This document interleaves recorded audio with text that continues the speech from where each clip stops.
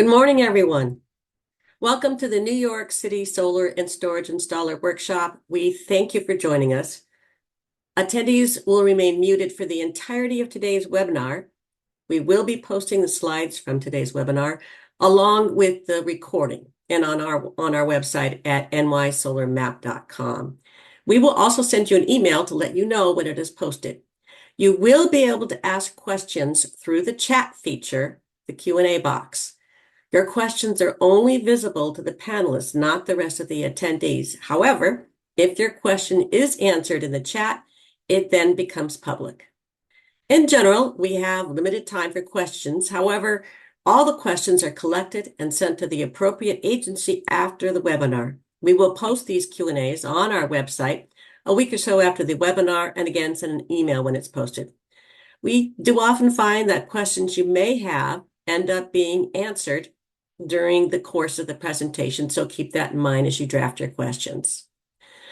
Tria Case could not be with us today, but she has sent her remarks. Tria is the University Executive Director of Sustainability and Energy Conservation at CUNY, and Tria formed the Sustainability Office at CUNY, which is an integral part of the university's Department of Facilities Planning, Construction, and Management. And Tria is the one who established the Smart DG Hub and continues to drive the development of resources and tools such as the New York Solar Map and Portal and this workshop.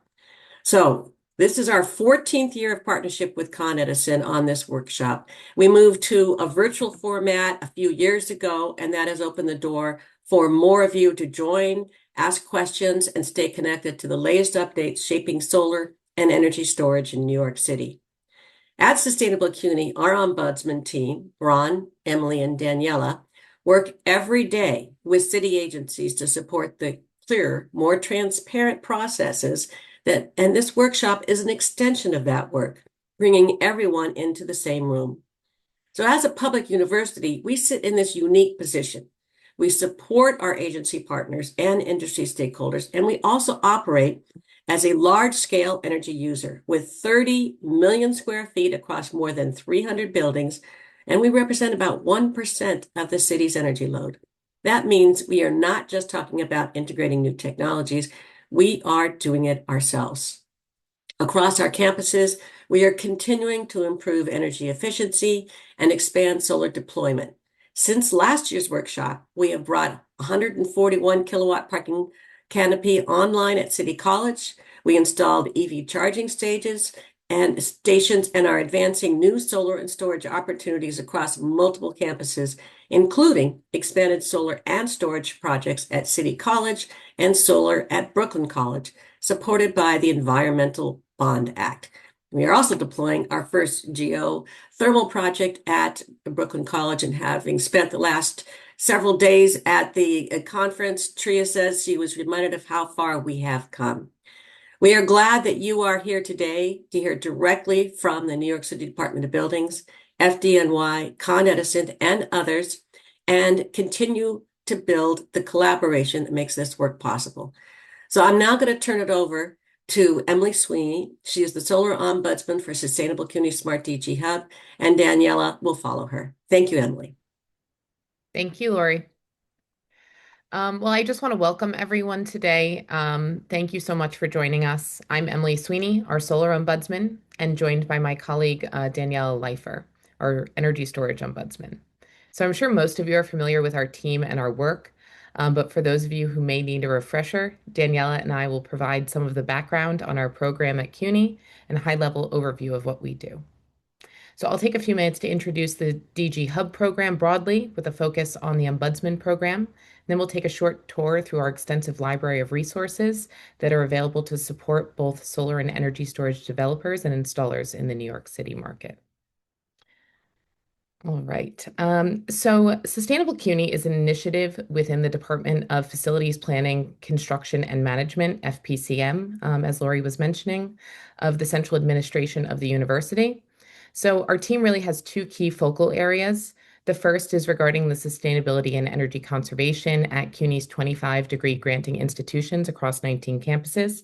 As Lori was highlighting, we are responsible for a a sizable portion, right, of the city's electrical usage. And so therefore we have a lot of responsibility, right, to make sure that we are looking at that usage. And additionally, we have the second side kind of reflecting our responsibility to the larger community as a public university. And that's our work supporting solar and energy storage, the permitting and deployment under the program of the Smart DG Hub. So CUNY's Smart DG Hub collaborates with city agencies, industry developers, installers, and many other stakeholders to ensure all the voices are being heard by decision makers. Our role is primarily as an objective, trusted third party, a resource facilitator bringing together all the stakeholders to develop solutions to foster a transparent and predictable environment for deployment.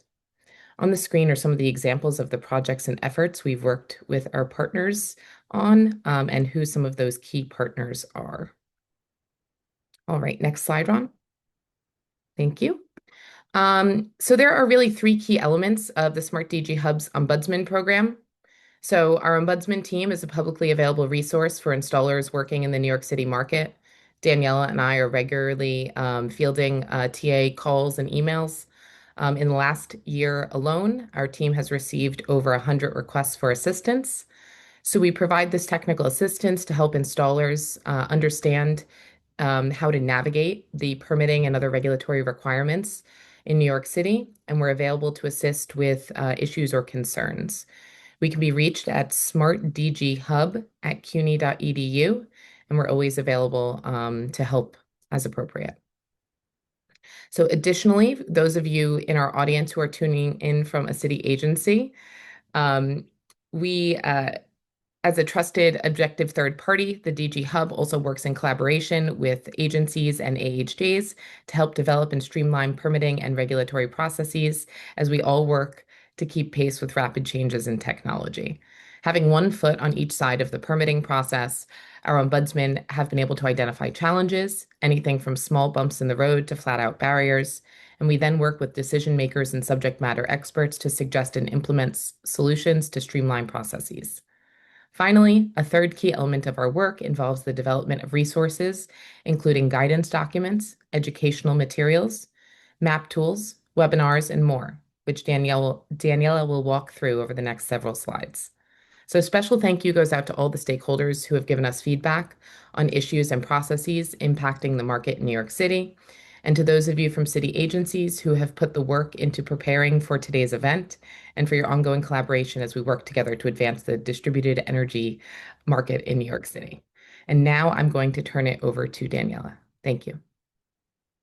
Good morning, all. I will take the baton and do a short walkthrough of our primary resources here, but since our time is a little bit limited, I definitely encourage anybody, especially those of you who are new to the DG Hub and new to our New York Solar Map website, web and portal, to come for a visit. Please take time to kind of walk through and see what the information resources that we have available. But just to start with the high level view here, our online home is the newyorksolarmap.com. This is our primary flagship tool for the first created for the solar industry.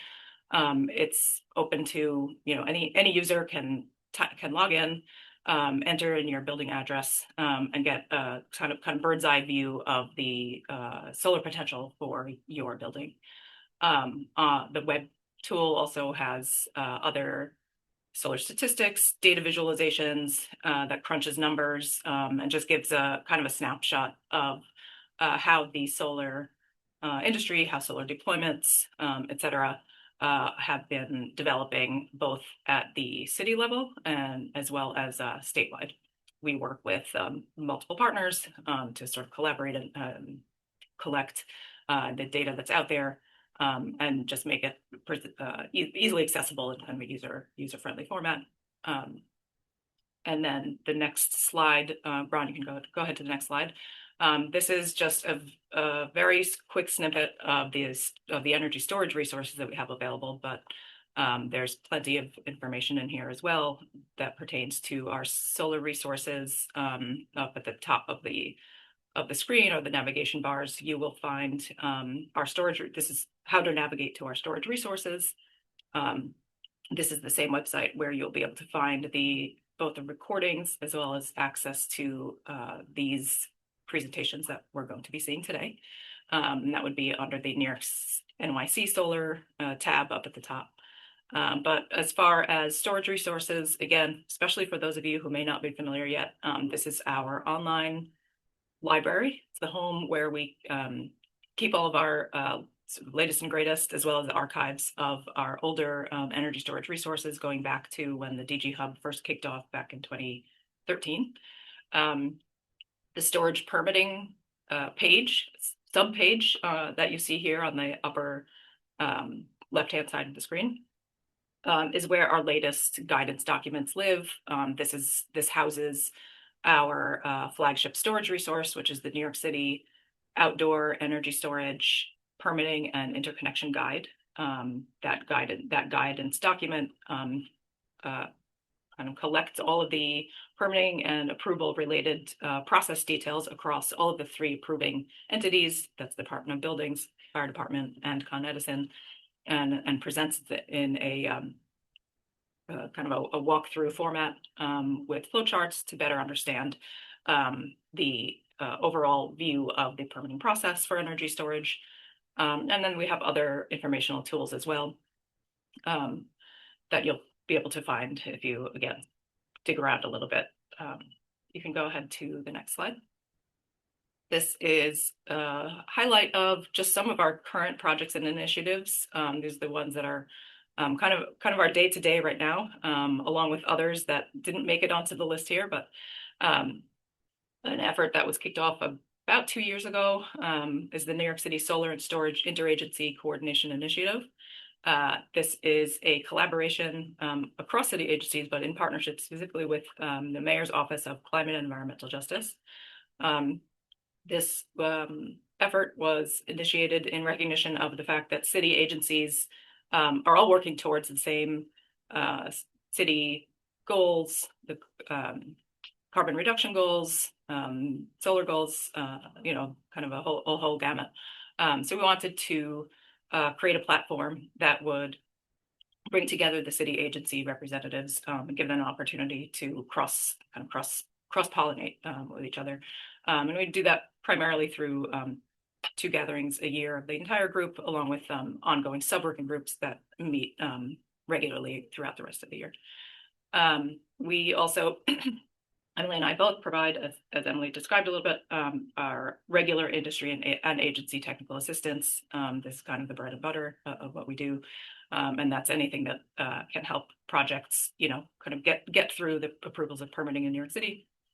There's another working group that's also, my team is also involved in. It's targeted at the needs of the smaller, kind of what we call the medium range C&I energy storage systems that are typically going to be more integrated into a building as opposed to standalone.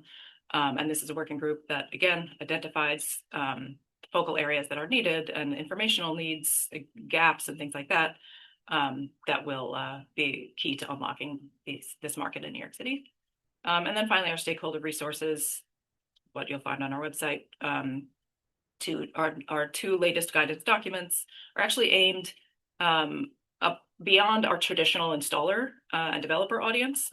These guidance documents are aimed more at end users, and they're 2 complementary, what we call energy storage planning guides. And they just help end users and the service providers that they work with, consultants, the designers, et cetera, on just getting the kind of the big picture view of what all the decision making that has to go into exploring feasibility and the questions that need to be answered for installing energy storage at your site or building. And with that, the last slide here, this is how you can connect with us. We hope everybody will join us at our 2nd annual event in June. That's our New York City Solar and Storage Summit. And otherwise, please reach out to Emily and I for information, for assistance. If you'd like to be added to our email roundtable lists, our contact information is here, and you'll have that available at the end of today as well. thanks. I'm going to turn it over to Lori to get us started on our first segment. Thank you very much, Emily and Daniela. I know that most of you know that they are working hard every day, and some of you have them on speed dial, and they got a lot of calls that help everybody. So we're going to dive in for the next hour or so. We're going to be talking about the Con Edison programs, incentives, and processes. You will be able to put your questions in the chat once again.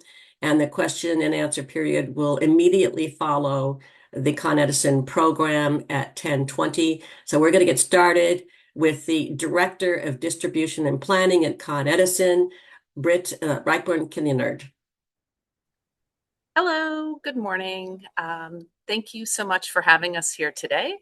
As Lori said, I'm Director of Distribution Planning. I have the distributed generation team working under me.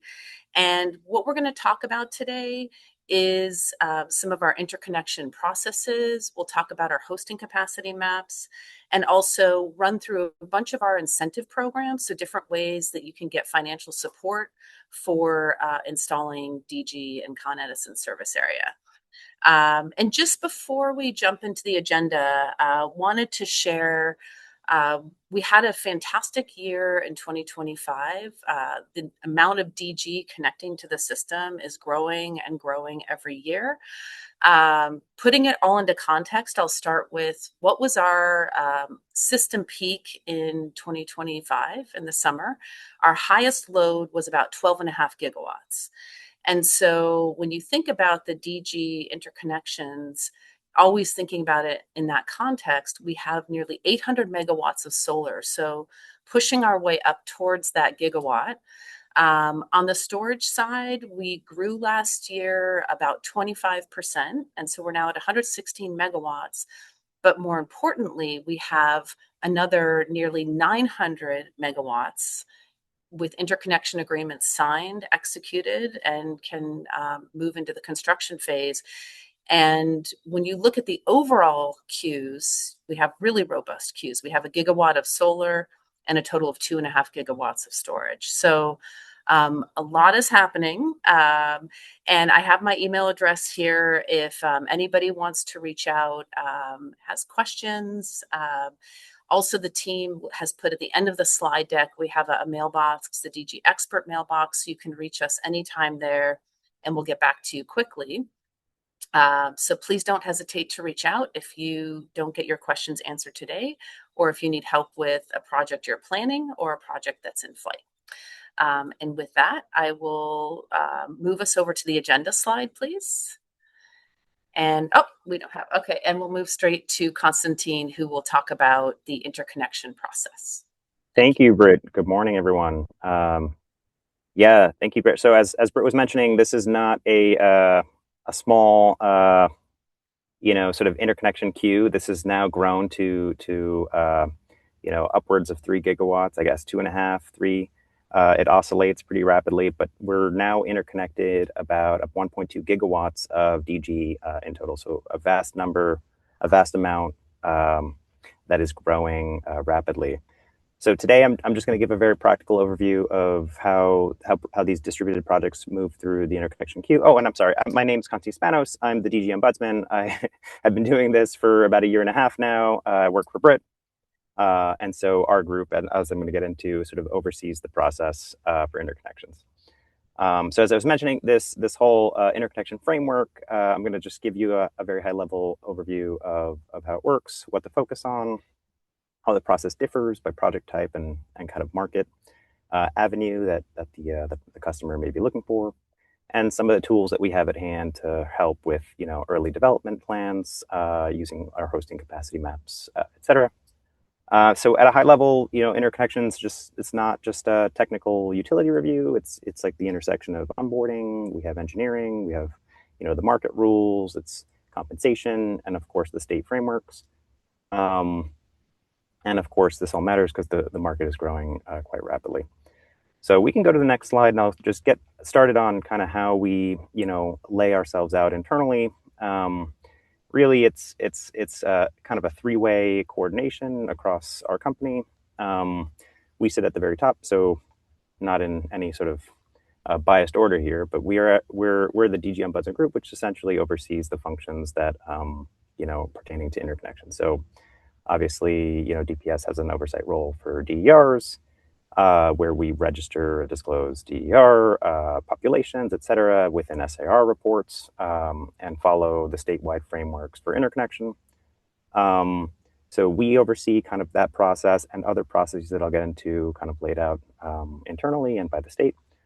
Second, we have our DER, kind of customer project management team, which is, the Energy Services Group works on application intake, customer communications, coordinating across all the groups, and getting that project really through to, construction.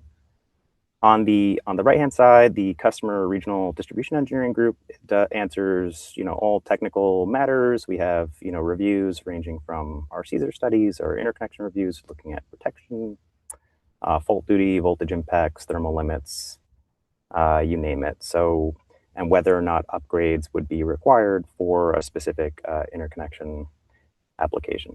So there's a lot of coordination that happens. We're all working very close hand in hand. And I think, important to have, if projects are stalling in any one of these, I think that, what we do as the DG Ombudsman group is really sort of liaise across a wide group of people at the company. So that's where we oversee the process. So we can go to the next slide. This is just the 3 different frameworks that exist for interconnection in New York.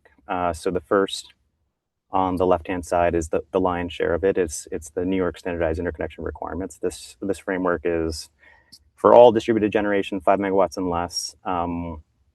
And it's the core path. So essentially, whether or not a DG is looking to retrieve, obtain feeder compensation or looking to participate in the wholesale markets. If it's 5 megawatts or less, we route it through the Standardized Interconnection Review.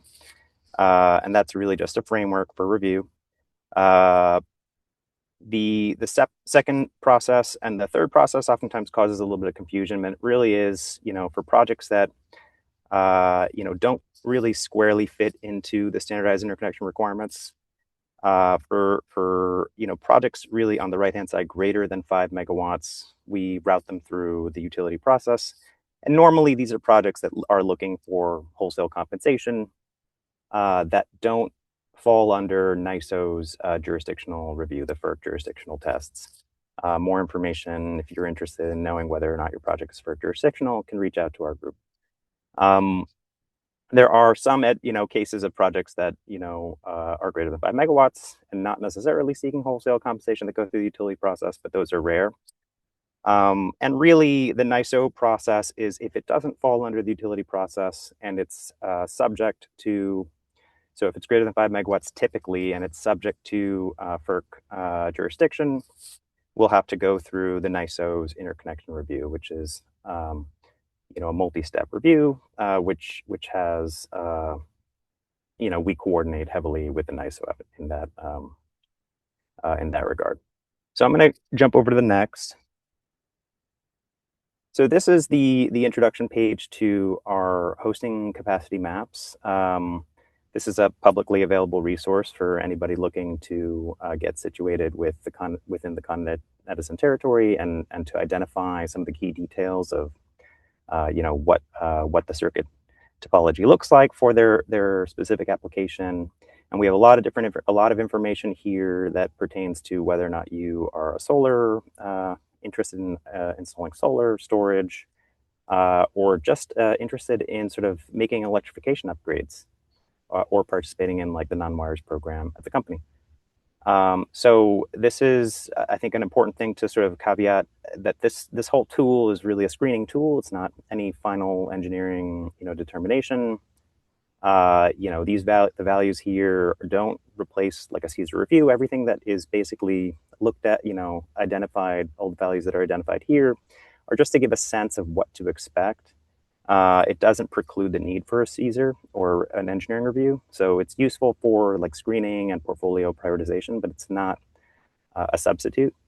And it's broken down in kind of a neat way. So normally we look at it as kind of backfeed, or if it has the potential for, import and export storage.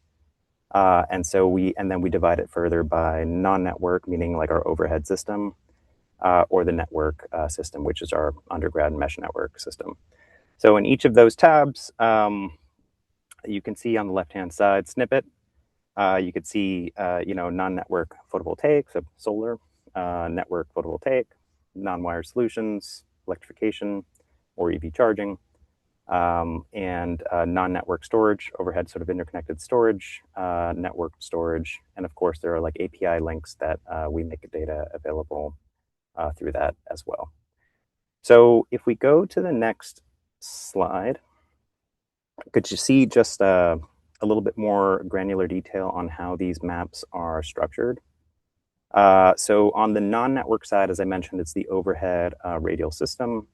There's a lot of information where you can drill down by segment, and the information that you will see is all sort of detailed in a document that gives a little guidance on how to use these maps. But essentially, all of the ranges that are shown are essentially sort of the min and max ranges for the segment, in terms of what the export maximum can be hosted prior to triggering any upgrades on the line. So of course, if there's just too much PV, so for instance, you click a line and you see that there's a limit of maybe a megawatt of solar, and you install a system larger than that, it may or may not require upgrades. So really, at that point, of course, an engineering review would be required. You might get a response back saying that, it would only require like a SCADA installation, et cetera. So this is just, again, sort of introductory information, but it gives you a sense of sort of the scale of the upgrades that might be required. So non-network PV, backfeed, sort of focused on the non-network system. The non-network storage map on the top right is essentially sort of the sister parallel site for storage specifically, and that looks at kind of the import and export side of the equation. So of course, for the load pocket of New York City, you can imagine that the import side of the equation is a little bit more constrained oftentimes. So looking at those lines on the charging side can give a little bit more detail of where sections of cable might need upgrade, which could be a primary driver for cost for those types of applications. On the bottom left, you see network PV, and all those little boxes are essentially, the various transformers. It's a lot of detail. The various secondary transformers that we have supplying the mesh network, and really, this is the unique system that we have at Con Edison, where everything is tied together in a meshed, interconnected framework on the network system. So injecting at a building site, if you have rooftop solar, it may or may not cause one of these protectors to backfeed, essentially these transformers to backfeed, because it's all distributed within the mesh. But you do get an idea of how loaded and how lightly loaded these transformers are, and where they're situated, so you can know what the impacts might be if you site PV at one of these locations.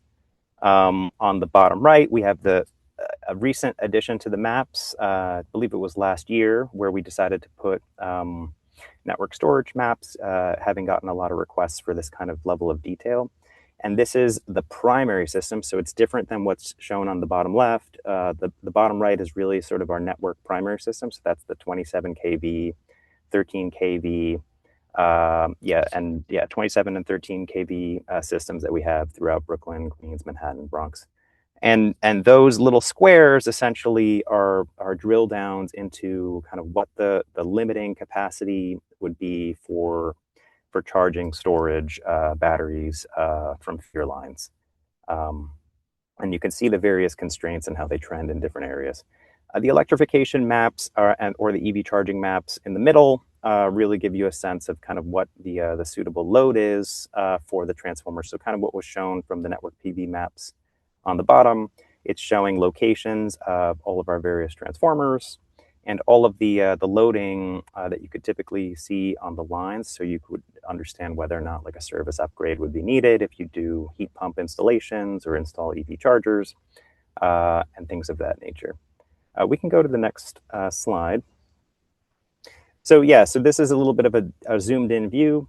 Again, the network system is really a unique aspect of the Con Edison system. So if you look kind of at these little boxes, you could see that, where it may have, a green box indicating that you could have a substantial amount of hosting capacity. It may not necessarily be the case. You may trigger kind of an upgrade at a network protector, which is a little bit further out from your building, or the building that is receiving the solar installation. And that's largely, again, because of the fact that our system is so highly meshed. So the power flows throughout all the streets in this kind of way. And, it's served by transformers distributed throughout.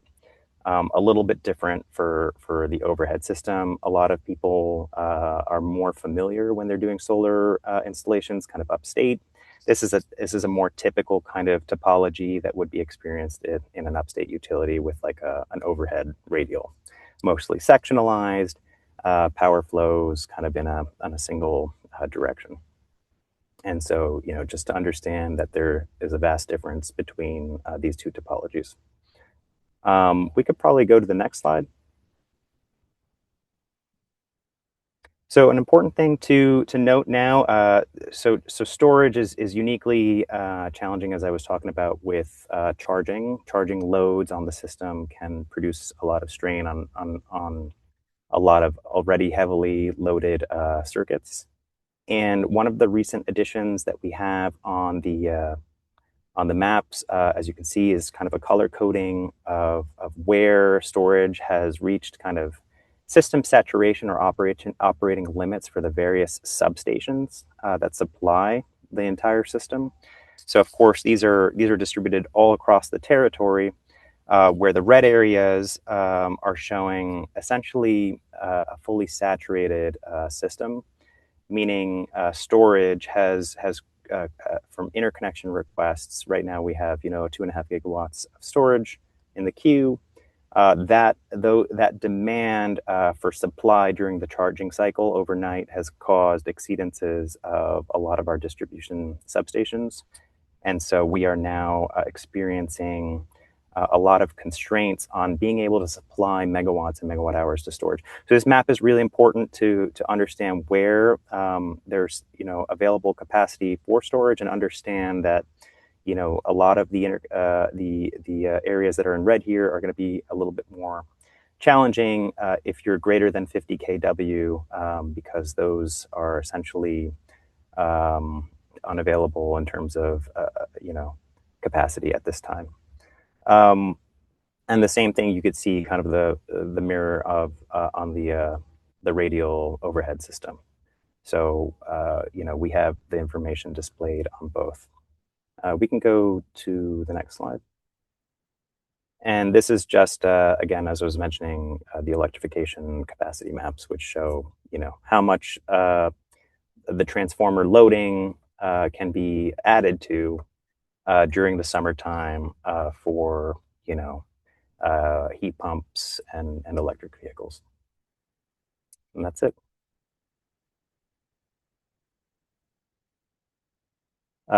This is the last slide. This is essentially, I got a number of links. A direction to the hosting capacity maps can be found just by searching within your regular search engines. You can navigate to it through our website. And on this sort of intro page, there are a number of links that are good reference materials to understand some of the key parameters of each of these pages within the hosting capacity maps. So I'm going to transition now to talking a little bit about how the process works for interconnection. We have two very sort of different paths, I will say. Small projects are essentially a very streamlined path. They'll come in mostly in terms of administrative processing. Those will have no application fee. So anything less than 50 kW, less than or equal to 50 kW, goes through a highly expedited timeline of review. Mostly we get the application material, we look for conformance across the documents, we make sure that we've received a complete application set, and that everything sort of aligns with correct meter, correct location, and we'll pass that on through to the construction stages. Large projects have a much more intensive review, so there is a $750 non-refundable application fee. These are, of course, larger commercial industrial installations, big batteries, big solar plants, things like that. And of course, the schedule can highly vary depending on how developers are getting financing, permitting obstacles, moratoria, etc. So, of course, this is something that we try to work with very closely.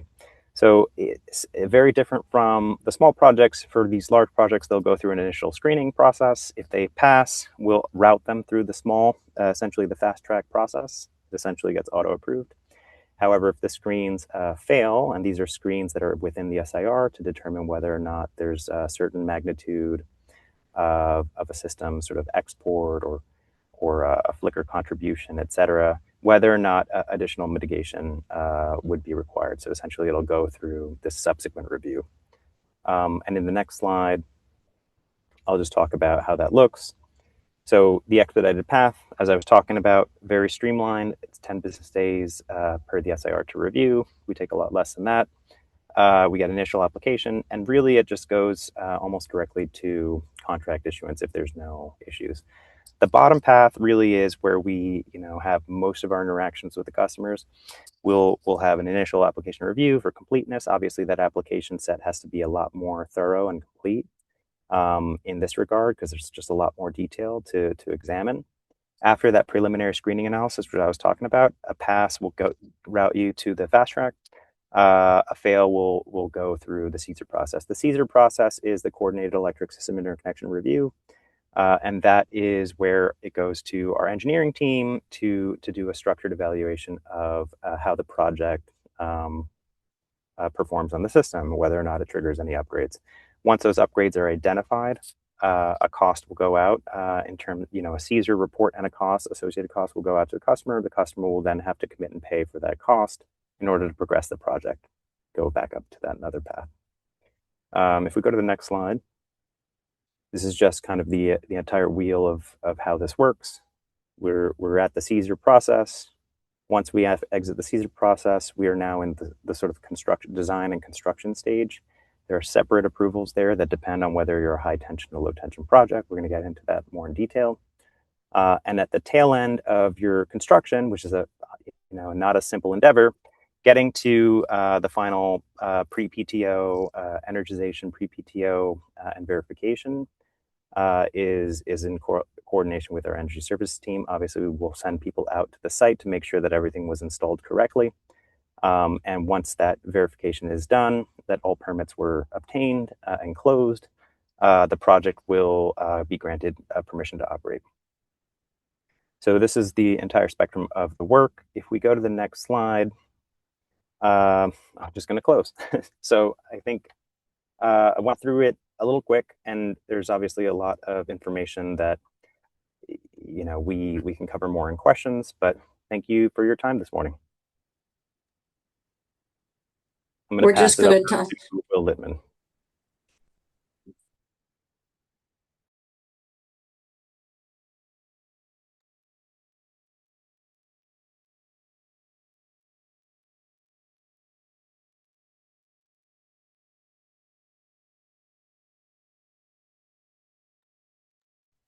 Bill, you're muted. You can go right ahead. Okay. Yep. Hi there. So I am going over the documentation and best practices for the pre-CESAR submittal application guide. Next slide, please. So the agenda for today will be looking over the pre-CESAR application submittal guide. We put a lot of effort into this to try to get developers and us aligned together so they can submit better applications to us. And then the second item on the agenda will be going over our commonly rejected documents. Next slide, please. So where you can find our pre-Caesar application submittal guide is on our Con Ed DG page. So as you can see, if you go to applying for distributed generation interconnection under forms and resources, you can see that we created a PDF, right? This shows that this will basically take you to our PDF that we developed for our Caesar guide. If you go to next slide, please. And this is what this will basically look like when you open it. So just going over this guide kind of quickly, discussing each column. So each column basically tells you the item, the description detail, and the related documents. Probably the most important aspect is look at the related documents. So what we're really trying to standardize is just if you change one aspect in one document, what other documents might you have to adjust? So just kind of looking at the verter testing procedure, right? If I change my service address and account name, right, you should change that on all your documents. If you change your operational parameters, you can see that your 3-line and site plan will have to be updated as long as your Appendix K and your charge and discharge curve. Not all your documents will be updated. And yeah, that's kind of the goal of this guide, to allow developers and us to give you guys better comments when we reject your documents and what other documents you might have to adjust as well if you're changing parameters in one document. Next slide, please. And one other thing that came out that developers will notice that has changed is that we updated our Appendix K this summer. So in the SIR, you'll find a new Appendix K, and we are trying to, we'll be implementing this now in our Caesar document review process. So it will look a bit different when you guys are filling it out. And so the goal of this portion was to kind of highlight the changes in the Appendix K. And basically when the JU, the joint utility, right, meeting with all the utility companies, we want to hear the developers' concerns and where they might have like pain points applying in the process and how it can improve that. So the new Appendix K will hopefully it will help make better, more consistent applications and less rejections is our goal. Next slide, please. So this is kind of getting into the other portion, right? Our commonly rejected documents. So I wanted to pull out basically what me and my team see that we commonly reject, and just kind of highlighting some aspects of that. So here you can see the first bullet point is the generator disconnect. I'm sure every developer is familiar with this language. The generator disconnect shall be indicated as external, manual, visible, gain operated, low break, and lockable in the open position. That's something we always require basically for our applications, and we're looking for that language exactly as outlined on that bullet point 1. Then continuing down, we have our EO 2022 and EO 10115 designs. These are our high tension designs. So if you're getting a primary voltage to your site and you are owning your own transformers, this would fall under these type of designs. And for these high tension designs, we look for more detailed applications in the process. So one of them will be basically the tie position. You can see at number 2 on our diagram, right? We want it to be indicated if it's normally open or normally closed, and that tie is always required for EO 2022 designs. If you're in EO 10125, you're using a recloser, so that won't have a tie because you're only getting one feeder into your site. And then moving down to bullet point 3, the generator disconnect cannot be the primary breaker. So you can see bullet point 3 on our diagram. We have our incoming voltage, our primary service feeder breaker. So that cannot be your generator disconnect. It should be another point on this diagram. And this is only one figure of the diagram. So we have multiple other figures that kind of go over the normally closed and different, I'll call it flavors of design, but this is typically what you'll see for an EO 2022 design on the right. Okay, next slide, please. So here you can see This is part of the 3-line diagram that we request the IEEE 1547 relay inverter settings. So these go over the over frequency, under voltage, and over voltage relay settings. This is something that we commonly reject for, and we just ask that this is included on the diagram. Something that is available on our Con Ed DG site that we have a link to that just has these tables. So we're just asking that these be included. Something that we commonly reject for, and pretty standard. Next slide, please. Okay, so now getting into our site plan, right? So we had made some changes, kind of what we look for in our site plan. So kind of starting from the top, right? We want you guys to have a PE stamp at anything that's 1 kV or above. So any high tension design, such as EO 10215, EO 2022, we would require a PE stamp on these documents. We are looking for everything to align with our other documents, such as the pre-Caesar application submittal guide is a good resource to use. And we're trying to identify multiple locations. So all the text I'm pulling from here is from our pre-Caesar application submittal guide. Just trying to make everything plain and simple. So when you guys look at that guide, you see this language, and this relates to that. So kind of going through these bullet points, right? We're trying to label our inverters. So this image might be hard to see, but we got some solar panels, right? This is kind of for Irving Place, our headquarters. So you can see we got some inverters on the roof. We have our generator disconnect. I have an arrow pointing there to it. This is not the best site plan, just kind of an example. But we're looking for this language to be used in our site plan, right? You've seen the generator disconnect switch probably as a rejection comment maybe in the past. So we're looking really looking for how the site plan and three-line diagram relate physically and electrically to each other. An example of that is the generator disconnect switch. It's consistent language across both the 3-line diagram and the site plan. And we'll know where it's electrically connected and where it's physically located now. So that's what we're kind of looking for with the alignment in these documents. So, next slide, please. So here we have our Appendix J. And this one is pretty straightforward, right? What I have highlighted in yellow is sometimes what we see missing, and we have to reject the documents as a result. So kind of the first one, right? The date provided must be a future non-expired date in your month, day, year format. So we're looking for a date in the future. So let's say 6 months from now, 20 years from now, 50 years. We're looking for a date that the terms of agreement that you sign. So you will have site control in the future. And this document might have to be renewed or refreshed in the future as those terms change. But we need a future non-expired date for that first one. And then for the second bullet point, we have the property owner or developer signature is missing. Pretty straightforward, right? When you guys print your name, the title, the date, we also need that signature for both the property owner and developer to be on there. Next slide, please. And yeah, so that's my section. Yeah, turning it over to the next presenter. Thank you. Good morning. I think I'm next. My name is Dimitris Vanzis. I'm a department manager here at Con Ed, focusing on demand management programs and grid flexibility. And today I will be going over our demand response portfolio and some updates from that side of our programs.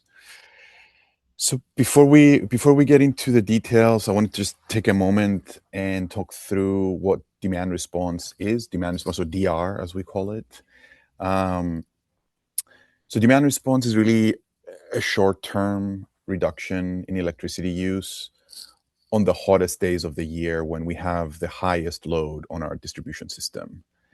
So it's a little different than the permanent reduction, which we typically see from, say, energy efficiency upgrades that you can make to your home or your building, by insulating it. That becomes like a permanent change in your electricity use. This is a program that we call typically in the summer months because that's where we have the highest demand on our system.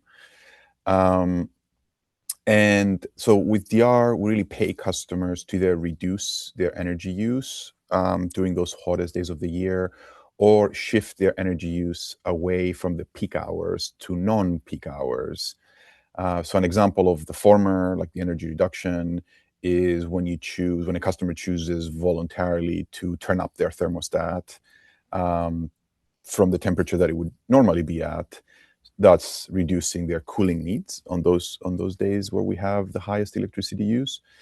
An example of the latter, of the load shifting, is when a customer who may have like a backup generator, or may have an energy storage system, a battery, they can charge it during an off-peak time and then discharge it during their peak time, where we have the highest electricity use, in order to reduce their contribution to the peak. And we typically dispatch or call customers to reduce their energy use for DR during events, specific finite events. We have various event triggers, as we call them, for demand response, which are tied, for the most part, with how high the energy use is on the system on a certain day, what's the strain on the assets that we have, just during those times when our system is operating under reduced capacity, really. Next slide.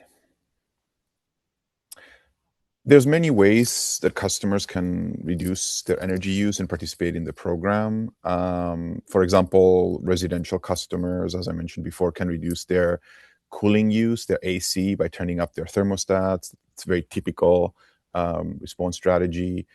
On the commercial side, larger buildings, we see the use of building energy management systems that control lighting, ventilation, and cooling, and just like using those systems to either shift the energy use by doing some pre-cooling, or just modulate it during the times where we call demand response events. Next slide, please. So we have a portfolio of demand response programs, which is pretty broad. We're pretty proud with the fact that we have almost 1 gigawatt of enrolled capacity across all our programs in our portfolio. Not all of that comes from unique 1 gigawatt. We have a lot of cross enrollment from certain resources. But nonetheless, we have 1 gigawatt of enrolled capacity that we can use, which is fantastic, and we have one of the largest portfolios in the country. Our largest programs on the far left, what we call the Rider T programs, CSRP and DLRP, we have about 40,000 customers enrolled in those, with about 400 megawatts in each, with a lot of co-enrollment. Again, a lot of resources participating on either side. These are programs that generally delivered through what we call aggregators, third parties who work directly with customers to enroll them to the program, to optimize their participation, and then also handle the payments on behalf of the customer, of the incentives that we pay out. We have about 36 aggregators in our program today. There's more information on our website, and we actually have a tool called a Find a Partner form on our website that folks can use to identify the type of aggregator that suits their building. And then the structure for those types of programs on the left, Rider T, is really you get paid an incentive as you perform. We essentially use metering data from customers' AMI to determine how much their energy use would reduce during a demand response event, and then we pay the customer depending on how much they reduce their usage using data. In the middle part, the middle 2 columns, Rider AC programs, those are newer. These are contract-based offerings. So we run every year a competitive solicitation process where we ask developers and aggregators to submit bids for multi-year contracts, typically between 3 and 5 years, to participate in DR. And these are guaranteed incentives that you get in a contract if you perform up to a certain level. The rules are a lot more firm. We rely on these resources, a lot more for system planning. So, we have higher, we have, there's an opportunity, for higher incentives, but There's also a penalty mechanism for resources that don't show up, because we want to have higher reliability and certainty that those resources will show up. On the term DLM side of that side of the portfolio, we see mostly, load reduction from buildings. The auto DLM side, which is a little bit more of a premium, offering, we see a lot of front of the meter energy storage assets participating. We have 6 today, as of the last, summer period, of about 18 megawatt combined. But it is still, these programs are still technology agnostic, so anyone with any technology could participate. And then lastly, on the far right, we have what we call our Rider L programs, which are technology specific. These are what we call direct load control programs, where on the one hand, we have the thermostat program, where we use through a platform for customers who enroll in this program. We send a signal and we adjust their temperature set point during DR events. Customer has the opportunity to override if they want, but otherwise it's a pretty easy way to participate in the program, kind of set it and forget it kind of model. And we're very happy to also say that we are planning to launch a similar offering this summer for smaller residential or small commercial batteries, size less than 50 kilowatts. Again, it's kind of like a direct load control type of offering, where through a platform we'll send a signal, charge and discharge the battery according to the needs of the system, in a way that the customer will see very little interruption. And again, the customer will have the opportunity to override if they want to. So quite a lot here, but there's a lot more on our website as well. I think I have a link coming up in the next slide if anyone wants to learn more about our programs. And furthermore, as I mentioned, we do have the Find a Smart Usage Partner tool that customers can use to identify aggregators that can help them connect to our program. So that's all I had. Thank you very much. I will let you continue with Jason and the non-wires programs. Good morning, everyone. This is Jason Brown. I lead the company's non-wire solutions team, and it's my pleasure to speak with all of you today. Next slide. Our non-wire solutions programs have similarities to demand response, in that we are looking to reduce electric peak demand on the hottest days of the summer period. Our portfolios offer opportunities to deploy distributed energy resources in specific geographic areas on the electric system that have infrastructure upgrades planned within the next 5 or so years. The goal here is to use non-traditional customer-sided solutions to either defer or eliminate traditional utility infrastructure projects.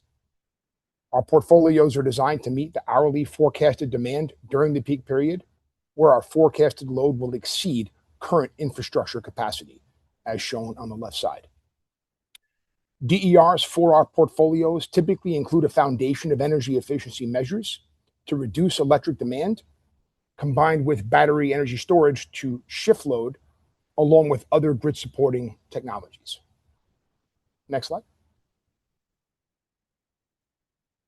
Our goal is to develop diversified portfolios with participation from multiple customer segments and technology types.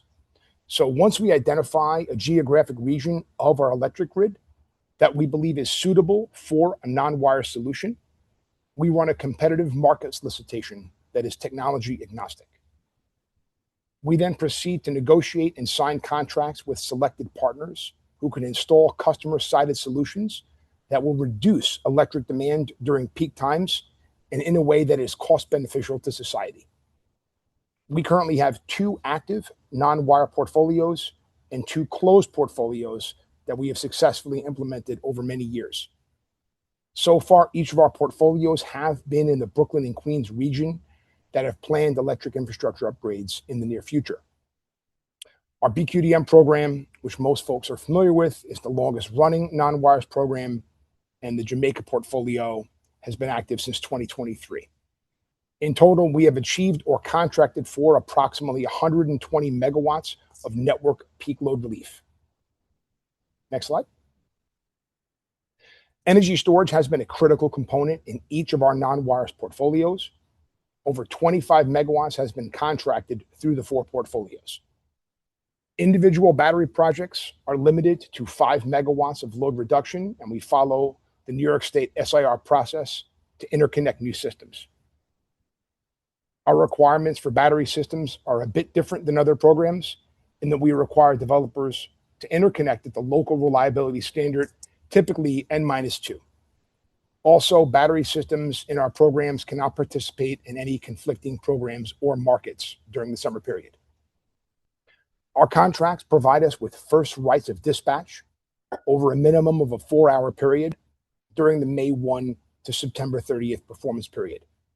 Typically, 50% of the total incentive is paid when the battery system becomes fully operational, which includes permits from the authorities having jurisdiction. The remaining 50% is paid out 5% per year, typically over a 10-year period, and each year's payment is based on actual summer performance, and there are contractual penalties for late delivery and underperformance, and systems must comply with our measurement and verification plans. Next slide. So please check out our website for more information on our non-wires programs and for new offerings. If you wish to be added to our distribution list for future RFPs, please contact us in the email address provided, and we look forward to hearing from you. Next up, we have my colleague Brian Shakin from our energy storage team.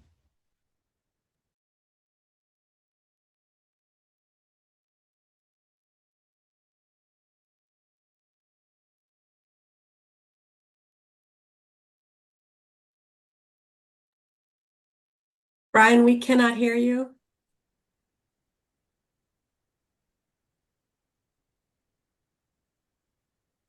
No, still no sound.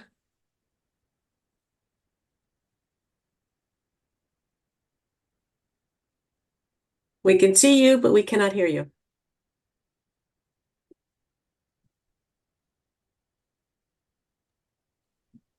That's okay. All right, Brian. It's all cool. You start the camera there. All right. Excellent. Excellent. Hi, I'm Brian Shakin. I am a clean energy manager with the Utility Dispatch Rights Program. And the purpose of the Utility Dispatch Rights Program is to provide a pathway by which third-party developers can partner with Con Edison for the purpose of deploying and investing in large energy storage projects on both the transmission and distribution system. Next slide, please. So this program arose out of the 2018 PSC energy storage order. This was the first of 2 storage orders I'll discuss very briefly today. And the purpose of the program was to provide a pathway for large energy storage projects to get onto the grid through a competitive solicitation process and to provide a bankable set of incentives to support these large projects while allowing utility customers to also participate in the benefits of those projects. And our program has been supporting a series of ongoing and increasing energy storage goals over time. And during the last few years, we have conducted several cycles of solicitations. We're currently in the process of finishing up our 4th of those solicitations. And there is the potential that there will be additional opportunities announced, and you can find those opportunities. You'll see at the end there's a docket number referenced, and we will publish those future opportunities on both our docket, in that docket number, and on our program website, which you'll also see referenced at the end of this presentation. Next slide, please. So where does the Utility Dispatch Rights Program fit into the overall storage landscape? What I've put up on this graphic is the distribution of 6,000 megawatts of storage that the state has set forth as a goal to be deployed by 2030. And as you can see, some of this storage is to be procured at the retail and residential level, those are more the VEDER projects that Konstantin was discussing earlier. But then there's also the opportunity for bulk storage projects, which can potentially be on the transmission distribution system. There are two main mechanisms by which these can be procured. One is NYSERDA's index storage credit. Ours is also the utility dispatch rights program. And as you can see, those 3,000 megawatts of bulk storage, a large percentage of that is supposed to be in Zone J under the 2024 order. A large percentage of that is also supposed to serve disadvantaged communities. And so what our program provides for is a stable pathway by which investors can have an opportunity in order to deploy these large projects with a lower risk profile. I'll describe that, how that works, starting on a subsequent slide. Next slide, please.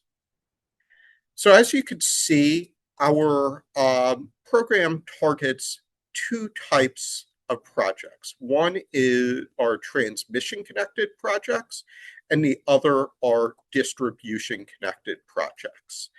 And what the transmission connect, both sets of projects will be participating in the wholesale market under the direction of Con Edison. So Con Edison will be charged with dispatching those projects into markets, and the Con Edison customers will receive the benefits from whatever income is earned through that wholesale market participation. And so there's the opportunity to provide for support for peaking capacity, energy arbitrage, voltage support, other ancillary service type benefits. And then for distribution connected projects, which also participate in the wholesale market, they can be dispatched for local grid distribution purposes as well as wholesale market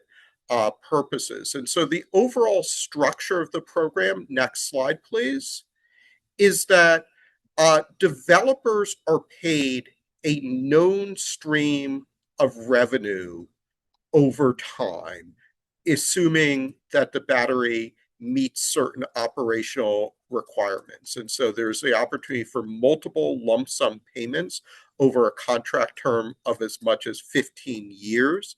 Those lump sum payments can be either paid 70% of the total nominal contract value upfront or in levelized increments over the 15-year period. Both of those are options and can be considered under our competitive solicitations. The utility is then responsible for the dispatch of those projects, and basically the way it works is that as income is generated, that income is passed back to customers up until the cost of those contracts is recovered. And at that point, there's a 70-30 sharing mechanism where 70% of those additional income will go to customers to provide for further rate relief. And so there's an opportunity for customers to share in the upside from these projects. And we found this mechanism to be highly successful over the past few years. There's presently 185 megawatts of storage under contract, both transmission connected and distribution connected projects. For such projects are under contract. Under the terms of the order, all of these projects need to come in service out as of 2030. And so there's an opportunity for these projects to provide both wholesale market services and distribution services. Next slide, please. Finally, future procurements will be announced at our website, or you can also see posted announcements in docket 18E0130, which is the energy storage docket excellent docket to follow. And finally, if you have direct questions, please feel free to email our program email address at bulkstorage.rfp@coned.com. So looking forward to hearing questions that you have and engaging further. And with that, please let me pass it off to Chris Russo with e-mobility. Thank you. Good morning, everyone. Again, my name is Chris Russo. I am a program manager with our e-mobility team. Next slide. I'm gonna go over some of our e-mobility programs and the benefits that we currently have for them. You can see it's broken down into a few different sections. Our Power Ready programs are for EV infrastructure incentives to help install those. And then our Smart Charge programs are for our managed charging incentives. We also have customer education support programs to help advise on some of these programs and getting them installed, as well as for the sites, and also some demo projects that we're currently working on in our innovation and research section. So going through our Power Ready programs, first one we have is our Power Ready Light Duty program that has $613 million in funding for light duty vehicles. That one is a little bit in flux right now. We should have some updated details soon because we've hit the cap for a couple of for the L2 plugs. So we should have some updates shortly following that one. Next one is our, oh, no, not next slide. Just, we're going to stick on this slide until I'm done. Next project is the Power Ready Medium Heavy Duty. This encourages medium and heavy duty electrification. We offer incentives that will cover up to 90% of utility side costs and up to 50% of customer side costs. And this is for anything over 1,000 gross. The gross vehicle weight is over 1,000, basically class 3 and up, and L2 and DCFC chargers are both they are both able to be claimed in the program. Sorry, and for the most part, it is public, private, or mixed. Our next program is our micromobility program. This one's more focused on e-bikes as they gain popularity. This one, it can be up to 100% of utility side costs and up to 50% of customer side costs. This is for the micromobility battery storage, basically, to help subsidize some of those costs and get those installed to help promote these e-bikes around the city and the territory. Then next, we're going to go into our Smart Charge programs. For our Smart Charge New York program, that one is for residential EV owners. So anything with the gross vehicle weight ratio, class 1 under 10,000 pounds, that this program incentivizes people to charge during off-peak hours. So if you live in the Con Ed territory, you get 10 cents per kilowatt hour for charging between midnight and 8 a.m. And then we also have an additional summer peak incentive for our Smart Charge New York program that would be not charging during weekdays between 2 p.m. and 6 p.m. And by doing that for every month in the summer, so June, July, August, and September, you would get an additional $35 for avoiding charging during those peak times. For our Smart Charge commercial program, this one is aimed at the charging site operators and helping to reduce that peak load.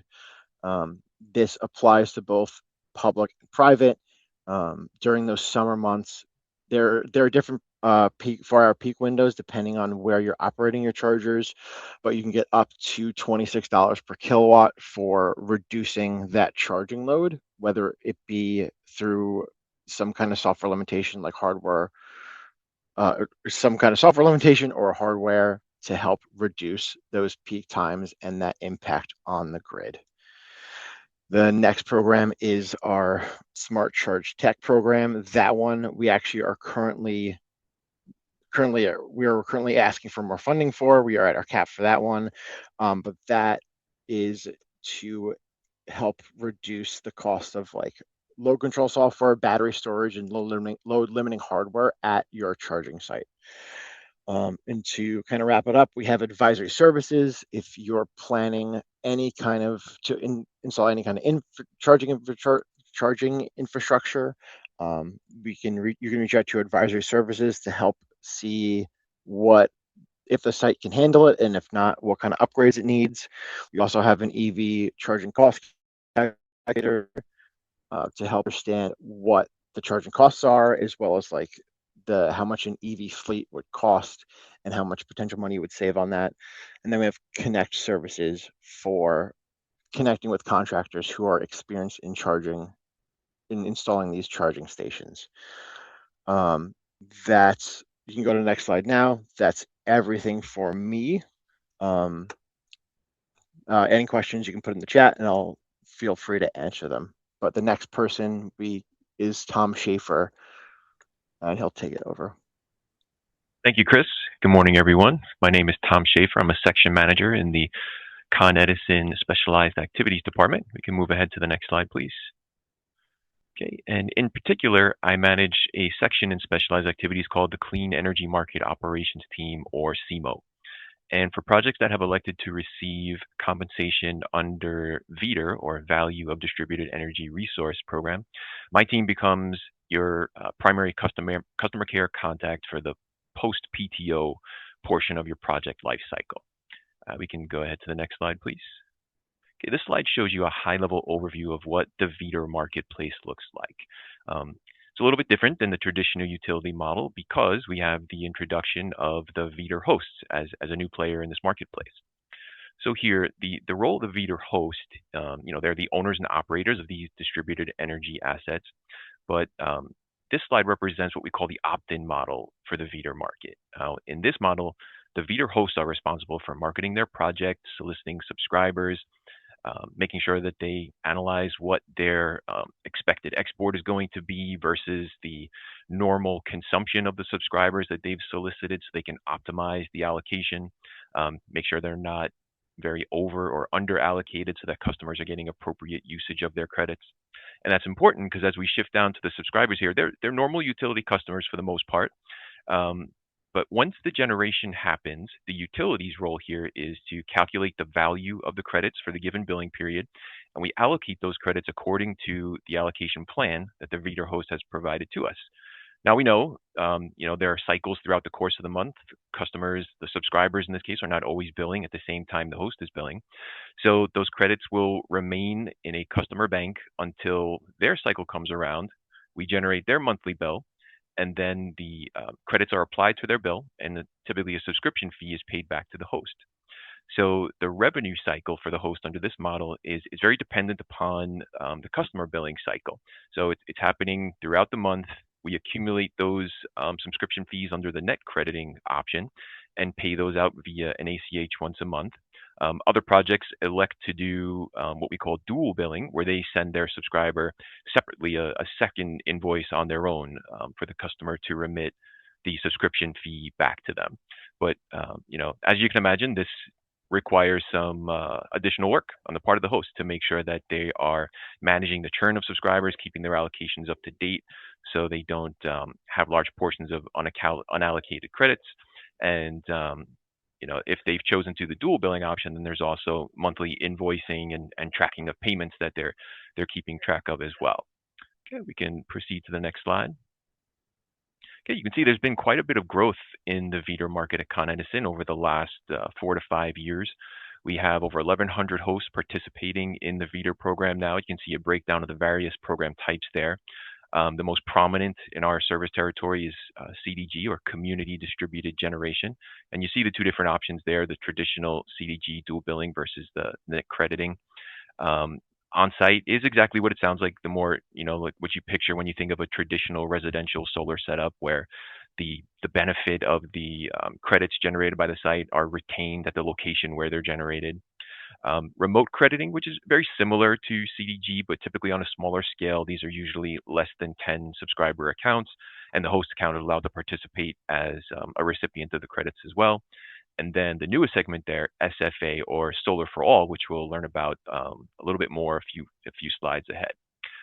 You can see at the bottom left there are over 300 megawatts installed from hosts that are participating in one of the VEDR programs. And you see a breakdown of the technology types there. It's been predominantly solar over the years, but you see, especially since 2022, energy storage is becoming a much bigger piece of that pie.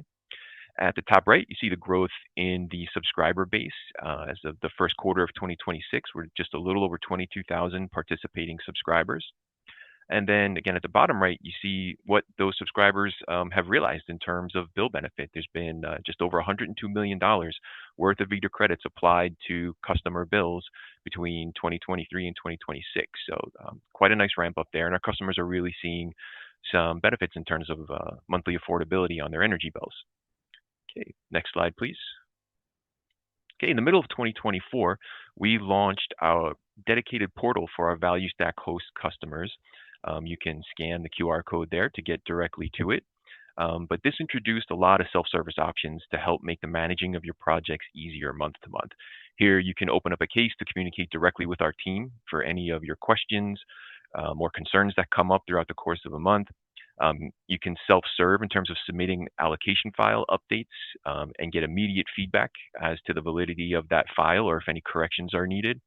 And you can also do account research on your payment history, credit generation history, and even now, very recently in a recent update, subscriber-specific account research to see what their credit allocations have looked like, what their utilization has looked like, to help you with planning out your monthly allocations and making sure that that's optimized. Okay, next slide, please. Okay, a new alternative that we mentioned briefly in one of the previous slides is statewide solar for all.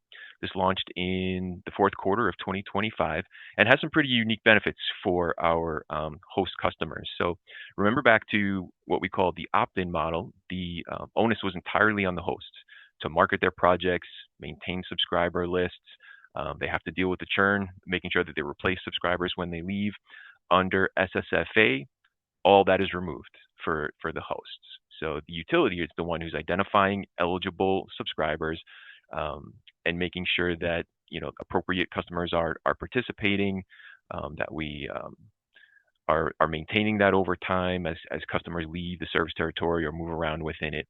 For the hosts, there's also a great added benefit in terms of better reliability and stability and predictability of their revenue. So you get immediate compensation after generation.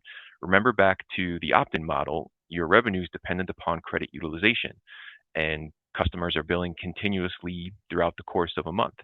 Under the statewide solar for all model, the credits, as you see in the model there, are being credited to one large pool that is then applied to customers' monthly bills. So for a host, what that means is your generation occurs normally. The utility plays the same role in determining the value of that credit according to the rate set forth by NYSERDA for the statewide solar for all program. And then we distribute the credits according to that percentage. The appropriate portion is added to the credit pool for subscribing customers, and the portion that's retained as host revenue is paid out immediately next business day via ACH payment. So as you can imagine, that really helped quite a bit with revenue cycle and being able to manage your expenses, plan your revenue, and have better transparency and just a general easier time managing your project month to month. The email address that you see at the bottom there is the best place to reach out to my team. We have a dedicated team that monitors that box for any questions that you have about these programs. Or if you're looking for more information. The time that you could elect for statewide solar for all, if this is an option you want to explore, is after you've made the SIR down payment or signed the interconnection agreement, whichever is applicable for your project type, then you can elect to sign up for it via the SSA form that you would find in PowerClick. Okay, next slide, please. All right, that concludes the VEDR portion of the presentation. So Lori, I'll be handing it back to you, I think, now for question and answer. Thank you very much, Tom, and the entire Con Edison team. You're welcome to come back on camera if you'd like. Well, we have about 15 minutes for some questions and answers from Con Edison, for Con Edison. I have to say, I'm absolutely just amazed at how much the industry has changed in the last 19, 20 years since TRIA first got that first grant from the Department of Energy, working with EPRI to study the effect of solar on a Con Edison grid. And now we have entire departments that never existed before, and a more reliable, renewable energy resource for everyone. So I don't know if any of you remember back 20 years ago, but I applaud all that Con Edison has done. So let's start with Constantine, a question for you. Can you clarify when a project's position in the interconnection queue is officially established? Good morning. Can you hear me? Yep. So the project's queue is officially established at the point of application approval. So normally there's a package that's submitted on the initial intake. If that application is deemed incorrect or insufficient in some way, it'll get pushed back. Once it's officially approved, the customer will get a notice saying that it meets the minimum requirements for review. At that very point, there's a timestamp associated with it that establishes the queue position. All right. Thank you, Constantine. The next question is for Will. Will, on applications, at what point is a PE stamp required on plans? Yeah, so for something like a site plan in your 3-line diagram, anything that's over 1 kV, right? So if you're a high tension design, such as an EO 2022, EO 101215, and you're getting a primary voltage into your site, we would require a PE stamp since those show a 1 kilovolt or higher voltage. All right. Thank you very much, Will. And we can keep those questions coming in the chat because it looks like we're going right through these pretty quickly. The next question is for Jason. Jason, how does NWS participation differ from demand response participation?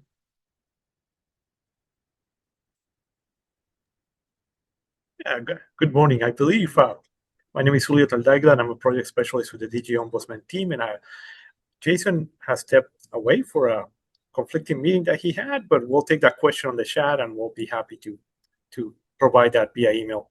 We'll provide Okay. that. Thank you. Thank you very much. Let's go back to Constantine.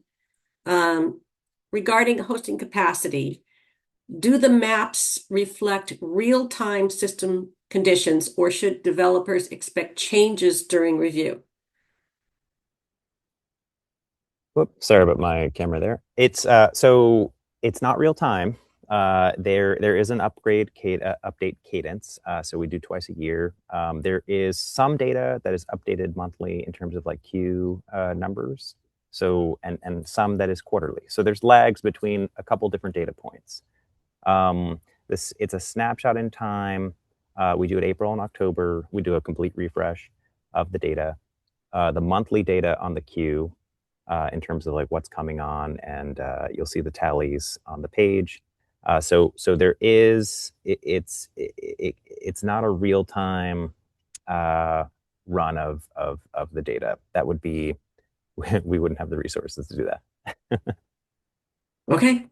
Thank you, Constantine. This next question might be best for Tom. How can we find out potential revenue streams from we got an abbreviation here, S-SFA project?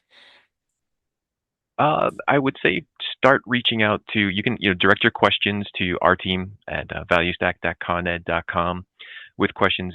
There's a statement that NYSERDA puts out that shows what the rate would be.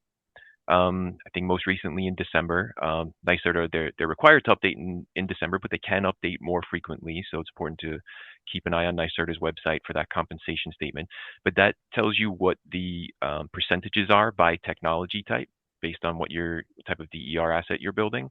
So then you'd have to take a look at what your own projections are in terms of what you think your project will generate, the percentage designated by that NYSERDA comp statement, and then take a look at the value stack rate portions in the tariff. That would start giving you a picture of what your generation would be worth. Okay. Thank you, Tom. Maybe the Con Edison team can determine best who this question should go to. What are the key steps or requirements for a company to transition into larger infrastructure scopes within your project, or to effectively partner as a subcontractor with electrical contractors performing service upgrades. I'll read that again. What are the key steps or requirements for a company to transition into larger infrastructure scopes within your projects, or to effectively partner as a subcontractor with electrical contractors performing service upgrades? Anybody want to jump in and take that one, or should we take it offline? All right, we'll move to that one offline. Back to Constantine. How should developers determine whether their project falls under New York State SIR, NYSERDA, or the utility process? I'll say that again. How should developers determine whether their project falls under the New York State SIR, NYSO, or the utility process? There's a couple nuanced points to take into consideration. So, we're always the best resource, but it is the vast majority of projects will go through the New York SIR. So really under limited cases, really for projects that are greater than 5 megawatts in nameplate capacity, will go through the utility process or the SIR process. If you're confused about where your project lands on a line that has jurisdiction, for the NYSO or FERC, you can reach out to us. We will do the FERC jurisdiction test to make sure that we understand what lines had, a prior participating generator on the line, whether or not it establishes FERC's jurisdiction over that line. So definitely reach out to us. But if it's 5 megawatts or less, it is almost certainly going to go through the New York Standardized Interconnection Requirements process. Thank you, Constantine. You guys feel like you're all in the hot seat and you don't know who's going to go next. This next question is from Brian. Brian, are you with us? Hi, Lori. Yeah. This is Dimitris. Yes, I am. Oh, wait, Demetris, are you jumping in on that previous question? Yeah, I wanted to just answer the question about non-wires and demand response from earlier that you had asked. And I think the question was the difference in participation between the two programs. Am I right? Yes. Yeah, so I can clarify that. So the main difference is that demand response is a territory-wide program that we have every year, open to customers. I went through in my presentation, and folks can find in the slides the various programs that we have, and customers are encouraged to enroll. There's incentives available, every year in all parts of our system. Non-wires is a little separate. Those are geographically targeted programs. They're not available everywhere. Essentially, we launch competitive solicitation processes in specific geographic areas of our system where we have very localized needs. These are not available every year. It's kind of on an as-needed basis. The last solicitation we did, or rather the last portfolio we launched, was in the Jamaica network in Queens back in 2023. We evaluate opportunities for non-wires every year, but we may not always go to market and ask for resources every year. So it's a little bit of a difference of geographic applicability. One is everywhere, the other is locational. And how frequently we ask, there's an opportunity to participate. DR is every year, non-wires is ad hoc as we need it. Okay, thank you very much. Thank you. Back to, I think it was Brian. Yes. What is the main value of utility dispatch rights contracts for developers? The main value of utility dispatch rights contracts for developers is that because under the terms of the contract, the developer has a known stream of revenue, assuming they meet certain performance benchmarks, that developer has an opportunity to plan financing and investing practice based on that level of revenue, rather than having to adjust for any risk and uncertainty in that revenue profile that projects might face under other programs or acting and operating as merchants in the wholesale market. So thank you, Lori, for that question. Oh, thanks. Tom, we have a number of questions for you. Tom, are you still with us? I'm still here. Okay. First off, can any residential customer who has a PV system be eligible for VDR payments? They could opt into VDR. I think they really have to pay attention to the size of their system and their intent for building it. A lot of residential customers, if it's less than 25 kW, might be better off on a regular net energy metering model. Especially if the size of their system relative to their monthly usage isn't going to be enough that it's regularly going to export. It might offset a nice portion of their usage, but not necessarily offset it so much that it's also going to export back to the grid. In which case, a traditional net energy metering model might be better for them, because then they're getting a one-for-one offset on their bill at the retail rate of energy. The feeder compensation is going to be calculated based on NYSO day-ahead prices. So it's not going to be quite as lucrative for someone operating a small residential system necessarily. Even I can get that. This is probably for you. Why is DER compensated less for battery energy storage systems with solar on the building already, the retrofits, versus battery energy storage added to buildings with no solar on them? I'd have to take a look, probably do a little research there and get back to you with a more detailed answer. I think it probably has to do with the components of the value stack rate. The value stack is the rate by which feeder compensation is determined. And different project technology types qualify for different portions of that: environmental credit, capacity credit. There's some variation in there. So I could do a little more research into the specifics of the questionnaire and get back with a more detailed response. Excellent, thank you. And what advantage does the statewide Solar for All program offer compared to traditional community solar? So I think the administrative and operational efficiencies, it removes some overhead there. You don't have to market your project to subscribers. You don't have to worry about optimizing your allocation percentage.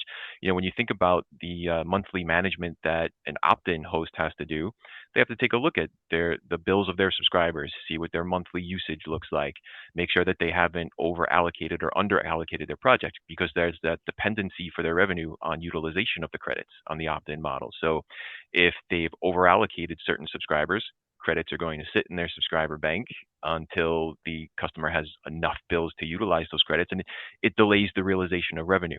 On the statewide Solar for All model, we compensate them for their generation upfront.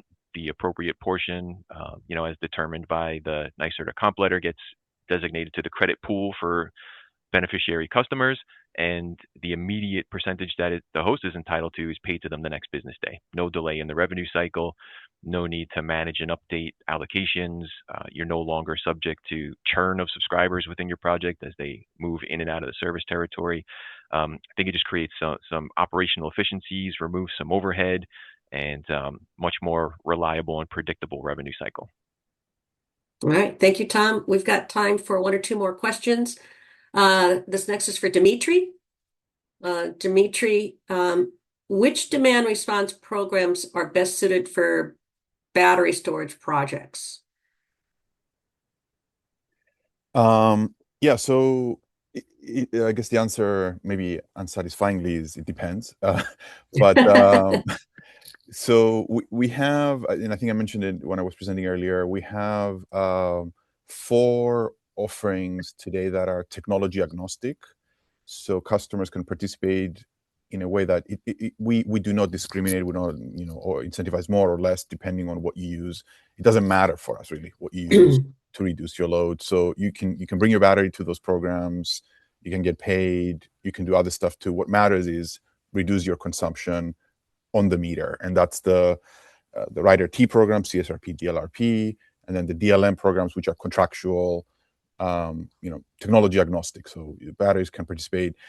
And then separate to that, we're launching this summer a small battery program, direct load control, that's technology specific just for batteries, called Bring Your Own Battery, BYOB.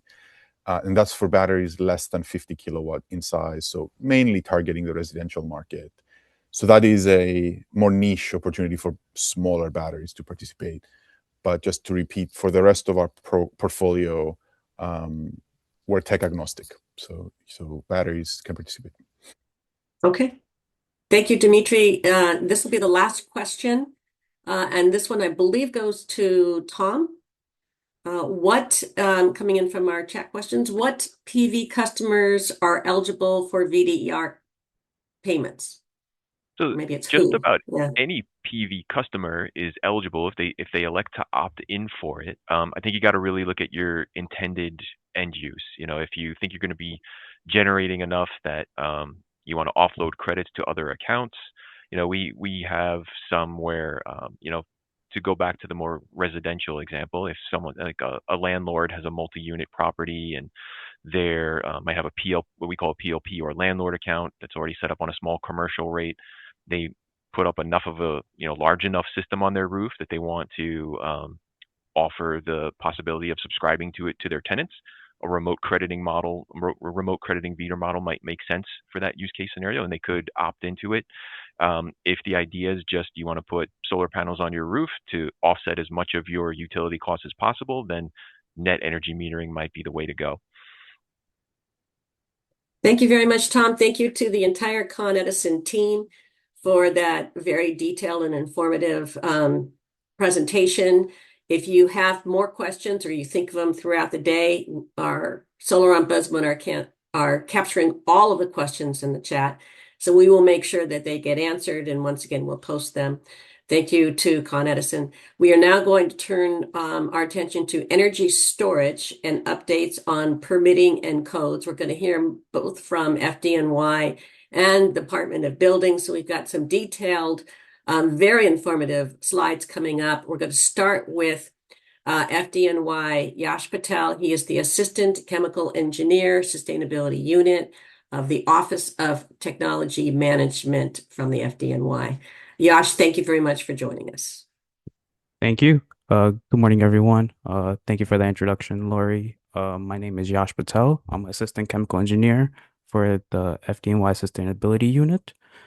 Today's presentation walks through the energy storage system approval process in New York City based on the latest FDNY requirements. And we'll cover product approval, sites specific approval, and the final inspection. Next slide, please. So before diving in, there are key documents to keep handy. The first one is the Fire Code 2020, Section FC 608.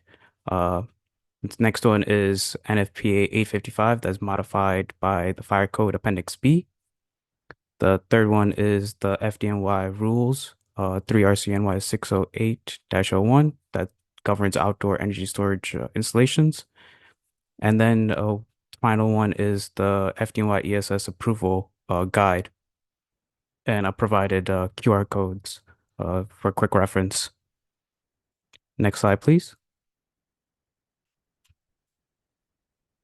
So there are a few important updates that you need to know. The first one being the hazard mitigation analysis must be prepared and signed and sealed by a New York State registered design professional. The applicant and the RDP cannot be the same person, and the engineering firm designing the installation cannot be the same firm doing the hazard mitigation analysis. Also, the NFPA 68 and 69 analysis that is provided as part of the TM2 application, the certificate of approval, must be done by a third party, stamped by a licensed engineer, or done by a NERDL. And also, the new 9540A 6th edition has been released on March 13th. Currently, we haven't targeted enforcement date, and we're thinking through grace periods. So please pay attention to the ESS approval guide that will get updated and have that information of when we start enforcing it. Next slide, please. So as I mentioned, that there's 3 steps in the approval process. The first step is getting the product reviewed and approved, which is the certificate of approval. The second is the ESS plan review and approval for the installation. Then the third is the inspection and receiving the operating permit. Next slide, please. So in the first step is receiving the certificate of approval. Next slide, please. Okay. Uh, so a little background: all energy storage systems and mobile ESS systems require a COA. In order to get a COA, the manufacturer would have to submit a TM2 application through the FDNY business support portal. And a quick note is that outdoor units that are less than 2 kilowatt hours don't need a COA. Next slide, please. So when a manufacturer is applying for the COA, there's a whole bunch of documents that they need to submit to us. The first being full NERDL test reports for UL 1741, 1973, and 9540. Then we require the full scale test, the full 9540A results and the test report that accompanies it. We require the hazard mitigation analysis, which is done and signed and sealed by our New York State registered design professional.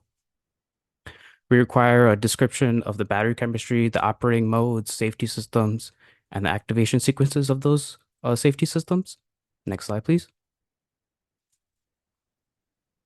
We also require a manufacturer-specific manuals, the safety data sheet, any emergency response plan that's specific to the technology, the maximum capacity of the unit as per the 9540 listing, which installation location you're intending for your system to be installed in, the remote monitoring capabilities of the system, and the intended use of the system, whether it be grid support, UPS, emergency power, and any or all tests or validations for the safety systems.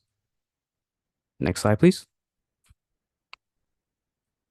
So after a manufacturer submits to FDNY, there are three possible outcomes from the FDNY review. The first being that the product is deemed safe and is granted a certificate of approval. The second is a letter of deficiency, in which when we review the application, we find that there are certain things that need clarity or we need more documentation. So we'll issue a letter of deficiency, and then you would have to resubmit all the documentation as requested. Or then the third, which doesn't happen often, but it can, which is a letter of denial, which if we see that the technology is inherently unsafe for use in New York City, we would issue that. Next slide, please. So the next step is the approval of the installation itself, which is a TM1 application. Next slide, please. Every ESS unit must have a valid COA for installation in New York City. For all installations, a DOB construction permit is required regardless of size. Indoor systems must stay within the fire code allowances, which are within table 608.9.1.1, which define the control areas, which tells you basically how much energy capacity you can have per control area. And then how those control areas are designed throughout the building are dictated by table 5003.8.3.3.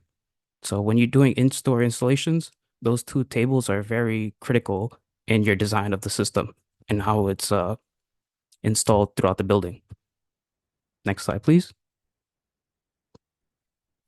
So this table basically summarizes who has jurisdiction based on the installation and the size. In most cases, DOB is doing all the plan review except for large outdoor systems, which FDNY reviews. Next slide, please.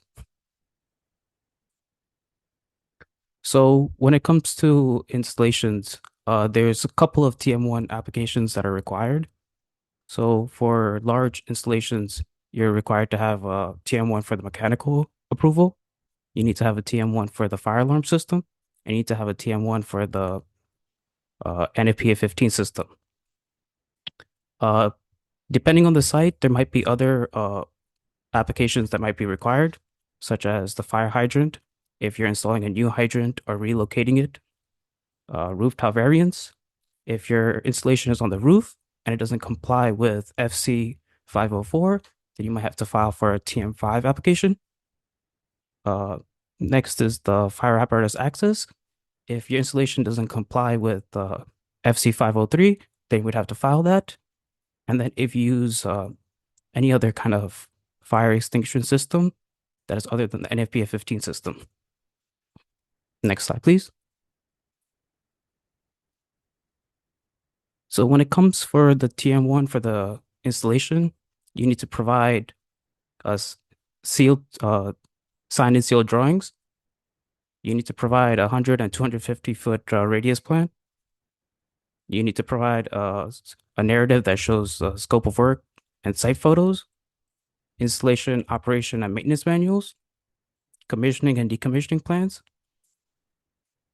the emergency management plan, a site-specific HMA that is signed and sealed by a New York State registered design professional, and any other supporting info that might be necessary, such as signage, copy of the COA, flood map, any other UL listings for other equipment you might be using.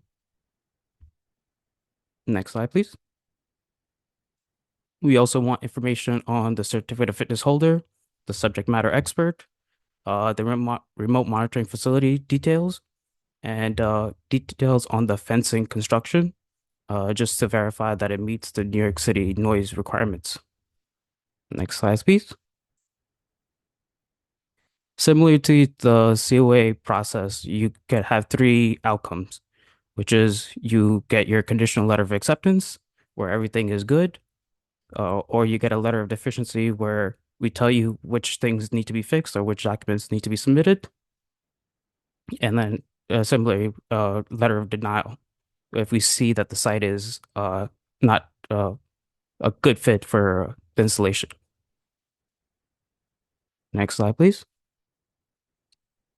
So in this slide, I just put like a generated picture of what an NFPA 15 system would kind of look like.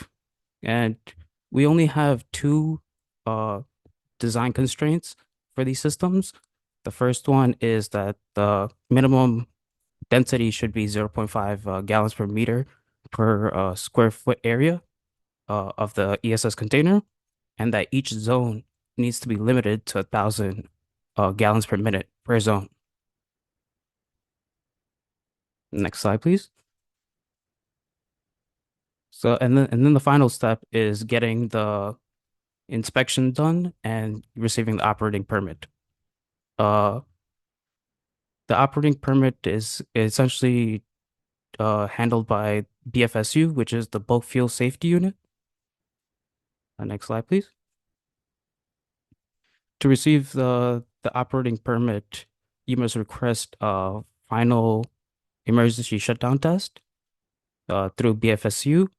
And also note that before you request that, you need to get all your inspections done for your fire alarm system, your suppression system, and any other required inspection. And all that stuff will be detailed in the ESS approval guide. Next slide, please. So when it comes to scheduling an inspection for the NFPA 15 system, first you need to obtain a project authorization from FDNY. You could do that by emailing Range Hood unit with the approved plans and complete B45 form. Next slide, please. Then once you get that, then you have to schedule online, which you could do by navigating to the public portal, navigate to public request for inspections, then fill out the address and contacts, then add a row for Range Hood, and then select the system and test date, and you'll receive an inspection number once you submit that. Next slide, please. So on the inspection date, you need to ensure that your B45 contact is up to date and is on site. you have a S12 or S15 certificate of fitness holder present. You need to have an affidavit from the manufacturer saying that the nozzles are rated for outdoor use. And another critical point that you need to be aware of is that these testing for the NFPA 50 system is not conducted when temperatures are below freezing. Next slide, please. So after the inspection, there's two possible results. Either you get a letter of approval, which is issued within 3 days after the test has passed, or you get issued a letter of defects, which could either require retesting, reinspection, or amend the approved plans. So you get either of the two. Next slide, please.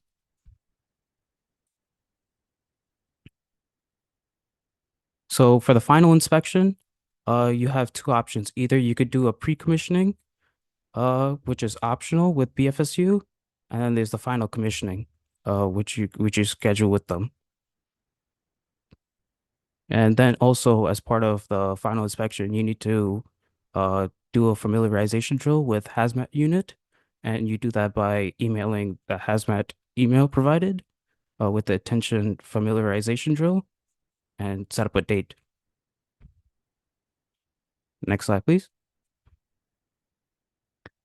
So for part of the pre-commissioning that's optional, BFSU just does it customary to kind of go through all the documentation and everything that's required to make sure that when they do the final test and inspection, that everything passes, that you don't need to redo it. So this step is highly advised for everyone, but it's not necessary. Next slide, please.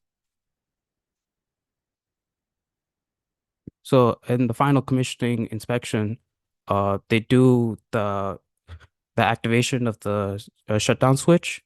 They test the alarms, the detectors, and see if the transmission of the signal to the remote monitoring station works. And they require that the owner be there, the B28 certificate of fitness holder, the subject matter expert, the remote monitoring facility rep, and the S97/S98 fire alarm technician. And then if everything has been successful, you'll be issued a letter of acceptance and a permit will be issued. Next slide, please. When the final inspection is being conducted, you need to make sure that you have the DOB work permit, the remote monitoring facility documentation, which would be like the contract with the remote monitoring facility, any of the approvals for any of the fire protection systems, which would be kind of like the NFPA 15 system or any other system that you have, the fire alarm system, a copy of the certificate of approval for the equipment that you're using for that site, any variances that were granted for the site, and any kind of decommissioning, maintenance, and site-specific emergency manual. Next slide, please. When the permit is issued, it is valid for 1 year, and BFSU will perform an annual inspection on or before expiration date, and they'll do repeating commissioning and post-commissioning checks to confirm ongoing compliance. Next slide, please. As previously explained, when you have a successful final inspection, you would get the letter of acceptance and the 1 year permit. And if there's kind of any issues with the paperwork, you'll be issued a violation order, and which that could be corrected via email by contacting BFSU. Whereas if there's any kind of equipment or mechanical failure, then you would be issued a violation order that requests a re-inspection or retest. Next slide, please. Okay, thank you. And that was it. I'll hand it to the next presenter.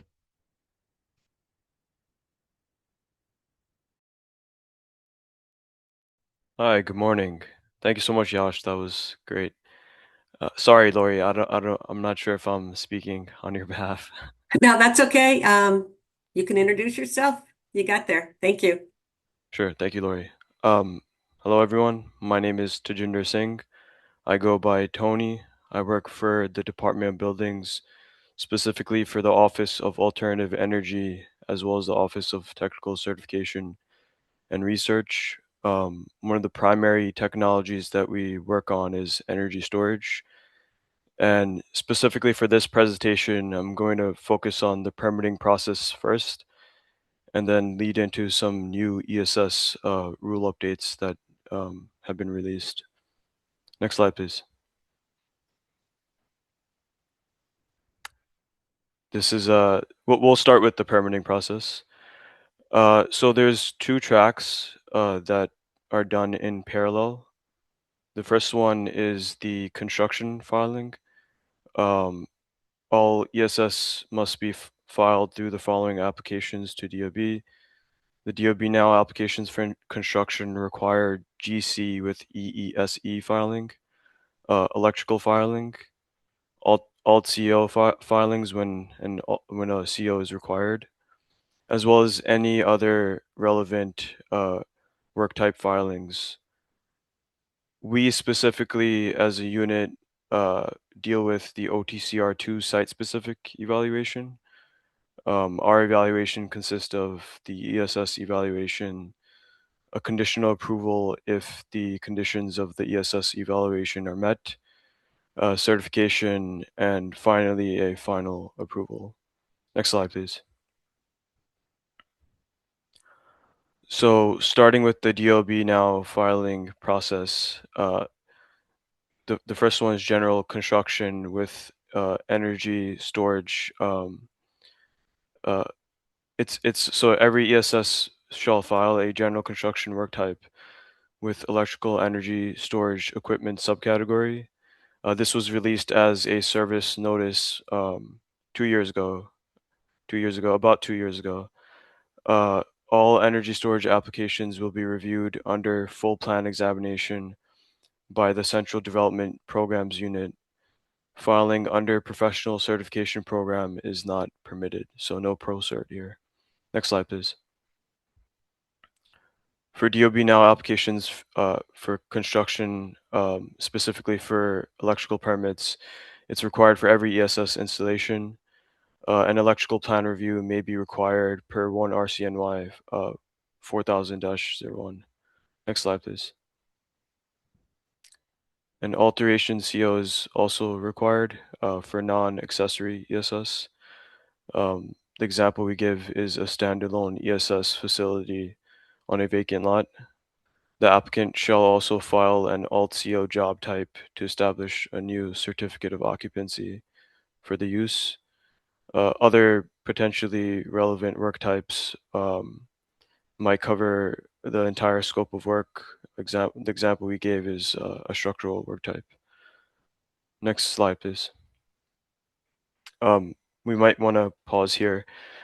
This link has some material about our site-specific evaluation. It gives a general sense of what's required for the application process, as well as some relevant submittal documentation. Next slide, please. To dive a bit deeper into the OTCR2 submittal process, we require applicants to fill out an application form, as well as submit a $600 processing fee. On that link that I showed earlier, there's an OTCR battery application checklist / spreadsheet. It'll give you a sense of exactly what we're looking for from the plan set perspective, as well as some of the other requirements during our review process. There's the ESS listing, there's the ESS full-scale testing, the FDNY C of A, the battery plan set, the FDNY letter of conditional acceptance as required per FDNY code and rule, as well as the commissioning plan as required by FDNY code and rule. Next slide, please. This may be difficult to see for some, but this is the checklist that's sent out to applicants as they begin the review process. This is also something that can be found online through the QR code and link that was shared earlier. We'll make sure to provide that if the audience wants to take a look. Next slide, please. So we require UL 9540 listing certificate. It must be certified to the second edition of UL 9540. Next slide, please. They need to provide full-scale testing. They need to provide UL 9540A 4th edition test report, including all applicable levels, cell, module, unit, and installation levels.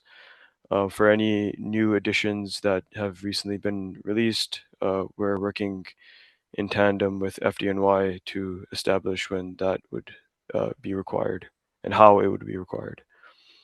Next slide, please. The battery plan set shall include but not limited to the following. 1, design layout. 2, distances to the exposures, example BSS to lot lines. That is one of the major things that we look for during our review process. Security features and impact protections, things like bollards. Manufacturer specifications, product dimensions and pictures. A general note box that provides description of the system. Certifications by the RDP of record. Callouts of horizontal and vertical assemblies with fire rating when installed indoor or on the roof. Signage locations. Locations of ventilation and exhaust devices. Application numbers of all pertinent fire protection system filings. And dunnage and structural support. Next slide. This is an example of how we'd want these battery plan sets to look for submission. It is obviously not so clear for people in the audience, but as I stated earlier, you can find this on the DOB website. Next slide, please. Continuation of how the battery plan set looks. Next slide. So OTCR issues our conditional acceptance letter upon completion of the site-specific evaluation. Such document must be recorded in the DOB Now portal as a required document prior to the construction document approval. Next slide. RDP final certification. The RDP shall certify the work complies with the OTCR's conditional acceptance letter and FDNY's certificate of approval and letter of conditional acceptance or letter of no objection as applicable. For medium and large systems, a commissioning report shall be submitted to OTCR for review. So generally speaking, we issue a conditional acceptance letter.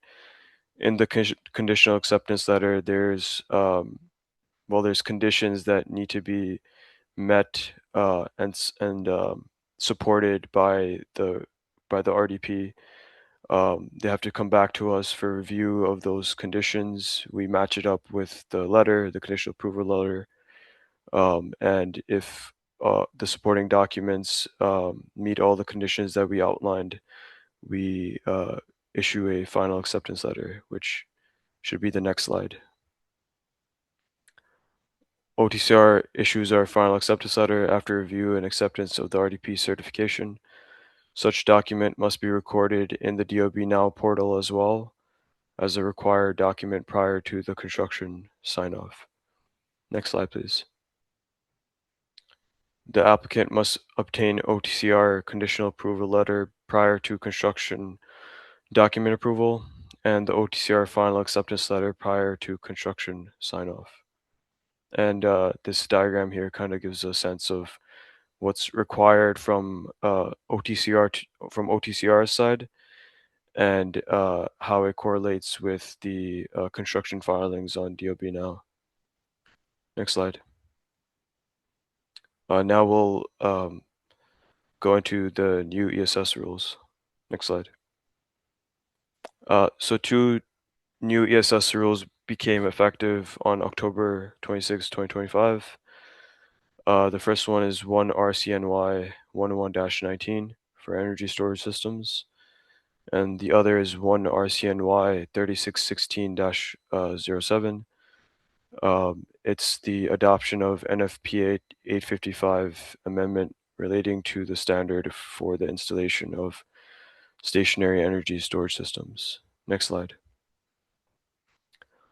1 RCNY 101-19. This rule adopts various national standards, including NFPA 855, UL 9540, and UL 9540A to be applied to the design and installation of ESS. It formalizes the filing, submission, and equipment approval processes, establishes indoor installation requirements, creates an expedited approval process for small ESS installed in 1 and 2 family dwellings, establishes an allowance for certain ESS technologies that have demonstrated good safety records over the years, and establishes ESS registration requirements. Next slide, please. And the other update is 1 RCNY 3616. This rule modifies NFPA 855 standard for the installation of stationary energy storage systems, the 2020 edition, which established design and installation requirements for indoor ESS and small ESS for 1 and 2 family dwellings. Next slide, please. Small ESS for 1 and 2 family dwellings. This slide has taken information from both of the two rules. Small ESS units can be no more than 20 kilowatts per hour for 1 and 2 family dwellings. ESS is to be designed and installed under the requirements established in the ESS rules, and for this specific capacity, OTCR2 site-specific evaluation is not required. Next slide. This is a table that goes into some of the requirements for regular ESS and as well as for small ESS. For DOB permits and for DOB permits for construction and electrical work, it's required both for regular ESS and small ESS. For OTCR site-specific evaluation, it's required for regular ESS. Our OTCR site-specific evaluation isn't required for small ESS for 1 and 2 family dwellings. Registration is required both for regular ESS as well as for small ESS. FDNY's certificate of approval is required for both. ESS listing is required for both. Large-scale fire testing is required for both. Sprinkler and fire alarm is required as needed for regular ESS, and it is not required for small ESS for 1 and 2 family dwellings.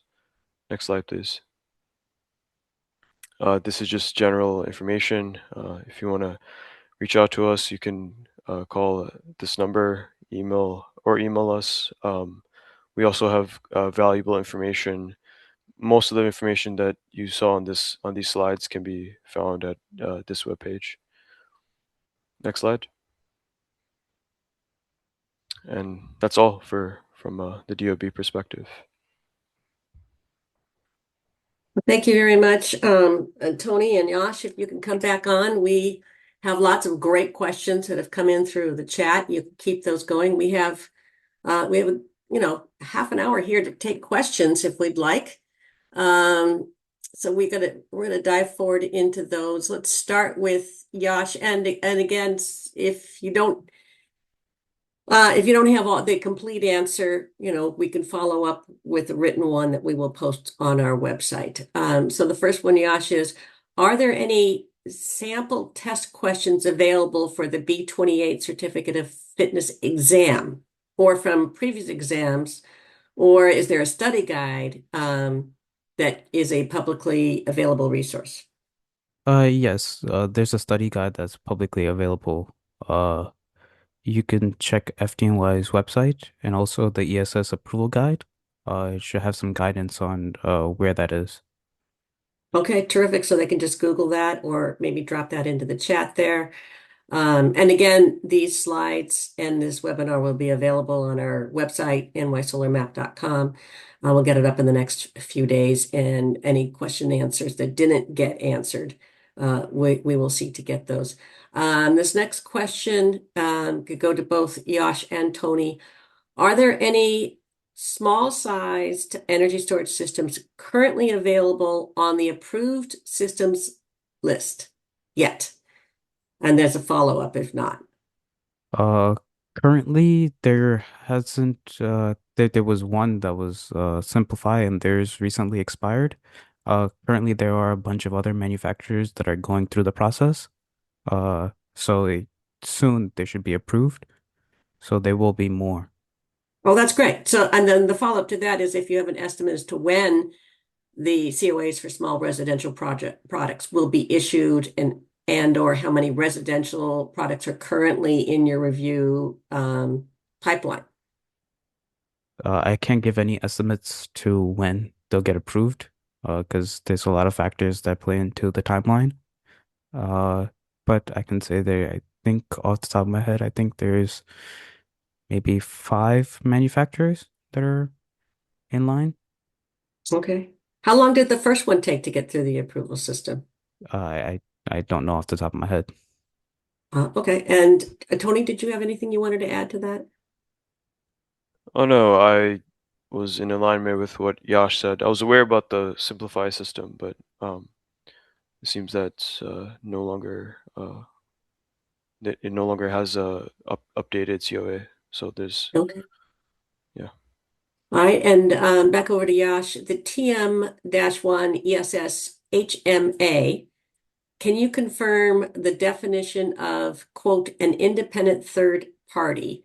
Specifically, this attendee wants to know if a best developer uses a prime engineering firm that subcontracts a third party fire protection engineer, do we need to use yet another fire protection engineer to meet the independent third party requirement for site-specific HMA? And let me know if you need me to repeat that. As long as the person signing off on the HMA that's stamping it is not the applicant on file or is not part of the same engineering firm that's doing the design of the installation. So if you're contracting a third party fire protection engineer to do the HMA, that should be fine as long as they're New York State licensed engineer.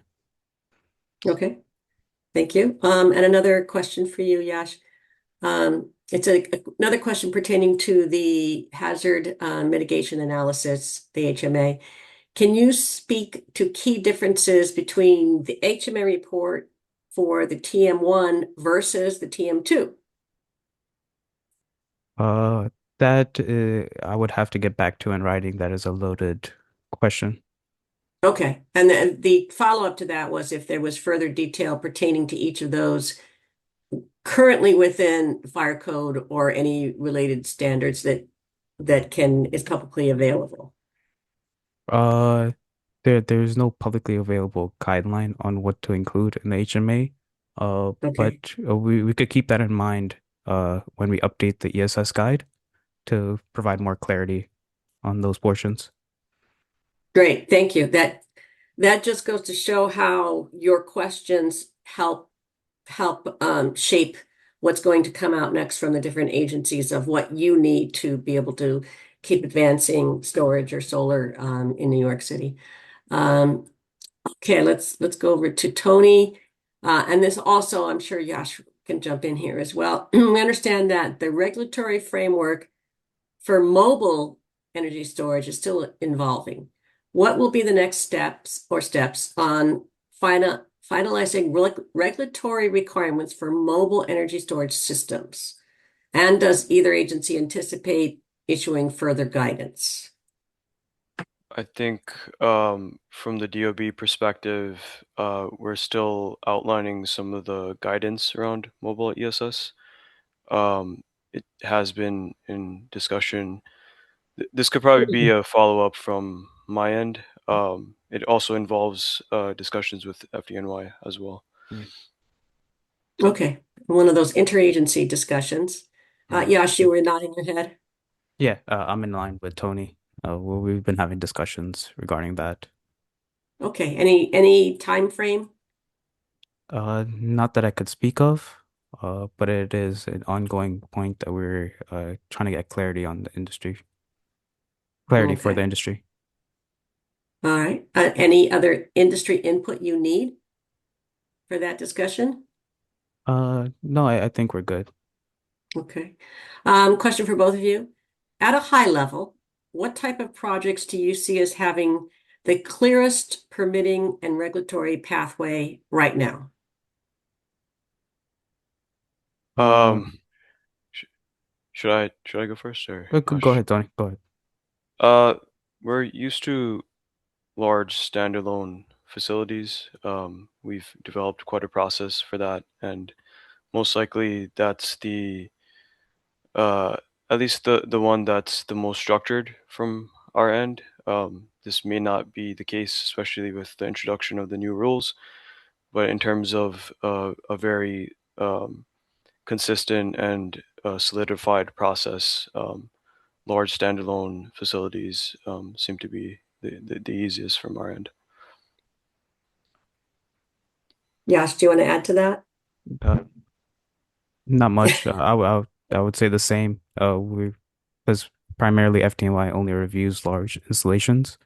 We only review the equipment for all the other installations, but the actual TM1 for large sites, it's the standard for us. Okay. Let's chat a little bit about 9548 6th edition. What are some of the key things about this new edition of 9548 that you think industry stakeholders need to know about? And then there's a follow-up to that as well. So, one of the key points for the new edition is that it requires a large-scale fire test, which is essentially you fully destroying a representative unit to see the fire propagation and the heat flux behavior. So essentially, the previous edition was that you had to do cell, module, unit, and an installation level test. This new standard, you have to do cell, module, skip the unit level test, and do the large scale fire test. And from our perspective, we think the sixth edition is much better because we actually get to see how the fire fully develops and when the whole unit is consumed in that fire, rather than, 5 or 6 cells going its thermal runaway and not really generating too much data for us when it comes to installation review. Okay, and this kind of leads into the follow-up about what should the installers and contractors be talking to their equipment suppliers about? And you kind of gave a little bit of a long list there. But how can they, narrow that down? So if they're narrowing their selection on their equipment, I would recommend talking to manufacturers that are currently in the process of doing their sixth edition testing or looking to do it. Because once we implement the sixth edition, it'll be required for all COAs. So if you haven't done that sixth edition testing, we might accept your application for the COA if it's past that grace period once we adopt it. So are we in the grace period now? Like I said in my presentation, we're still discussing it. The standard just came out 2 weeks ago. Okay. So we're discussing its implementation and the grace period for manufacturers to perform that testing. Okay. Tony, do you want to add to anything here? Oh no, we're coordinating with Yash and FDNY for 9540A. Okay. Changing lanes here. Stormwater management and or sewer connection infrastructure will be an additional project design and approval element for large energy storage systems. And a site would need to be able to accommodate any build out or installation of required stormwater sewer infrastructure. What code needs to be followed specifically to adhere to this? I think that's a question for both of you. Yeah, from my perspective, this would probably be something that I would have to look into. So this could be a good follow-up from the DOB end. Okay. Same. There's nothing in the fire code that governs that, but I think DEP might have regulations on that stuff. But from my recollection, FDNY doesn't regulate any of that. Okay, so that's going to fall mostly on the DOB. DOB or DEP. Okay. This one's for Yash. FDNY ESS review timelines have been a significant hurdle to overcome for large battery energy storage projects. Are there any plans to increase staffing to help alleviate these issues? Currently, we're in talks with DCAS and other city agencies to kind of alleviate that pain point. We haven't got any relief yet, but we're open to any suggestions from other agency that could provide help. Okay, good to know. This question is for both of you. From the updates on the solar and storage siting guide, ESS emergency e-stop, all ESS require an emergency e-stop / shutoff, which must be located a minimum of 10 feet from the energy storage system. The e-stop is typically installed near the FDC or the utility connection. Does this mean 389Ls are required for behind the meter systems, one at the battery energy storage system, one by the point of interconnection, plus the e-stop / shutoff switch? Whew, that's specific, but good. For this one, I'll have to get back in Okay. writing. That would be great. That seems like an important clarification. Tony, did you have anything to add? It's in alignment with what Yash said. I don't know this off the top of my head. Okay. There is some confusion in the industry as to whether an additional sacrificial unit must be burned for New York City AHJs to witness, even if a full-scale burn test was completed as part of the 9548 testing. Can you clarify this? As to my knowledge, we wouldn't require another sacrificial unit to be burned. We would just require whatever was done in the 9548 testing. Okay. On a follow-up to that, the way the UL 9548 is written, if there is no propagation during the cell, say during the cell or module test, UL 9548 says no further testing is required. But it seems that the DOB, FDNY still require a full-scale / unit test. Is this correct? And I can read that again if you'd like. No, that's fine. So how the methodology for 9540A is in the previous editions was that you would have to do cell. If you fail the cell, then you would go to module. If you fail the module, then you would go to unit. If you fail the unit, then you would go to the installation level test.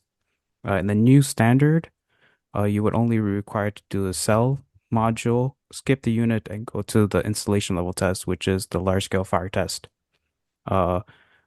So if a product passes the cell level or the module level test, they wouldn't be required to go to the higher level testing.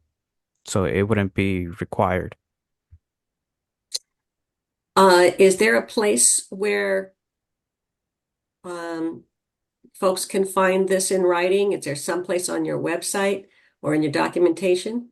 No, it's part of the 9540A standard. So that's on, and that link is, you would have to contact UL to get a copy of the 9540A. okay. It's not publicly available. All right. Thank you for that. We have some more time. You can keep your questions coming in. These have been very good detailed questions. So please put them right into the chat there. Working behind the scenes, as with the solar question, are our solar ombudsman and DG ombudsman, Daniela Leifer and Emily Sweeney, who are helping to shape these questions in a way that I can ask them.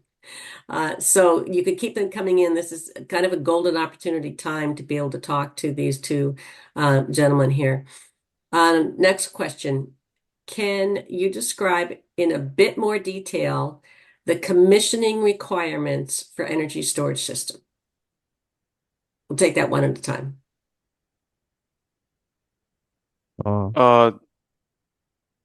From the DOB perspective, we generally release certain requirements in our conditional acceptance letter. During the final certification process from the RDP, they provide us a list of supporting documentation that's in alignment with what we have in our conditional acceptance letter. I think it could be helpful if I were to provide a list of what we generally look for before our final acceptance letters are released. And we can provide that to the person who asked the question and anyone else in the audience. That would be great, but it's not something that would be publicly on your website or we can put on ours? There may be some things on the website. I think there should be. But it might be helpful if I were to go into a bit of detail as a follow-up. Yeah, absolutely. And then I guess we could, when we put it up as a response to this question, I'm going to ask Daniela to highlight that on our list there, that even though we have somewhat of an answer here, we can get those details in the Q&A. So thank you for that, Tony. And Yash, now the same question over to you. Folks looking for detail on the commissioning requirements for energy storage systems. That I'll have to get back in writing.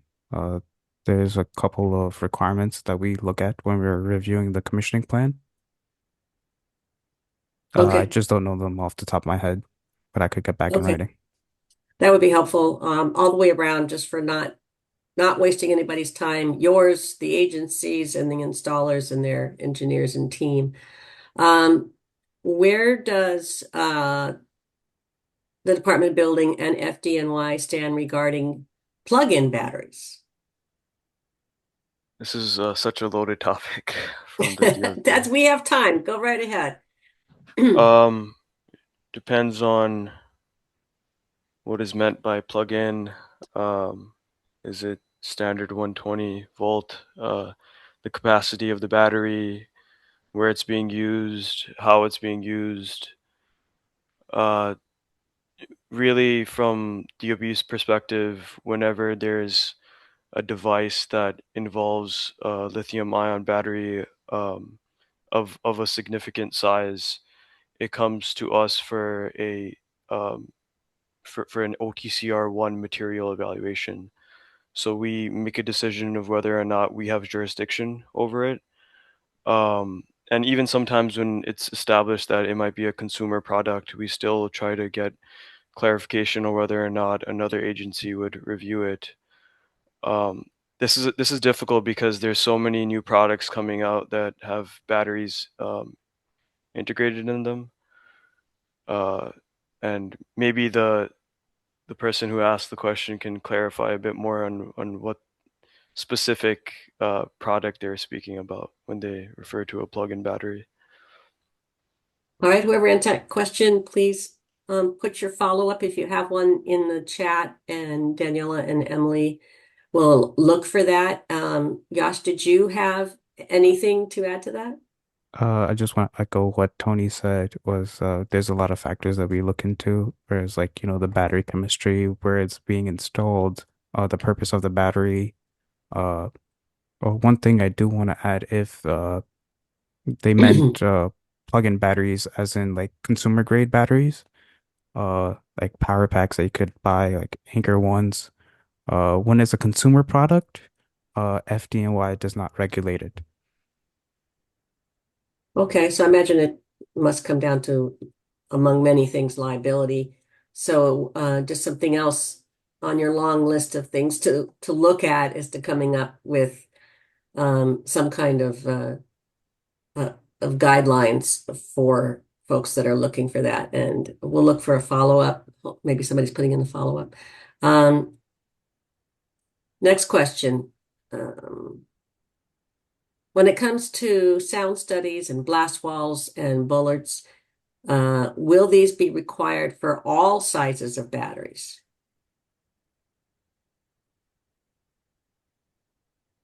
I think that's a Tony.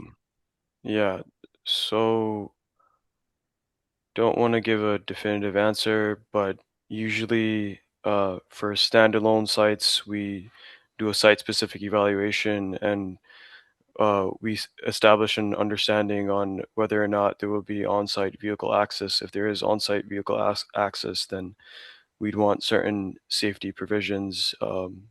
Protection around the energy storage facility is a requirement through bollards to make sure if there's any type of accident that occurs, those batteries don't get damaged. Um, our our large ESS standalone sites generally have to be in compliance with the noise compliance codes. It primarily relies on certain mechanical code requirements. Um, the way the industry has dealt with those requirements is through these sound wall barriers. It it's not necessarily confined to just that, but that's become the commonplace. I don't know if a small ESS under 20 kilowatt hours would require the same protection in a residential building. Probably not. But this could be It one of looks the like they would questions. want some clarification on that, but that's another follow-up to have clarification. Yeah, probably another follow-up from our end. Okay. Okay, we have a follow-up to the plug question. Oh, wait, where did it go? Disappeared.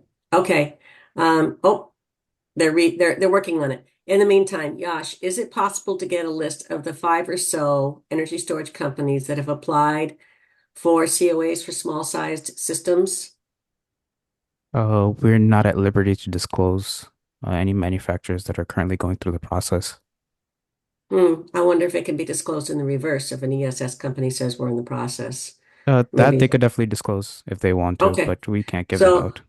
I can see where an installer, if they're trying to get ahead of design and so forth, would want to know. So they're going to have to work on that in the reverse. Okay, here's the follow-up to the plug-in battery question. Plug-in batteries that plug into outlets or service panels on a property to offset demand charges or to back up specific appliances in a home. Bigger than an Anchor, but still bigger than power packs. So that gets back to, you were saying, well, what kind? Because there's so many. Yeah, I mean, at the minimum, I would say that this is definitely something that we would want to look at.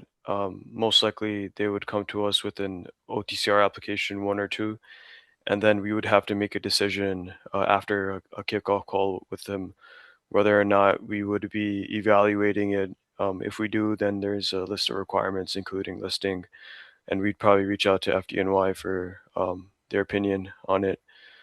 At the very minimum, I would definitely say that if it's of a significant size, the battery, and if it's lithium ion, that they should reach out to OTCR for our decision and whether or not we're the appropriate agency to review it. Okay. Yash, did you have anything to follow up? There's another question here. I will say that if you Google plug-in battery or put it in social media, you're going to be inundated with ads about plug-in battery for sure. They seem to be a very, very hot topic everywhere right now. So here's another follow-up. Plug-in battery, if it's a 400 watt, 1 kilowatt hour battery that plugs into the wall, exports into the outlet, does DOB or FDNY step in to have jurisdiction? And a follow-up is how about 1,000 watt, 3 kilowatt hour?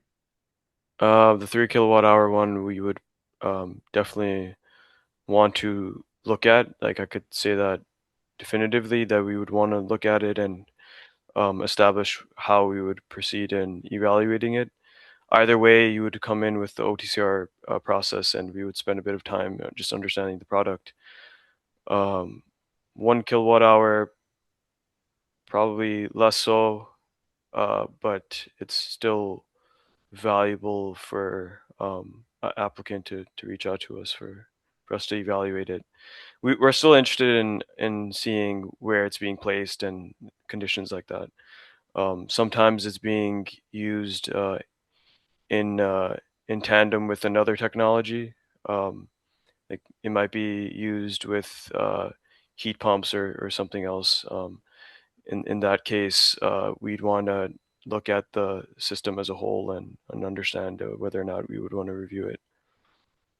So what qualifies as the, quote, significant battery size for a plug-in battery that would invite review?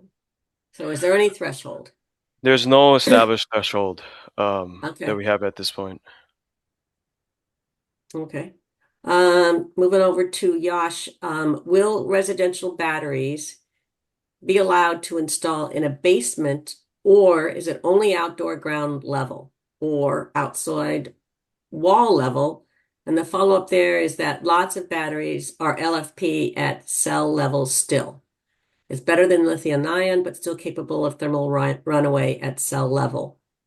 So again, the question is, will residential batteries be allowed to install in a basement or only outdoor ground level or outside wall level?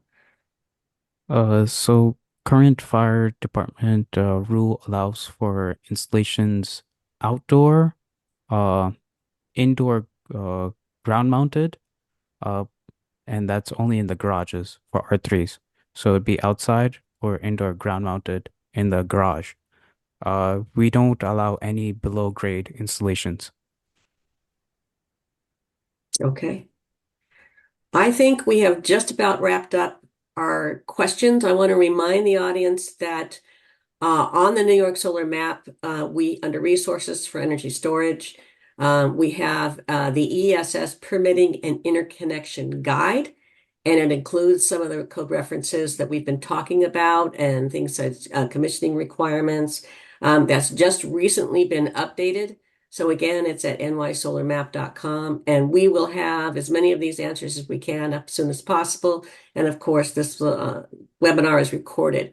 Thank you very much to Tony from the Department of Buildings and Yash from the Fire Department of New York. We're going to take a 1-hour lunch break right now.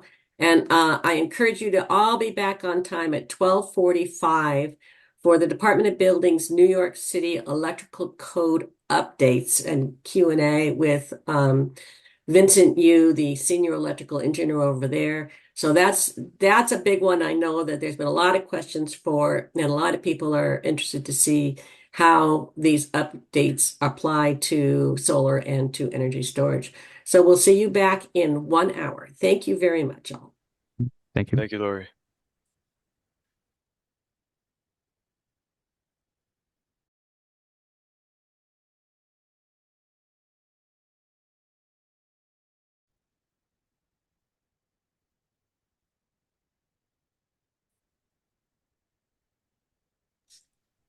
Good afternoon and welcome back. We're going to give it about another 2 minutes and then we're going to resume the New York City Solar and Storage Workshop.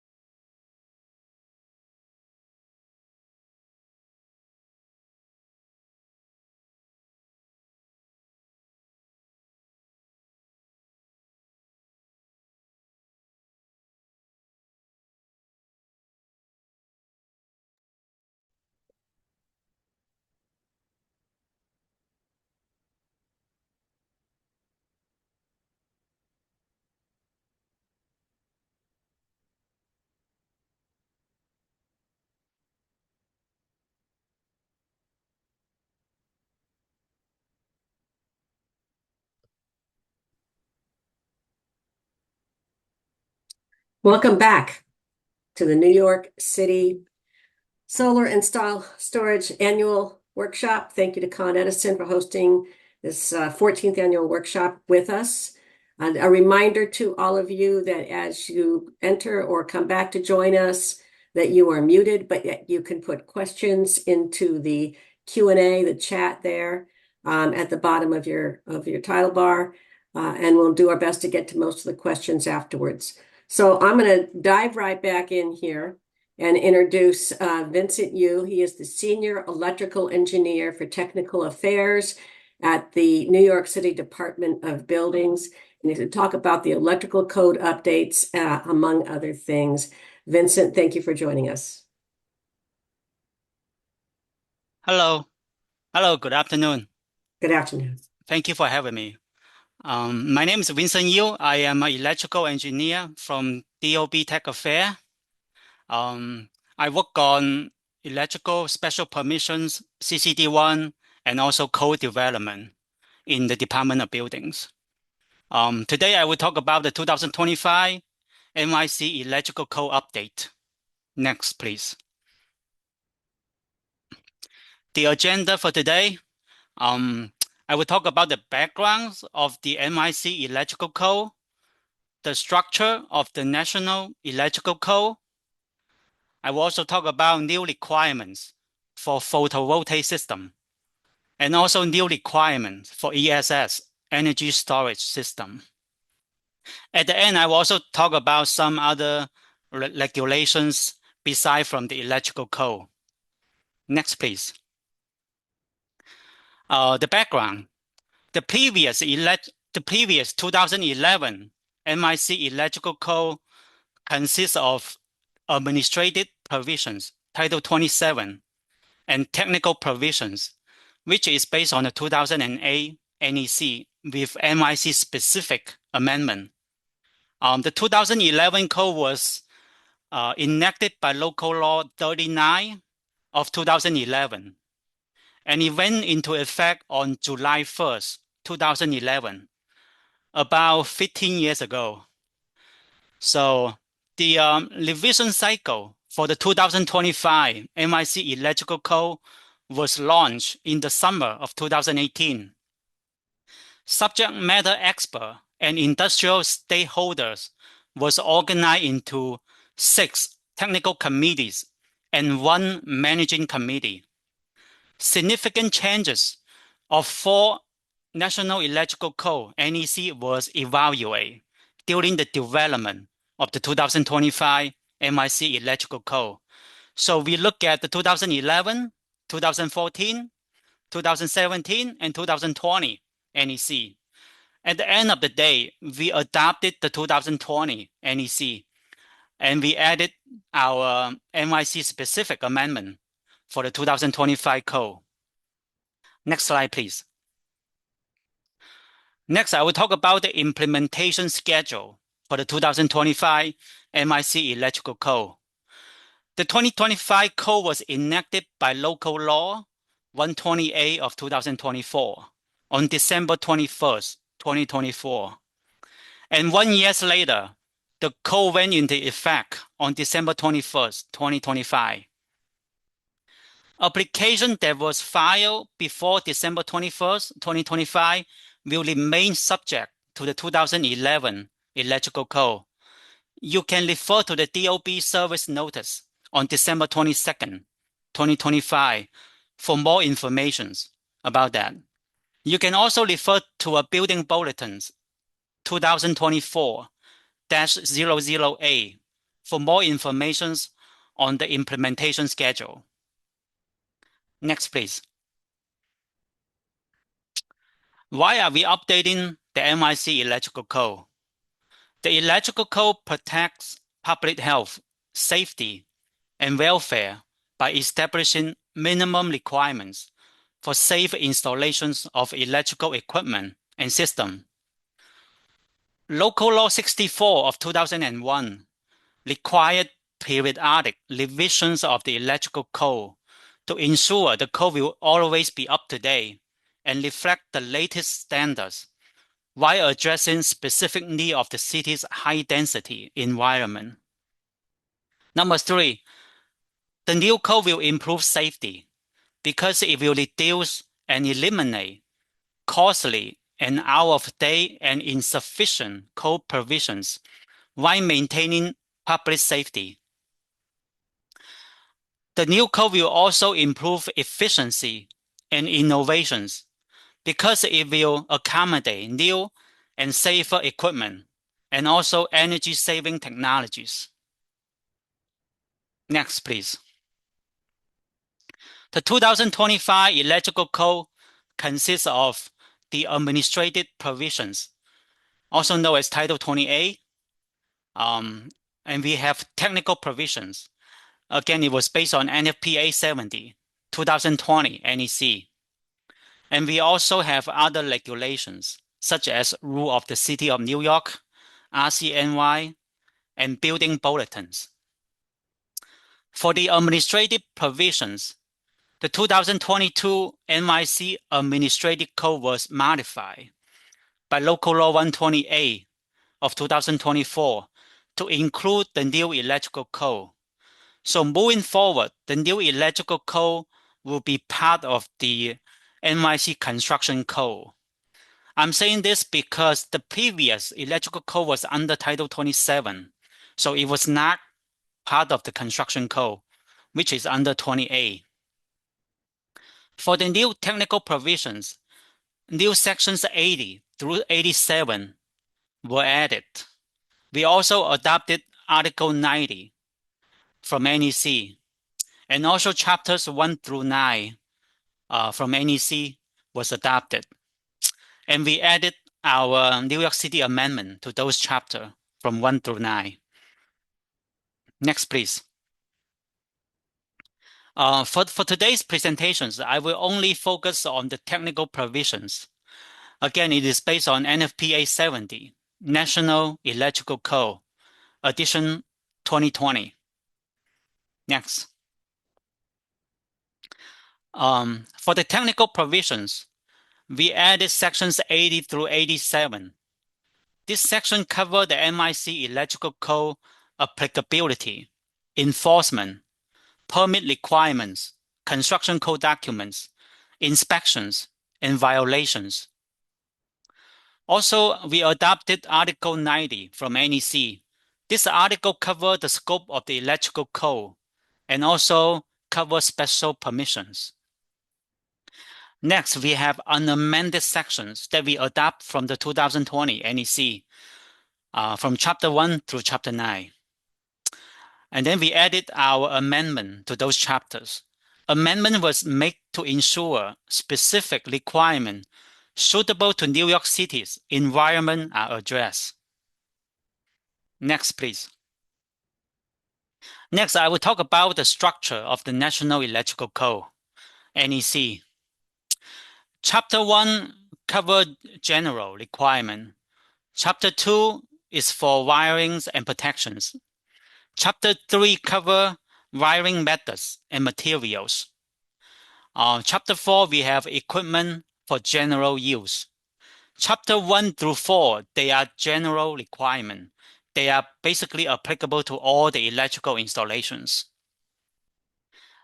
Next, we have Chapter 5 for special occupancy.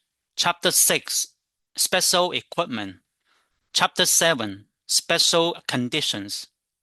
Chapter 5, 6, 7, they are supplement or modify chapters 1 through 7. Next, we have Chapter 8, communication system. Chapter 8 is not subject to the requirements of Chapter 1 through 7, except where the requirements are specifically referenced in Chapter 8. Chapter 9, we have all the tables. They are applicable as reference. Last but not the least, we have Annex A through Annex J. They are informative, but they are not mandatory. Next slide, please. Okay, finally, Article 690 is for solar photovoltaic system, aka PV system. First, I will talk about what remained the same under the new code. Contractor must file electrical permit via DOB now for all the electrical work. And electrical inspection is required for the final electrical sign-off. All the electrical work must be performed by NYC master electrician, same as before. Also, a one-line diagram must be available when requested by the department. Next, let's talk about some of the major changes under the new code. Under section 690.1, we added two no. No number one, say PV system that attached to the roof covering shall be labeled to identify the fire classifications in accordance with Chapter 15 of the Building Code. And no number two, say rooftop installations must comply with the rooftop access requirement of the fire code. So this two no is basically added there for reference. So people will know that they have to look at other code when they are working on the solar system beside of the electrical code. Next, please. Next, we have maximum voltage for a PV system. A DC circuit on or in buildings are allowed to have a maximum voltage, no more than 1,000 volt now under the new code. It used to be 600 volt under the old code. And also DC circuit on or in 1 and 2 family buildings, they are allowed to have a maximum voltage no more than 600 volt, only for 1 and 2 family. When not located in or on buildings, listed DC equipment rated no more than 1,500 volt will not be required to comply with Part 2 and Part 3 of Article 490. This article contains special requirement for high voltage installations. So under the new 2025 electrical code, a CCD1 will no longer be required for inverter that operate less than or equal to 1,000 volt, except you are working for a 1 and 2 family building. For that, the limit is 600 volt. Next, we have section 690.12. This section's added requirement for rapid shutdown. PV circuit on or in buildings must include a rapid shutdown functions to reduce shock hazard for firefighters in accordance with section 690.12 A through D. Next, please. Next, we have a brand new article adopted from NEC, Article 691. This article is for large-scale PV electric supply station. This new article covers the installations of large-scale PV electric supply station with an inverter generating capacity of no less than 5,000 kilowatt and not under utility control. Section 691.4 covers special requirement for large-scale PV electric supply station. And then we have section 691.5. This section covers the equipment requirements. Section 691.11 covers fence bonding and grounding requirements. Next. For this slide, we have another brand new article adopted from NEC, Article 706. It is for energy storage system, ESS. This new article covers the installation of ESS having a capacity greater than 1 kilowatt hour that may be standalone or interact with other electric power production source. These systems are mainly intended to store and provide energy during normal operating conditions. So ESS shall not be used as emergency power source as allowed in Article 700 in the electrical code, such as generator. ESS must be using a chemistry that is recognized by the New York City Construction Code, Fire Code, and other applicable regulations, such as Rule 3616-07, which modify NFPA 855. All the ESS must be UL 9540 listed, and it must go through the UL 9540A full-scale testing. Next. All the ESS installation in New York City must be reviewed and approved by OTCR, the Office of Technical Certification and Research, via site-specific evaluations, also known as OTCR2. Filing requirements are provided in OTCR's website. Contractor must file an electrical permit via DOB Now for all the electrical work. And also electrical plan review, EPR, may be required. Actually, it will be required when the installation is more than 1,000 kVA or larger. Also, electrical inspection is required for the final electrical sign-off. Next, please.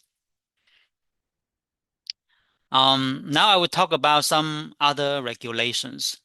A rule is a standard or requirement set by a city agency, which affect the member of the public. Building bulletins. We publish building bulletins that represent the official policy of the department to assist our customer. Next slide, please. For today, I will only focus on RCNY 4000-01. This rule is for electrical work review. This rule covers electrical plan review, EPR, electrical equipment review, and also special permission, aka electrical CCD1. For plan review, it is required when the installation are 1,000 kVA or larger. This requirement is same as the old code. Also, installation that is above 1,000 volt AC or 1,500 volt DC. In the previous code, this trigger was only 600 AC or DC. So right now, the triggers is higher now. The applicant must submit a one-line diagram, electrical room plan, selected coordination study, etc., as indicated inside the rule. Also, a $650 filing fee will be required for such submission. For electrical equipment review, it is required for equipment not properly addressed in the new code. And also, it will be required when the equipment are not listed. The review will be performed by OTCR, the Office of Technical Certification and Research. A $600 filing fee will be required. I will also want to say that all the ESS will be required to be reviewed by OTCR, just as a reminder. For special permissions, electrical CCD1, like I said before, because the new code right now is under Title 20A, it has become part of the construction code. The electrical CCD1 will follow the same filing process as the construction code CCD1 via DOB Now. Under the old code, it was we used the paper filing process. So if for any new installation they are under the new code, you have to file via DOB Now. Hardship and safe alternative will be required for each CCD1 submission. Also, a $1,000 filing fee will be required for each CCD1, same as other construction code CCD1. This fee will be applicable to determinations and also predeterminations.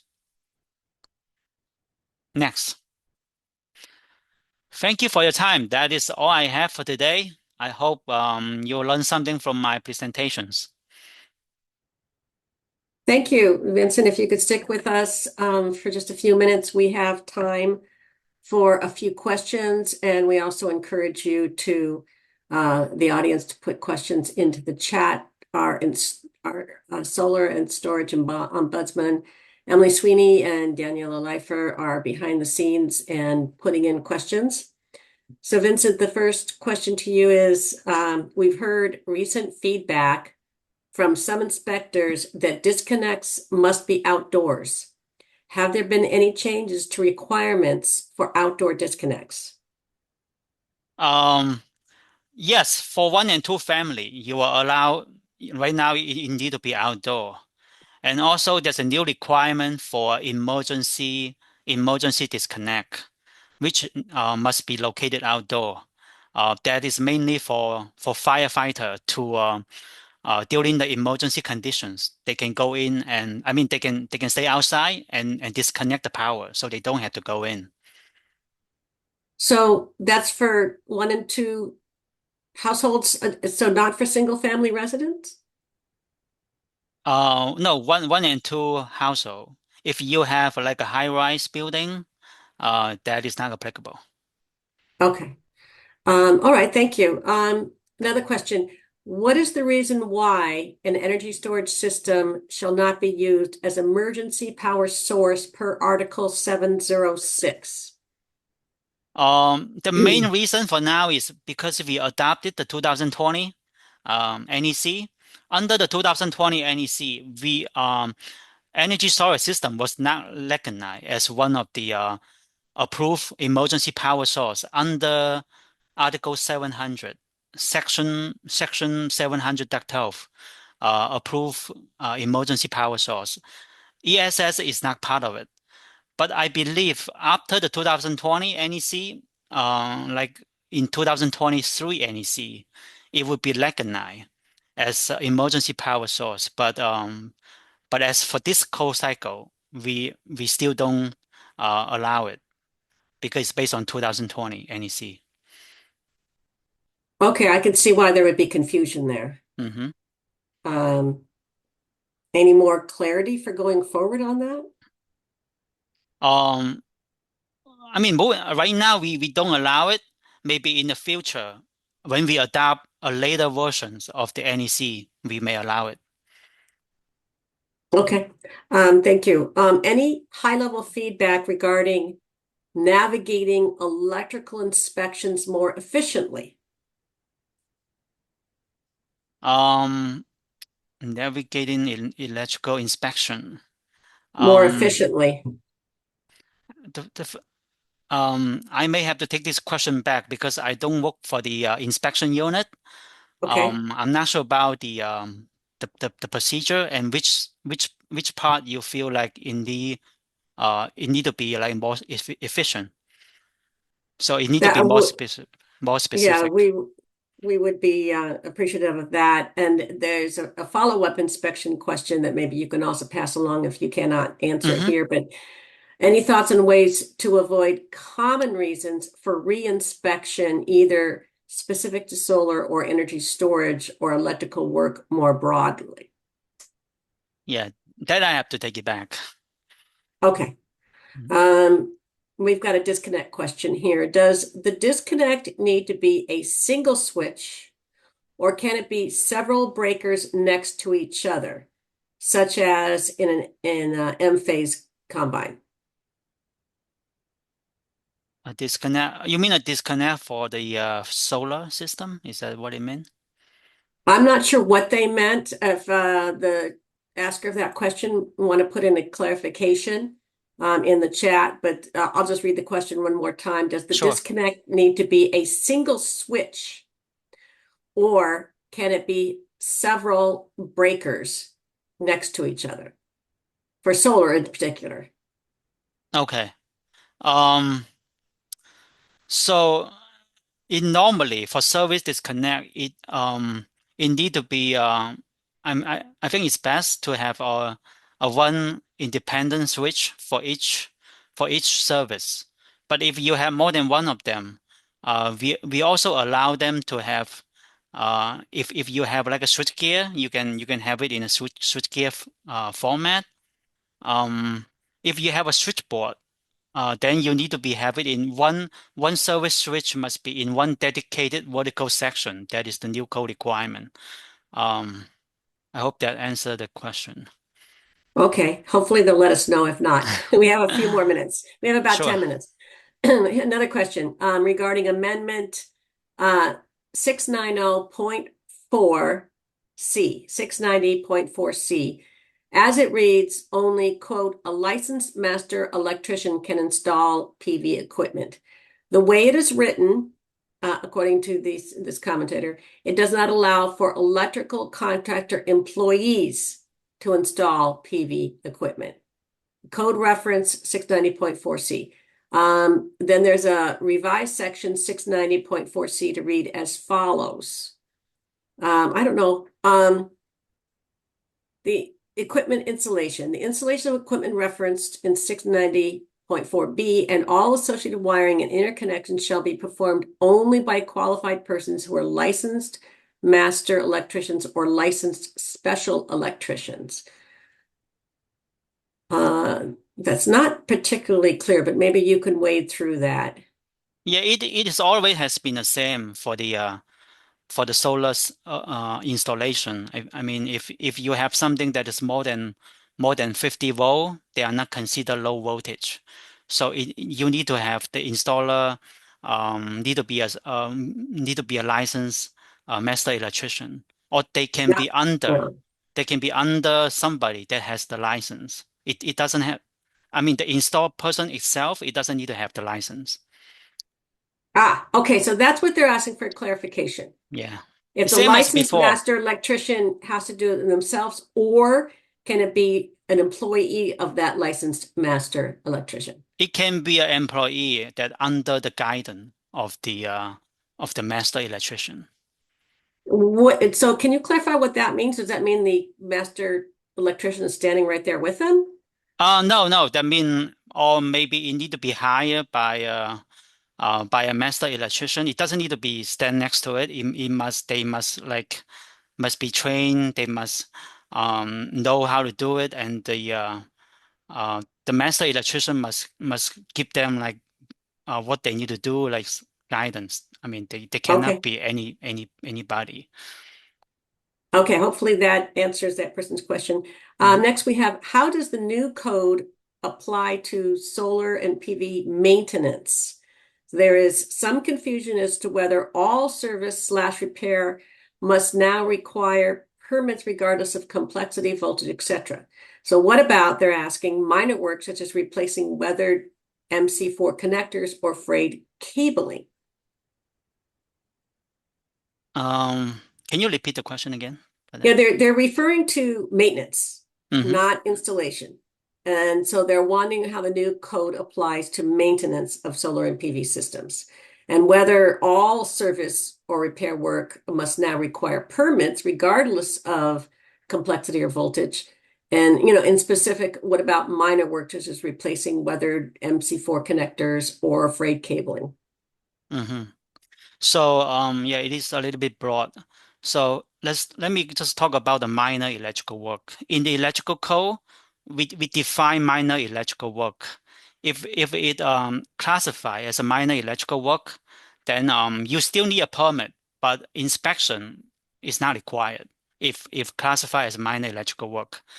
And also, if the installation contain circuit that is less than 50 volt, so that would be considered a low voltage work. For low voltage work, electrical permit is not required, inspection is not required, but it need to be performed by qualified personnel, and that's it. For more information about maintenance, I have to check the code for the maintenance requirement. Yeah. That's one that will our team will follow up with you on. For behind the meter energy storage systems that charge from the grid and not from the PV, is it needed to have a dedicated disconnect cabinet, or can they use the inverter's integrated disconnect as the service side isolation point? Oh, that is a very technical question. I have to I have to get back to him. Okay, that's another one to follow up on. These are great questions, folks. Okay, moving on. Could you please share some examples of electrical equipment review? What are examples of types of equipment not properly addressed in code? I think he's asking about what equipment you need to go through OTCR. So one type is the equipment is not listed. It is not covered by the code. For example, it is a new equipment. Like when there was writing the code, that equipment was not developed yet at that time. So the code does not have a proper coverage of that equipment, and that equipment maybe doesn't have a standard UL listing also. So those equipment need to go through equipment review by OTCR. Okay. Thank you. Next we have, how can an installer get a clarification on electric code requirement? So I guess that sounds pretty broad. In general, what's the process for getting clarification on electrical code requirement?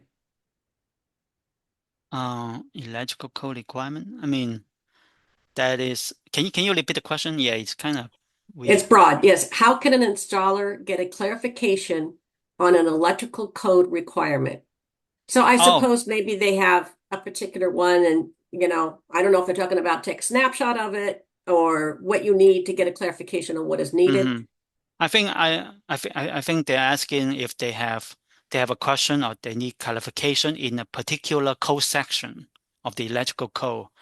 They can submit the question to ECRIC, Electrical Code Revision or Interpretation Committee. I can put the link on the chat. You can submit the question to that. So we will respond. Our ombudsman will grab that and include that in responses to Q&A as a follow-up there. Yep. When we post them. Okay, we have a clarification question. To shut down an N-phase system, which has several strings of solar coming down into a combiner with 3 strings going to individual breakers outside. If the breakers are all next to each other, would that count as your disconnect? That I have to come back. That is a technical question. I have to look at it. Yeah, it kind of refers to the earlier one either. How do I get a clarification? Yeah, actually, I may. Yeah, they can submit this question to ECRIC for clarifications. Okay, and since it's specific, it wouldn't hurt to have your response to that, so that others that have similar ones can refer right to that. Okay, I think this is our final question before we move on to the next section. Can you clarify when special permissions are needed for solar and energy storage projects? Okay. So talking about special permission, that means CCD1. That is only when the installation required a code variance. It means it doesn't comply with the code. So, for example, maybe if the code say this, but due to hardship, you're not able to make it, you have to do something else. So, and in that case, then you need to request a special permission, also called CCD1.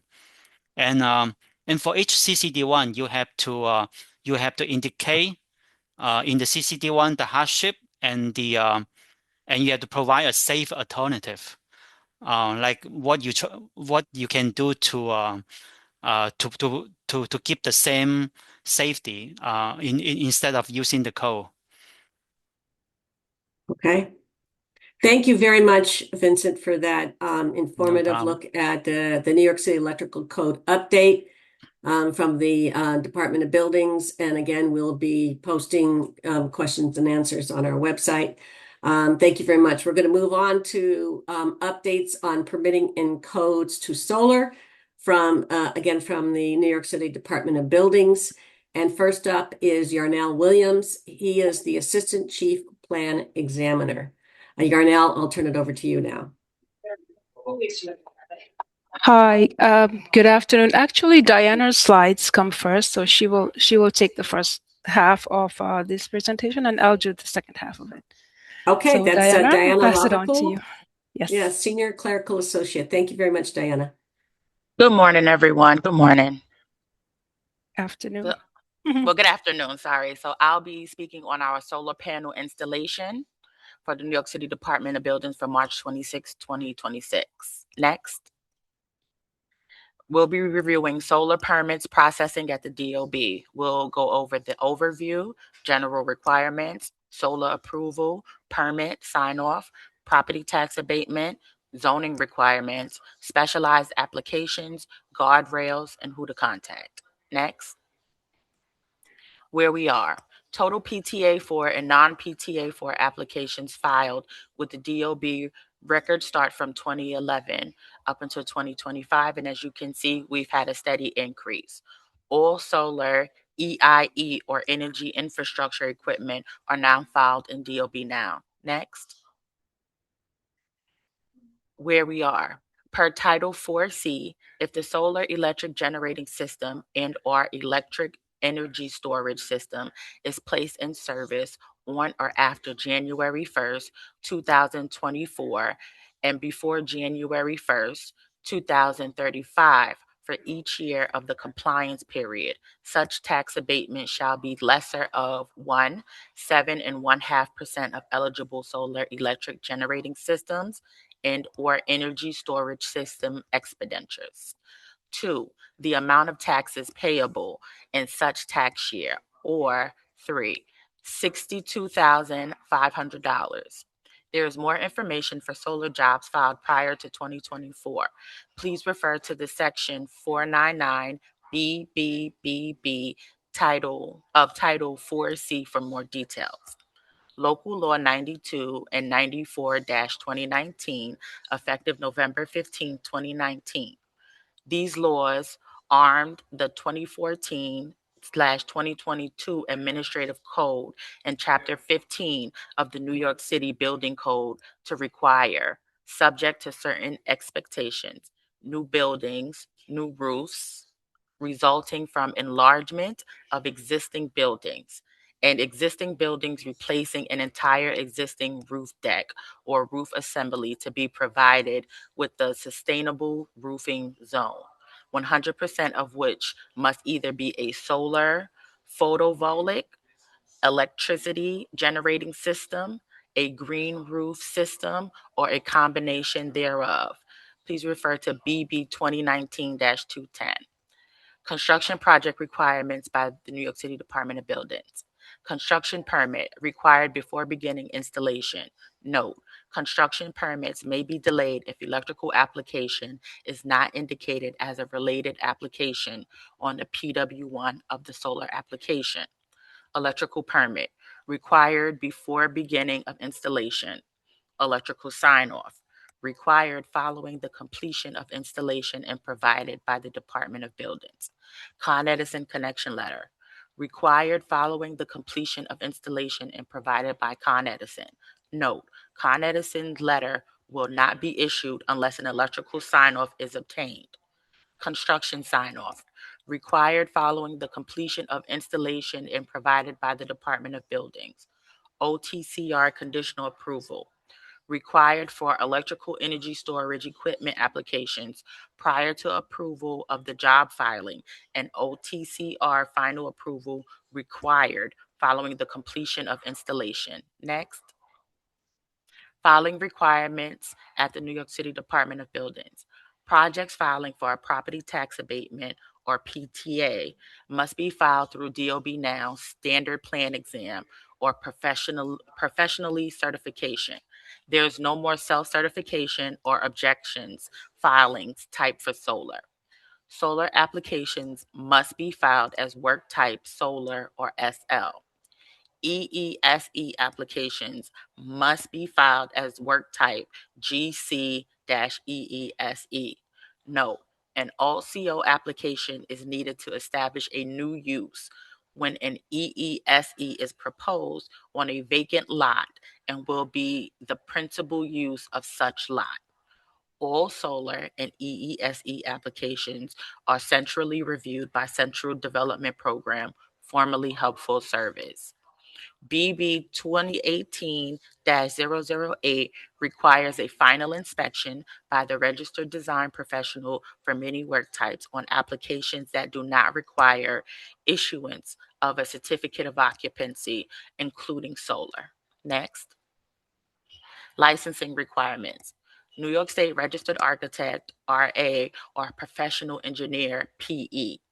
A registered design professional is required to submit drawings to obtain building permits and is considered the applicant of record, or AOR. Anyone can assist in preparing applications, but only an AOR can submit the filings in DOB Now. License number and seals are required on forms and drawings officially submitted to the DOB and FDNY as required. New York City Certified Asbestos Investigator. The NYC DEP requires a certified asbestos investigator to verify if there is asbestos-containing materials, or ACM, in the area construction is taking place. The exception is for building constructed per plans approved after April 1st, 1987. The asbestos forms must be submitted through ARTS, Asbestos Reporting and Tracking System, and signed/sealed by the certified asbestos investigator. The NYC Registered Special Inspection and Special Inspection Agency. TR1 special inspections must be completed and signed by the Registered Special Inspector or Special Inspector Agency. AOR may perform progress inspections and may be qualified to perform special inspections if they have registered themselves as a special inspector with the Department of Buildings. Next. DOB Now filing process. Step 1, fill your application online. Fill out your forms online, upload all documents and drawings through DOB Now. Step 2, pay online. Debit/credit cards and e-checks are accepted online. Full payment at the time of filing will expedite the issue of a permit. Step 3, submit. Central Development Programs. Submit job online for standard plan exam or professional certification. Pro-cert jobs are subjected to random audit. Step 4, obtain your construction permit. Electronically fill the form under Work Permit tab in DOB Now, Filings, and Submit. Download the permit. Next. Required forms for construction approval/permit.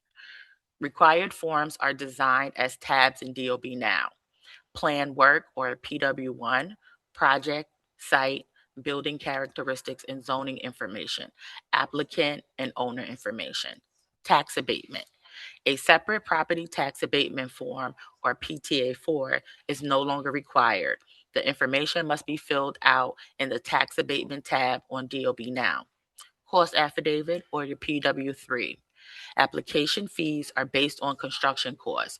PTA applications are limited only to work pertaining to the solar installations. Technical report, TR1, TR2, TR3, TR8, etc. Statement of responsibility, special inspections, structural stability, fire-resistant penetration in joints, progress inspections, energy code compliance inspections, and the final, other special progress inspections as applicable. Work permit, general contractor's information, statements and signatures, applicant of record, attestation, owner's attestation, and owner arrears. Next. The TPP, the Tenant Protection Plan. If the building is occupied during construction as of November 10th, 2020, see November 2020 service notice, The TPP is a required item submitted prior to permit and submitted through DOB now. Previously, it was an item required prior to approval and reviewed by plan examiner. See service notice for update requirements on who is permitted to file a TPP.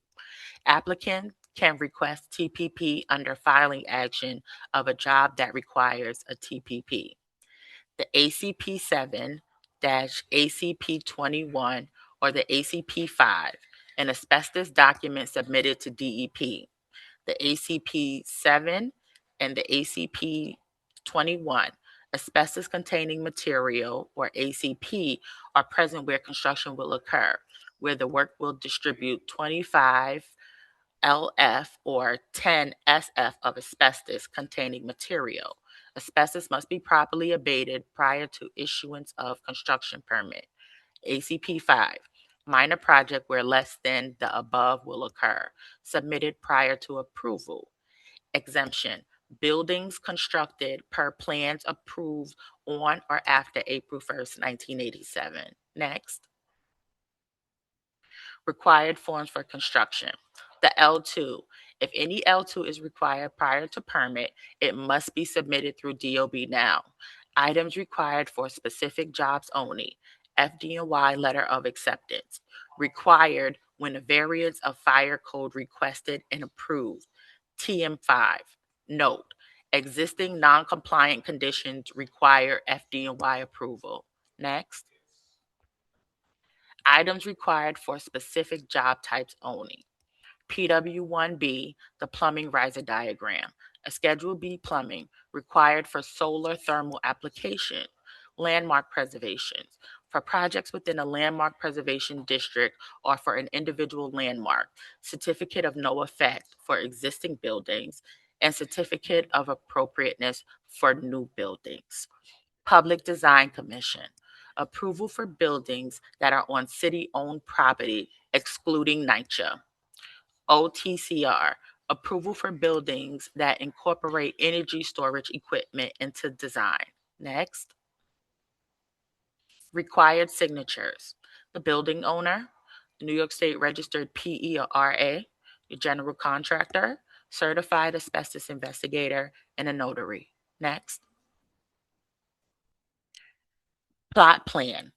Location of the building on the site indicating pertinent street, trees, structures, city services, utilities, site hazards, and adjacent buildings. Site plan, roof plan, elevations. Showing the solar modules in place, other equipment and structures pertinent to or having impact on code compliance of the system, fire code compliance and roof elevation, datum of the buildings and adjacent buildings. Note, multiple plans may be required to accurately show the scope of work and complaint layout. System components, location of main meter, AC disconnect switch, and inverters. Zoning compliance, including height and setback requirements for specific zoning districts.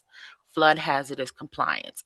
If applicable, include firm/P firm substantial improvement calculations, BFE, DFE, and other flood lines on elevations. Next.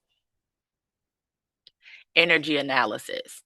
NYC ECC and Special Inspections Matrix, anchorage and racking system, listed as an assembly, including structural criteria. Personal fall arrest system, if proposed, refer to BB 2023-008 for more details. Structural and wind analysis statement. Fire department access. For firefighting and maintenance, Fire Code 512, provide access landing, fire access path, and railings as required. Note, electrical drawings are not required to be included in the architectural plan set for review and approval. However, a separate electrical plan, EPR, is required. When the electrical installation meets the triggers in 2025 NYC Electrical Code Section 110-2B. Next. ED 16A, or the electrical permit application.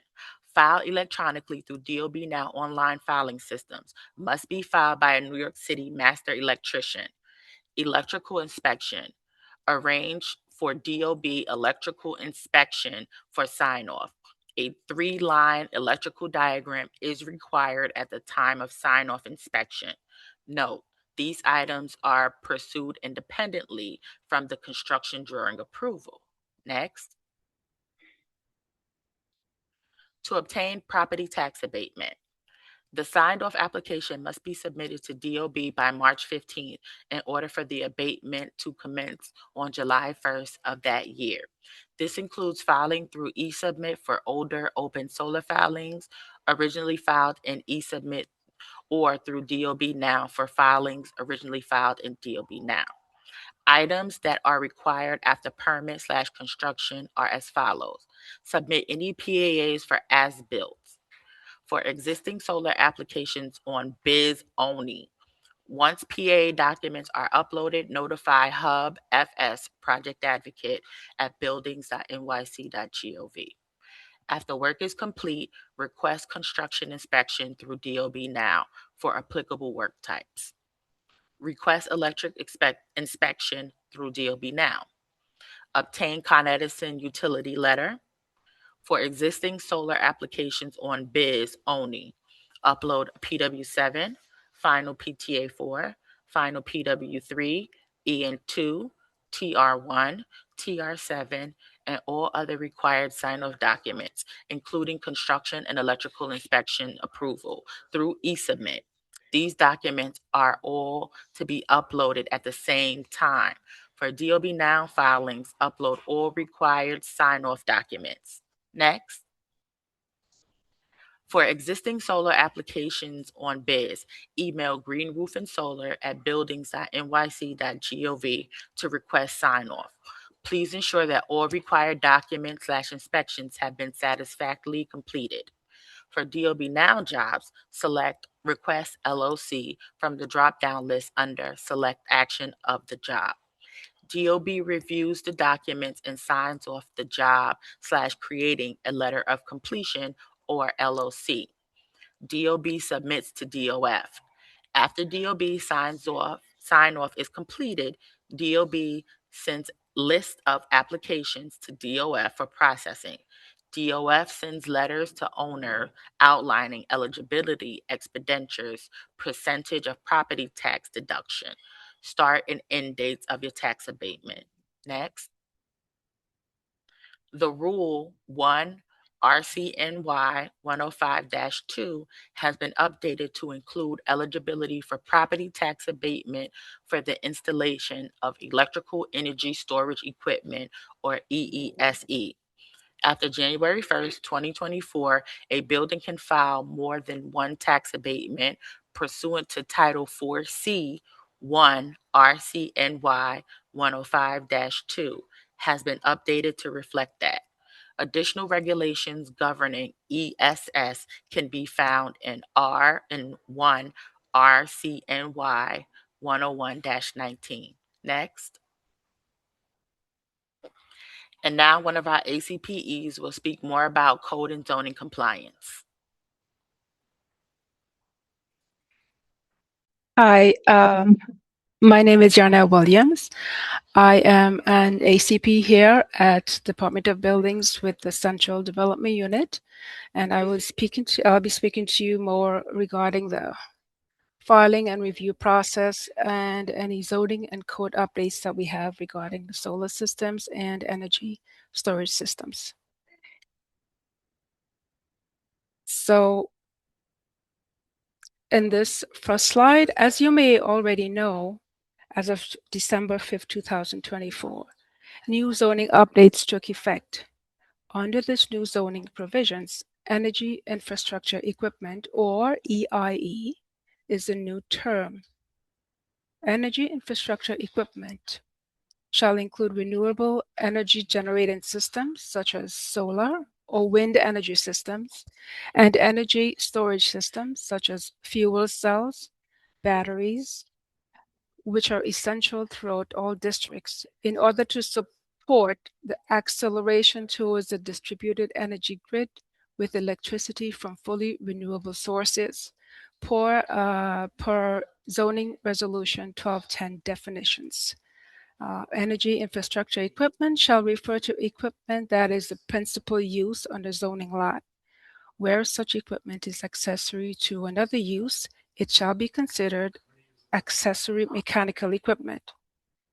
Provisions pertaining to energy infrastructure equipment shall apply to all types of renewable energy generation systems, as well as all types of energy storage systems, unless specific rules are otherwise specified, such as for solar, wind, and energy systems. Next. So with the new zoning updates, EIE, as I referred to earlier, or electrical infrastructure equipment, is classified as use group 4C. This use is now permitted in all residential districts, provided that installations do not exceed 10,000 square feet. Larger systems above 10,000 square feet are permitted in all commercial manufacturing districts. Screening and enclosure regulations apply. Screening and enclosure regulations apply to EIE and to accessory mechanical equipment. Next slide, please. So before the new City of Yes regulations, the zoning was unclear regarding energy storage systems. Buildings Bulletin number 7 of 2019 was published to clarify this confusion. With the new updates, as I mentioned in the previous slide, the zoning is much clearer, permitting energy storage systems as EIE or electrical infrastructure equipment, and classifying this use as use group 4C, renewable energy and green infrastructure, and also permitting these uses in residential districts less than 10,000 square feet. This, as per zoning resolution 22-141, and in commercial and manufacturing districts greater than 10,000 square feet, as per zoning resolution 32-141 and 42-141 in manufacturing districts. Next slide, please. All right, this chart clarifies what the zoning permits as of right and when BSA permit is required.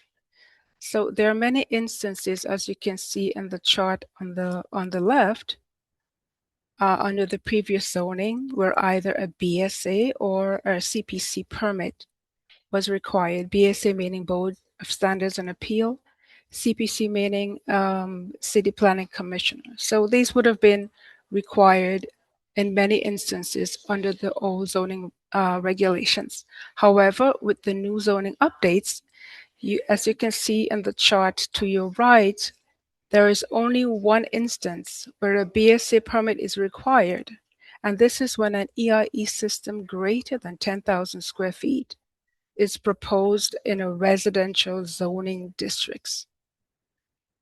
Next slide, please.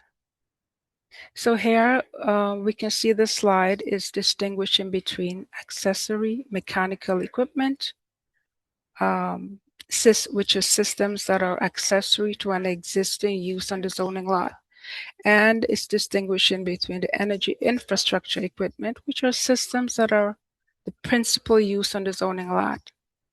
Accessory mechanical equipment include mechanical, electrical, plumbing, generator, fossil fuel, boiler systems, etc. And EIE as a principal use on the zoning lot include systems like solar, wind, and energy storage systems. As you can see, there's an overlap. You could have both solar, wind, and energy systems as accessory mechanical equipment, as well as a principal use on the zoning lot under the EIE. Next slide, please. All right, so electrical infrastructure equipment, or EIE, as accessory mechanical equipment in open space and yards in residential district. So EIE and accessory mechanical equipment within open space and yards in residential districts, as outlined in ZR 23-311, 23-312, and 2650. All equipment and screening are permitted to occupy a maximum of 25% of the area of the yard, but within the front yard, the maximum shall be capped at 25 square feet. So if you have a very huge front yard, 25% may not be applicable to you because the square footage shall be capped at 25 square feet. The maximum height of such equipment in residential districts 1 through 5 shall be 15 feet within a side or rear yard and 5 feet within the front yard. In R1 through R10 districts, that's residential 6 through 10 districts, the maximum height shall be 15 feet, as you can see in the slides. Next slide, please. So here we have solar energy systems still as part of an EIE or accessory mechanical equipment as permitted obstructions in residential district. This slide shows the installation of solar systems together with other energy infrastructure equipment within the required yard. The same regulations applies as with accessory mechanical equipment in terms of the height and area limitations in a residential district.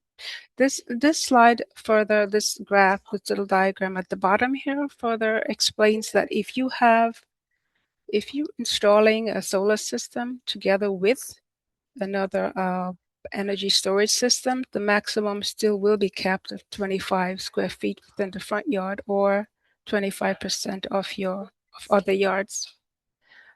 Next slide, please. So solar energy systems as permitted obstructions in residential districts. Still, solar energy systems are also allowed as permitted obstructions in yards and open areas when installed on the exterior wall. As outlined in Zoning Resolution 23-311,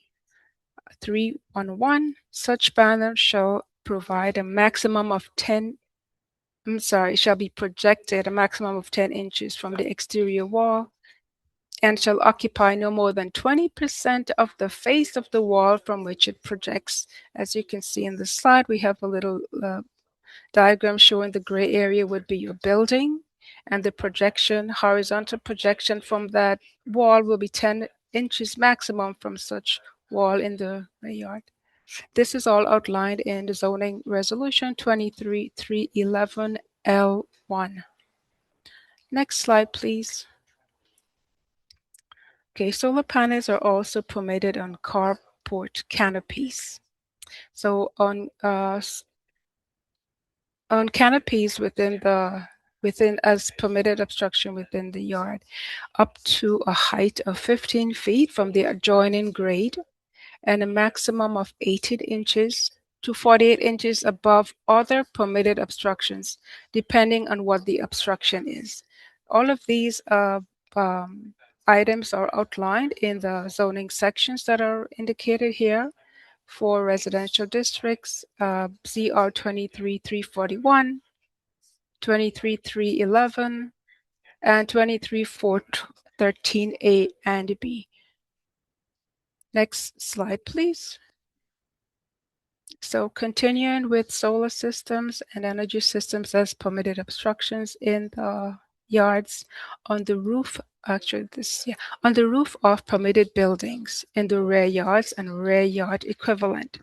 So often we have buildings or other obstructions or other structures that are permitted to encroach upon the required yards.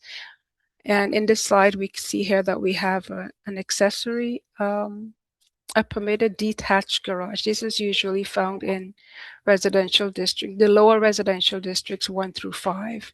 And the image on the right shows a building with an attached garage that is a permitted obstruction also in the required yard.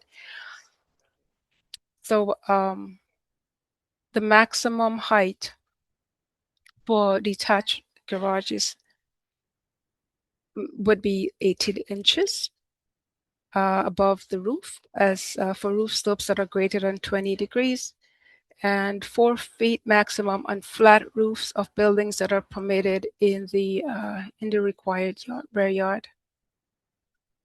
Next slide, please. So prior to the new zoning updates, the zoning allowed accessory off-street parking spaces open or enclosed to obstruct a number of required open spaces or required front yards or required rear yards. The issue that was encountered with installation of solar systems was that solar awnings and canopies were not always permitted in the same area as parking, preventing the installation of such systems. With the new zoning updates as of 2024, the zoning allows solar awnings and canopies pictured on the right to cover parking areas by adding them as permitted obstructions. Next slide, please. Continuing with solar canopies over parking areas, these are parking areas that are not accessory use to an existing use, but are on open uses. So in zoning resolution 3323B, these systems are permitted over parking spaces associated with public parking lots, automobile rental establishment, or commercial or public utility vehicle parking facilities up to a maximum of 15 feet above the adjoining grade. In manufacturing districts, per ZR 4323B3, they're allowed up to the same height as in commercial districts. One caveat here is that when more than 75% of the parking area is covered by solar canopies, landscaping requirements are not applicable for the area that's being covered by the solar canopies. And these more details regarding these regulations are found in the zoning sections that are cited on this slide. Next slide, please. Here we have our solar systems in all residential districts on flat roof buildings. Solar energy systems are allowed as permitted obstructions up to, as I indicated earlier, a height of 15 feet maximum, and allowing 100% coverage of the roof. Rooftop setbacks of the panels is no longer required in most districts. However, compliance with the fire code in regards to access landing and access path is still required. Next slide, please. All right, so here we have the current zoning remove the coverage and setback, as I mentioned earlier, requirement on a rooftop solar system and applied a 15 feet maximum height limit to all roof solar installation, regardless of the district. Previous zoning allowed 25% maximum coverage. We now have 100% coverage, and as long as compliance is met with the FDNY, with the fire code, FDNY requirements. Next slide, please. Solar panels are generally permitted to be installed on any roof level in all residential districts in accordance with ZR 23411J, with a maximum of 15 feet on flat roofs and 6 feet when located on a bulkhead or other permitted obstructions. Setbacks are required in commercial and manufacturing districts, and the zoning citation here is applicable to such installations in residential districts.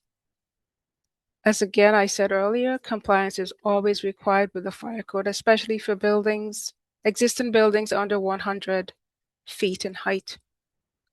Next slide, please. So this section of the zoning ZR 23413B2 references the installation of solar systems on buildings that were constructed in accordance with quality housing provisions. Now, quality housing provisions is no longer a term that is used in the current zoning, but there were buildings that were constructed in accordance with this older zoning provisions, and they were required to have setbacks. Now, if panels are being installed or systems are being installed and within the setback of such a building, the maximum height within the setback would be 4 feet maximum and 18 inches on the roof slopes greater than 20 degrees. This is outlined again in zoning resolution 23413B2. Next slide, please. Here we have continuing our discussion of solar panels installation on the roof of buildings. This previous zoning allowed solar panels to be added to roof slopes above the height limit up to a maximum of 18 inches. The issue that many installers and many homeowners faced with installing panels is that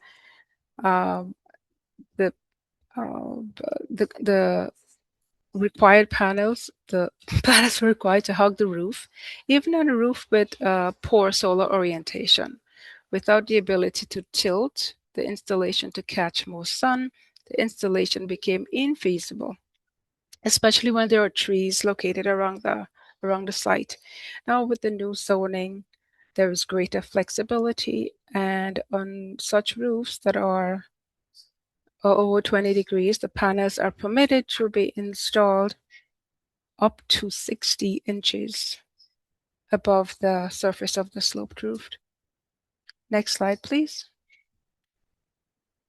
All right, so EIE, or energy infrastructure equipment, as I discussed earlier, and accessory mechanical equipment are allowed to be installed on the roof of buildings that exceed the allowable height limit. So what we see pictured here is a building that is exceeding the allowable height limit for the district in which it's located. So the solar systems are allowed to be installed even on the rooftop of buildings that exceed the maximum height limit that the district permits. Next slide, please. 1 second. So we're going to talk a little bit of some administrative regulations. Local Law 9219 and 9419. As stated, I think Diana may have touched on this. So as stated on one of her slides, Local Law 992 and 94 of 2019 amended the New York City Administrative Code and Chapter 15 of the New York City Building Code to require, subject to certain exceptions, that new buildings, new roof resulting from enlargement of existing buildings, and existing buildings replacing an entire existing roof deck or roof assembly to be provided with a sustainable roof zone, 100% of which must be a solar photovoltaic electric generating system, a green roof system, or a combination thereof.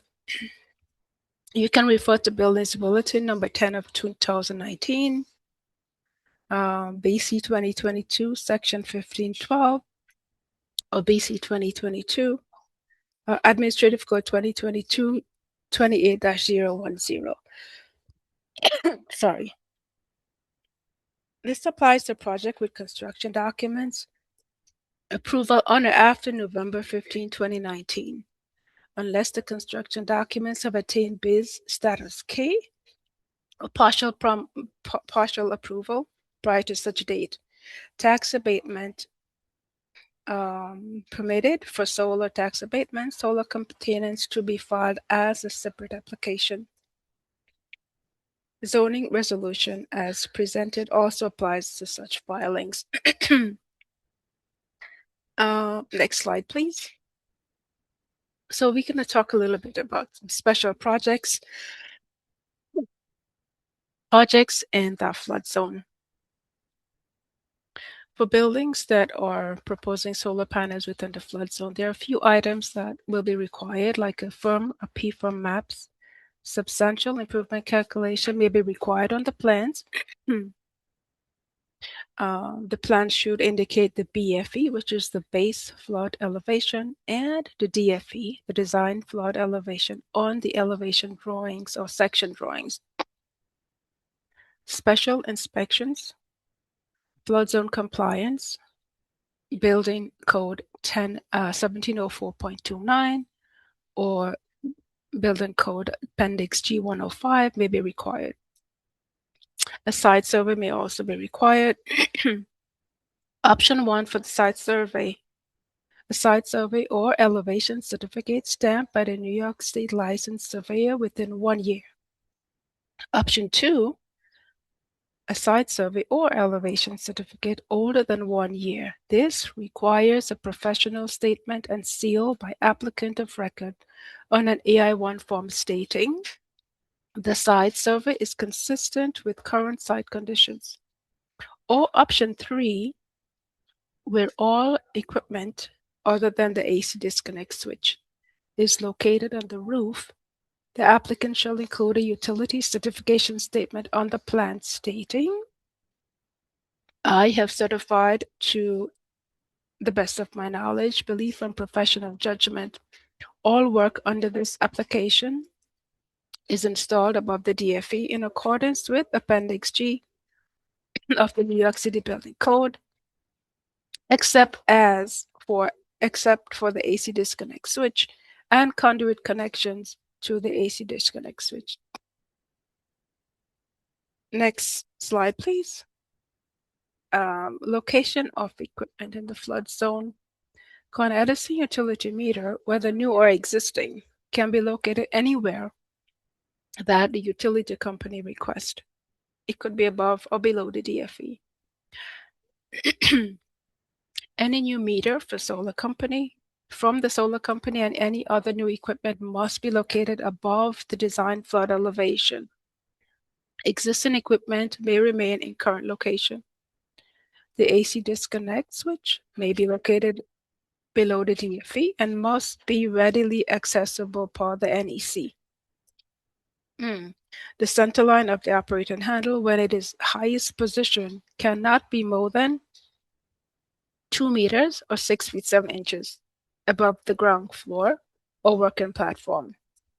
Please note that the AC disconnect switch shall be readily accessible and provided with 3 feet clearance at floor or the working platform per NEC in accordance with AC 28104.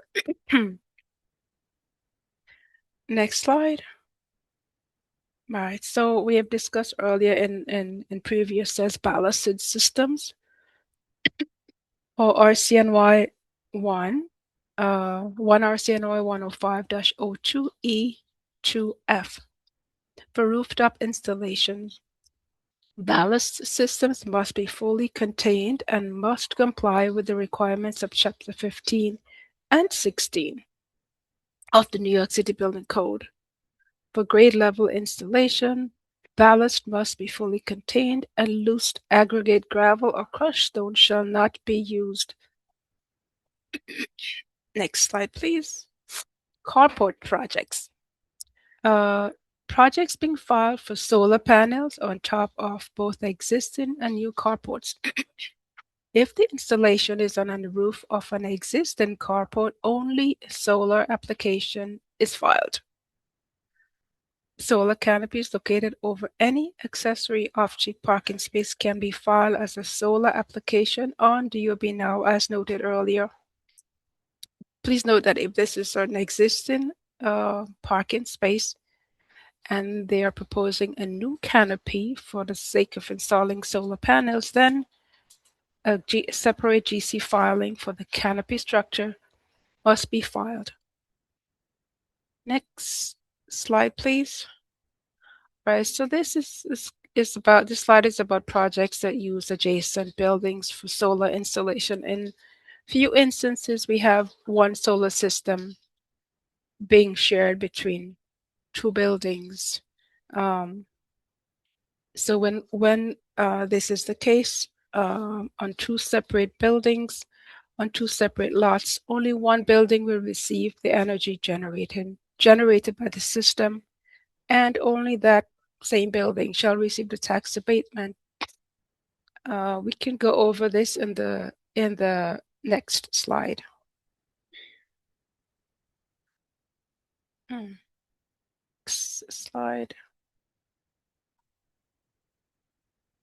So projects that use adjacent buildings for solar installation. When two buildings or two lots, solar panels are being installed on both buildings to create one system. However, only one building will receive the solar energy and the tax abatement. On building A, on lot 1, has the solar panels constructed on its roof and feeds into building A's main meter. Building A will receive the solar energy and the tax abatement. On building B, on the other lot, lot 2, solar panels are being constructed on its roof that are tied into the system feeding building A. Building B would not receive the solar power generated by these panels, nor will building B receive the tax abatement. Next slide, please. All right, projects continuing. Applicant to file two separate, this is the filing process for such an installation. So the applicant will file two separate applications. Application for building A is to be filed as a solar tax application, and it is the building where the solar energy system is being tied to the building's meter and is going to receive both the energy and the tax abatement. Applicants shall follow all the requirements of the solar tax application as outlined in the beginning of this section. Under the comment section of the PW1 of this filing, Building B's application number shall be referenced. Please note that the cost of PW3 and the tax abatement should include the cost of the entire system on both Building A and Building B. An application must also be filed for Building B for a solar non-PTA application, as there is construction work providing on the building, but no tax abatement is being pursued for that building. Applicant shall follow all the requirements of a solar non-tax abatement application as outlined in the beginning section of this presentation. Under the comment section of the PW1 of this filing for Building B, the reference shall be made to Building's A application number, and it shall be provided, the following note shall be provided. Installation of solar energy system on roof. No change to use, egress, or occupancy, and work is being paid for under, and the reference application number will be the application number for Building A. Next slide, please. Here we have projects. Okay, so the PW3 of Building B can be $1. If the buildings are owned by the same owner, a restrictive declaration must be recorded with the city registrars between the buildings.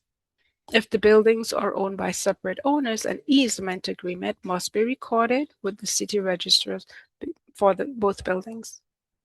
Per FDNY regulations, each building must have a dedicated fire access landing path as per 504.4. So both buildings must comply with the FDNY regulations. Next slide, please. I think about 2 years ago, the issue of guardrails became a big issue. Guardrails for trained maintenance workers are required to be installed in accordance with the Building Code 1015.6. Railings are also required in accordance with the fire code. So I'm going to just read the section to you, and it can be found in the 2022 Building Code. Mechanical equipment, systems, and devices Guard shall be provided where various components that require service are located within 10 feet of the edge of a roof or open side of a walking surface, and such edge or open side is located more than 30 inches above the floor or ground, roof, or grade below. Railings required along FDNY perimeter access must be designed in accordance with the fire code. Next slide, please. Right. So this next slide just gives us a sample of what I just talked about. So this is what a solar installation would typically look like on a flat roof building.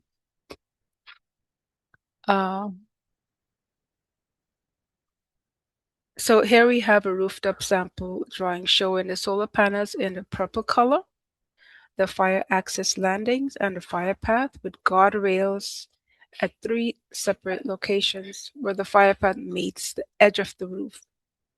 The OSHA anchors at 4 separate locations on these drawings for the use of maintenance workers, as the OSHA anchors are not a substitute for guardrails. So both OSHA anchors and guardrails may be required on a roof depending on the configuration of the roof and the panels. And these are outlined in Buildings Bulletin number 8 of 2023. You could refer to that bulletin for additional details. I think this concludes my presentation, and I believe FDNY is up next, so I'll gladly hand over to them. Thank you. Yes, good afternoon.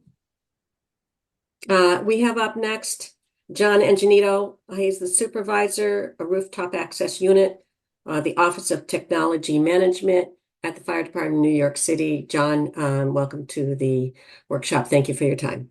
Thank you. Can you hear me? Yes. Okay, great. So as I said, my name is John Janito.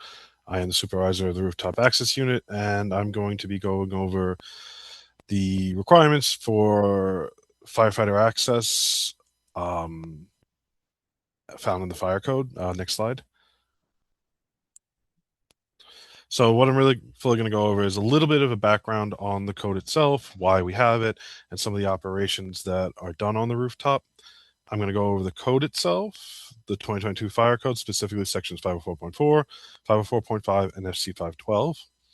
And at the end, I'm going to go over a few non-compliant conditions that we found in the past, as well as giving you an understanding of how and when you are supposed to file. Next slide, please. So this is by max section. Next slide. So there's a saying, nothing shall deter the members assigned the roof position from carrying out their assigned duties. Essentially, firefighters are going to do whatever they need to do to protect life and property as best they can, and the code exists to facilitate that. Next slide. So what are some of the things they're going to be doing on the rooftop? They're going to be doing a perimeter search, which means they're going to go from front to rear, side to side of the building, looking over the edge, looking to see if any smoke is coming out windows, if anybody's hanging out a window.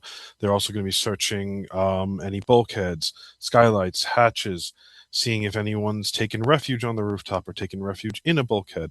They're essentially searching for people or any information so they can do the second thing, which is transmit any vital information to the incident commander on site. And that's essentially the chief on site that will be guiding the other teams of firefighters and the other engines or ladder companies that may be coming to best direct them to where they are needed, again, to optimize operations, to protect life and property. And the third thing they're going to be doing is ventilating. Next slide. So rooftop ventilation is key in the early stages. It can include cutting trenches. It can include breaking windows, opening bulkhead doors, opening hatches. Basically, the goal is to vent hot smoke and sometimes control the progression of the fire. So as I said, they are going to be relieving some of the portions of the upper sections of the building of heat and smoke. This can help increase the survival time of those in and also in the building who are trying to evacuate, and also help firefighters navigate and actually reach the fire itself. It definitely makes search and rescue operations more efficient. Less smoke and heat makes it easier for the firefighters to do their job. And it can help limit the horizontal spread. Again, things like cutting the throat of a building, or getting, if the fire gets into the cockloft, being able to get the hose line in there and help prevent the fire from spreading further. Next slide. So that's just a bit of a very, very quick understanding of what they're doing. Essentially, they are trying to mitigate a fire and preserve life and property. So now we're going to go into the code sections that actually are meant to facilitate that. So currently, we're in the 2022 code cycle for 2022 fire code, and it was effective as of April 15th, 2022. It deals with rooftops that are 100 feet or less in height and have a slope of 20 degrees or less. That's FC 504.4, I should say. Includes the rooftop setbacks, not just the main roof. So that's a common enough misunderstanding sometimes. People will go, well, my building is 10 stories and 120 feet or 110 feet. We don't have to file for rooftop access, but they'll have lower rooftops, like you can see in the diagram, like a 2-story, that also need to comply. So even if your main rooftop is much taller and doesn't even need to technically comply with the requirements found in FC 504.4, all the lower rooftop levels will. All rooftop levels of a building must comply with the requirements of the code. Next slide, please. So what's the first thing that the firefighters need? They need to get onto the rooftop. They need perimeter access landing. They need to use their ladder trucks to actually allow them to access the rooftop from the exterior. So for every 12 feet of frontage, we're going to need at least 6 feet open. The pattern is going to depend on the building, and that's described better in the code.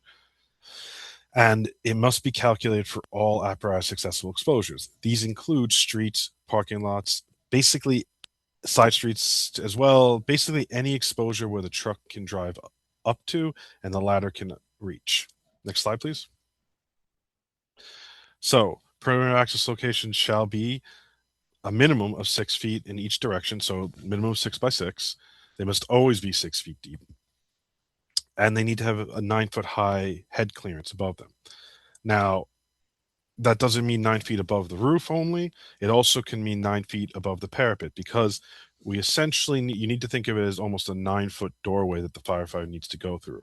If you have, say, for these members here, they're going to be focusing on solar. So if you have solar panels near the exposure and you make them not only 9 feet off the rooftop as a canopy, say, the firefighter really only have 6 feet to get through. Now that sounds like enough, but the issue is they're not walking through in a straight path. What they're really doing is the ladder's coming down, resting on the parapet, and usually goes beyond. So they're going to have to climb beyond above the parapet to dismount. So that would basically get them very close to the panels, maybe even hitting into them, and that makes it difficult. So it needs 9 feet of clearance above the parapet and the rooftop itself. All landings must be connected to a clear path. That should go without saying, because it doesn't do much good if you can get on the rooftop if you can't move around it. Fences shall not obstruct access landing areas. And when there is a fence between the landing area and the clear path that connects to it, you must provide a gate to allow the firefighters through. Gates must be minimum 3 foot wide, inward swinging. You can secure them with padlocks and chains, but those must be cuttable as standard bolt cutters. Next slide. So where do you take your measurements from for your clear path? Your landing area. Landing areas do not include the parapets, even if they're very wide parapets. You're going to take your measurements from the inside of the parapet back. And then also, not all parapets are necessarily good for the landing area.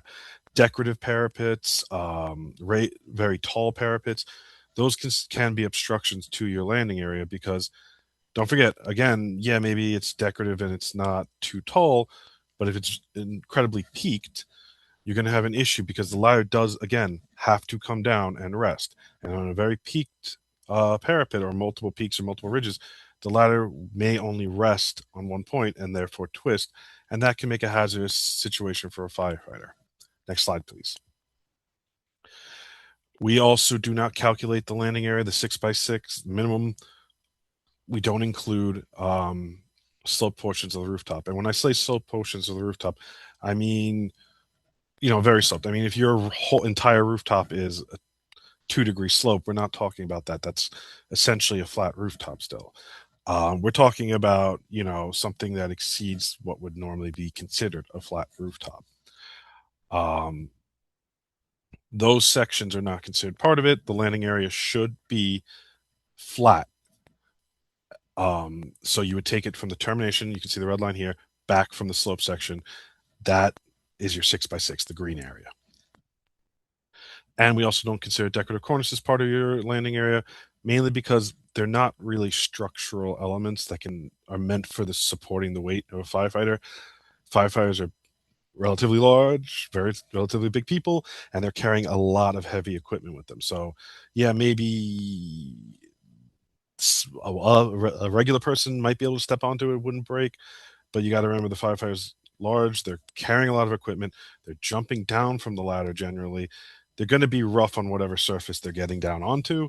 So these are generally not considered to be safe for landing and are not part of the calculation. Next slide, please.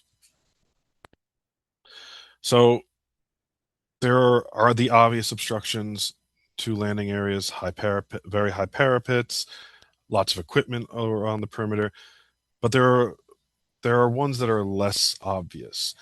So some of these are like structures affixed to the exterior of the building or just below the roof line, and these can include sun control devices, awnings, solar panels, and fire escapes. On the side, you can see 3 pictures, and those are just some examples of some obstructions. On the bottom right, you can see solar panels on the exterior of the building, while the roof itself and even the perimeter of the roof look very clear.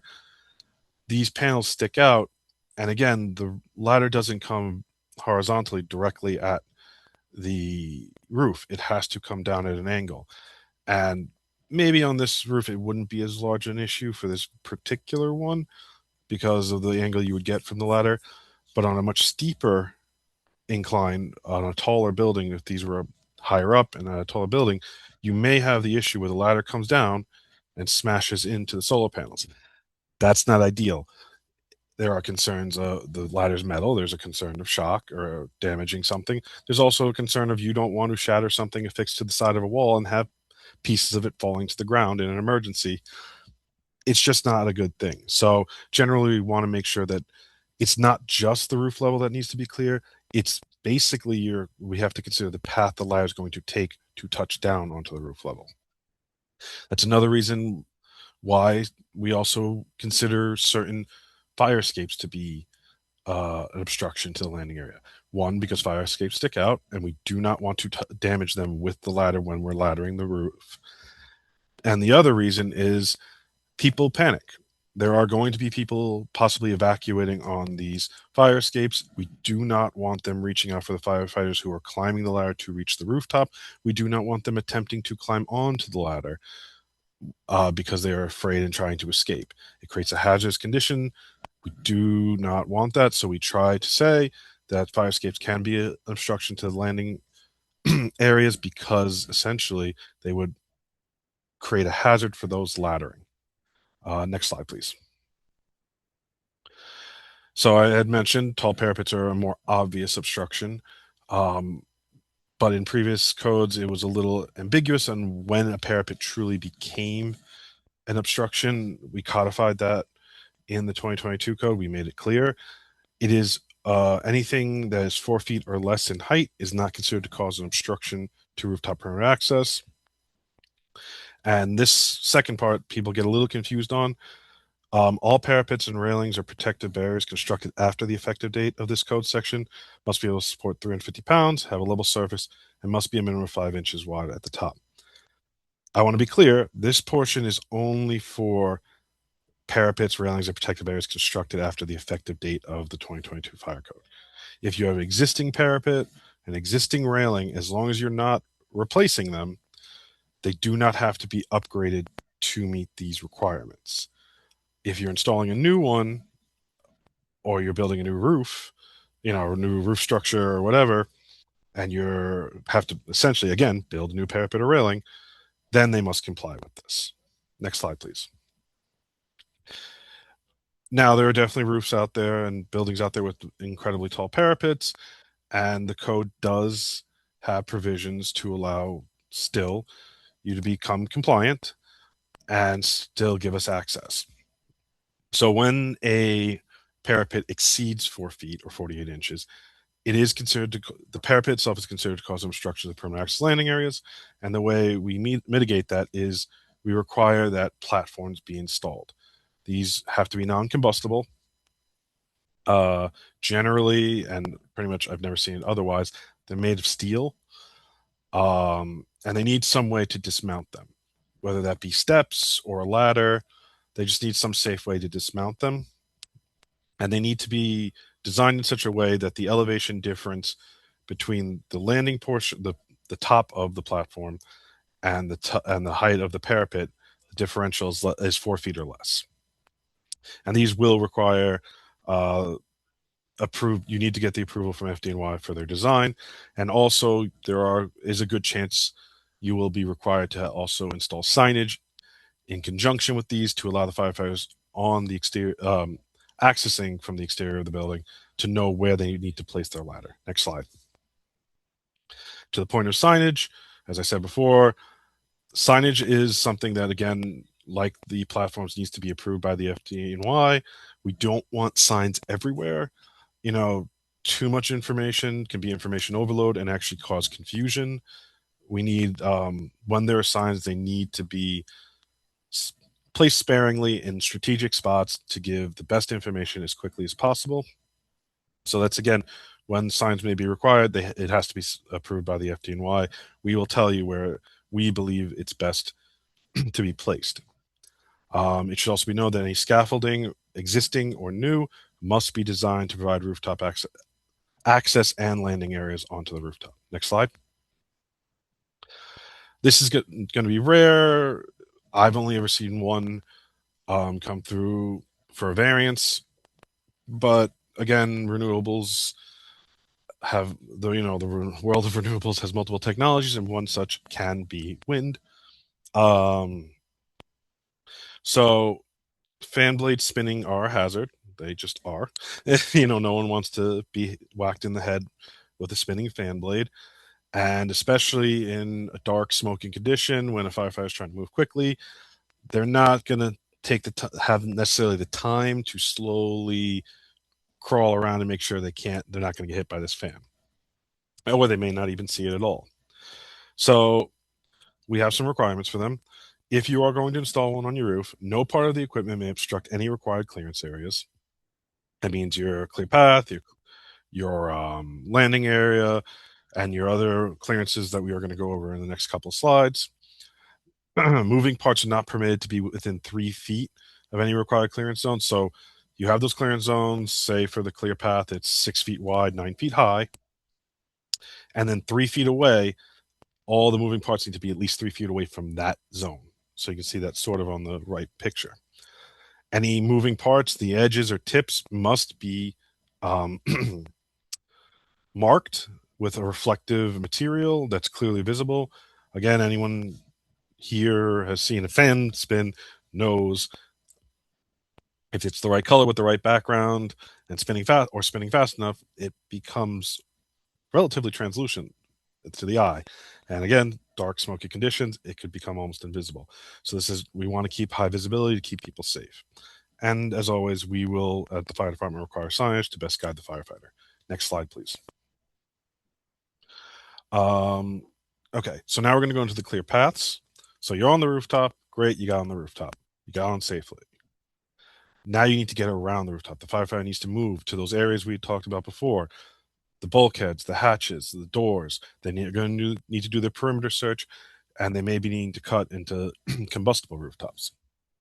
So how they're going to get around is on a clear path, and the clear path shall be 6 feet wide, 9 feet tall. Go from front to rear, side to side. Like I said, they need to do the perimeter search. There should be a minimum of one clear path for every 100 linear feet, and no more than 100 feet between any two distinct clear paths. So you need front and rear, side to side. And if your building is exceptionally large, more than 100 feet in any dimension, along that dimension, or perpendicular to that dimension, essentially, you need to add another path, because when a building gets so large, if you have a 200-foot wide building or 300-foot wide building, you don't just want one path up the middle, because the fire may be all the way on the right side of the building. And on a large building, you want more options for the firefighters to navigate. It allows them to move around the rooftop faster, more safely, and again, assist anyone who may be sheltering on the rooftop, or allow them to do their perimeter search more effectively. Like I said, the path needs to connect to all those required areas. It needs to provide access to windowed areas along sides of buildings not accessible by the fire apparatus. Solar panels, glass, and other transparent materials may not be part of the clear path. I know, and we've been asked about on multiple occasions about walkable skylights, walkable solar panels,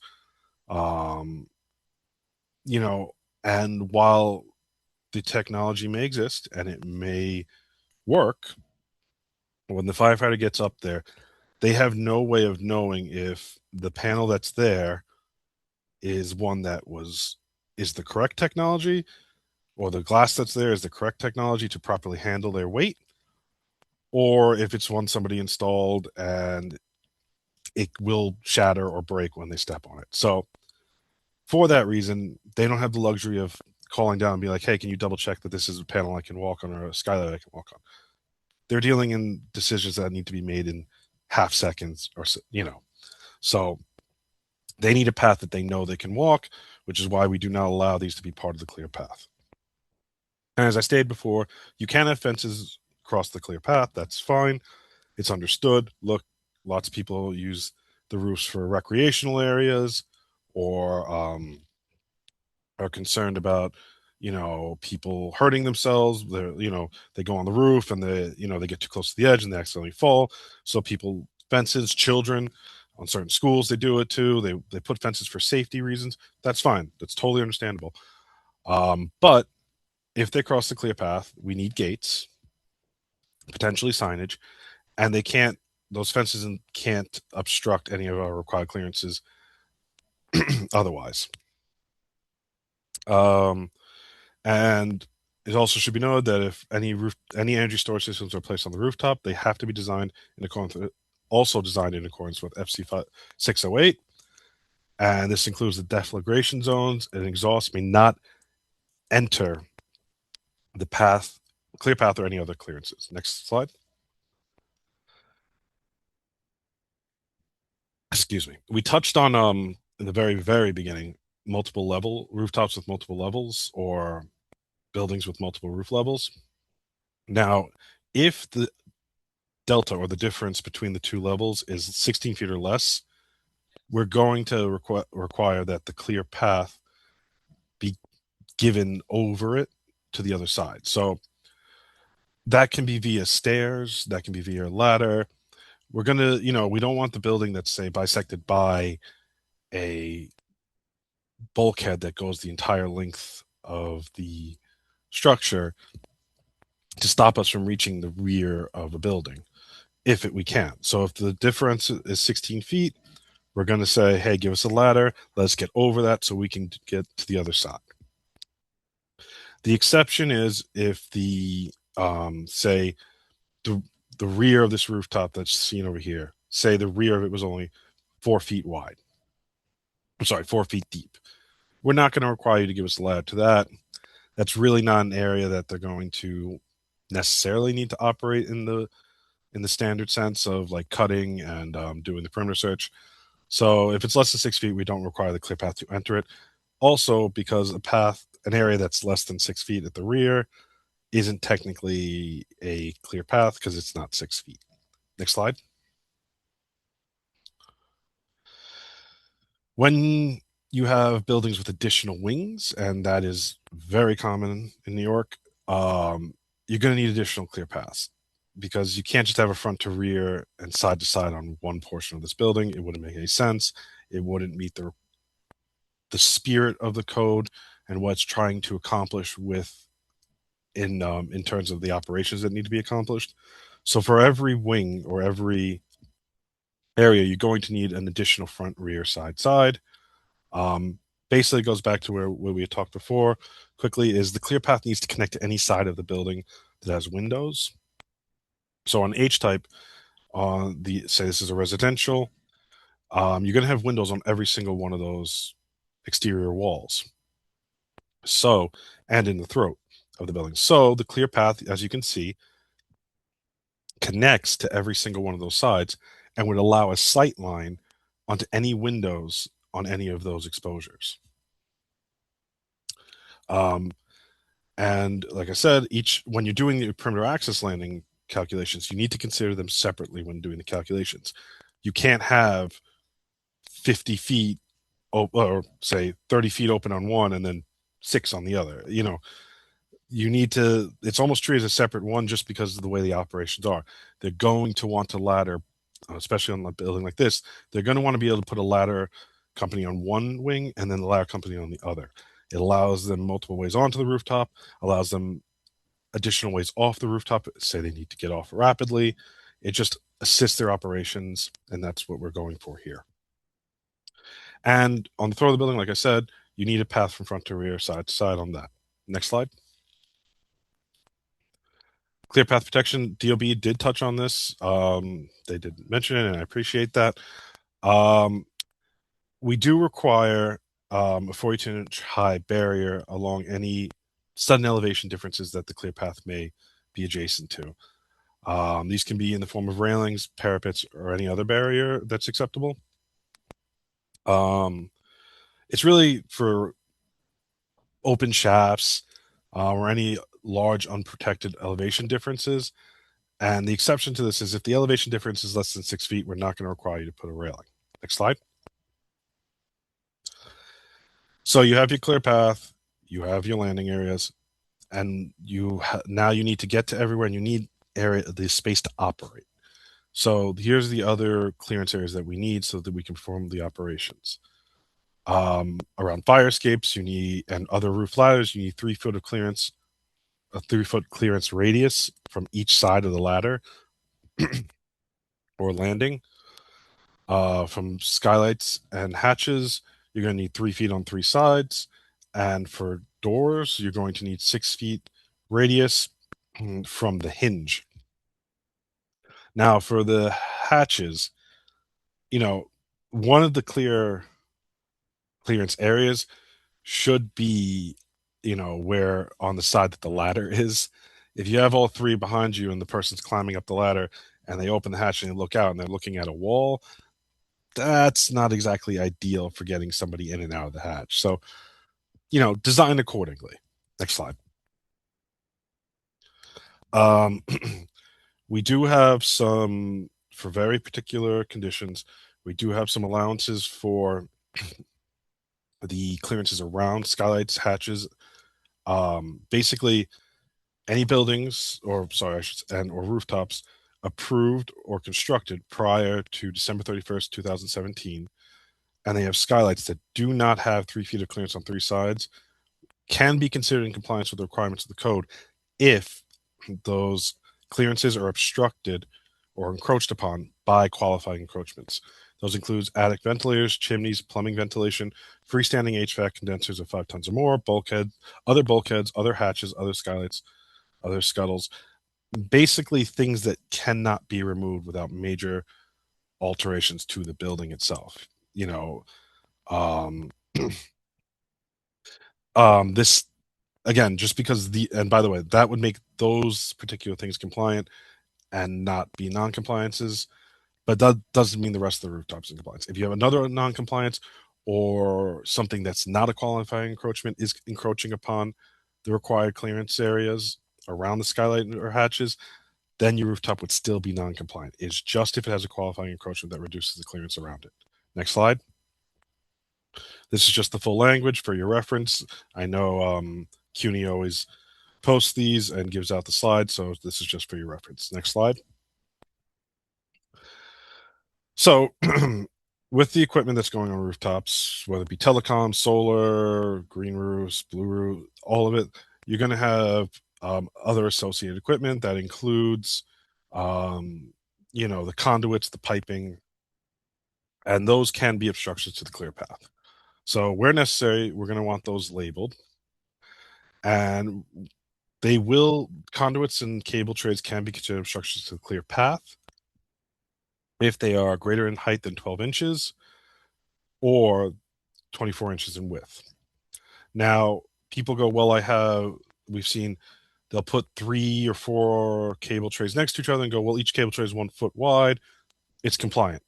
But the four cable trays that are a foot wide right next to each other essentially creates one giant obstruction because it's now 4 feet wide that no one can step in between.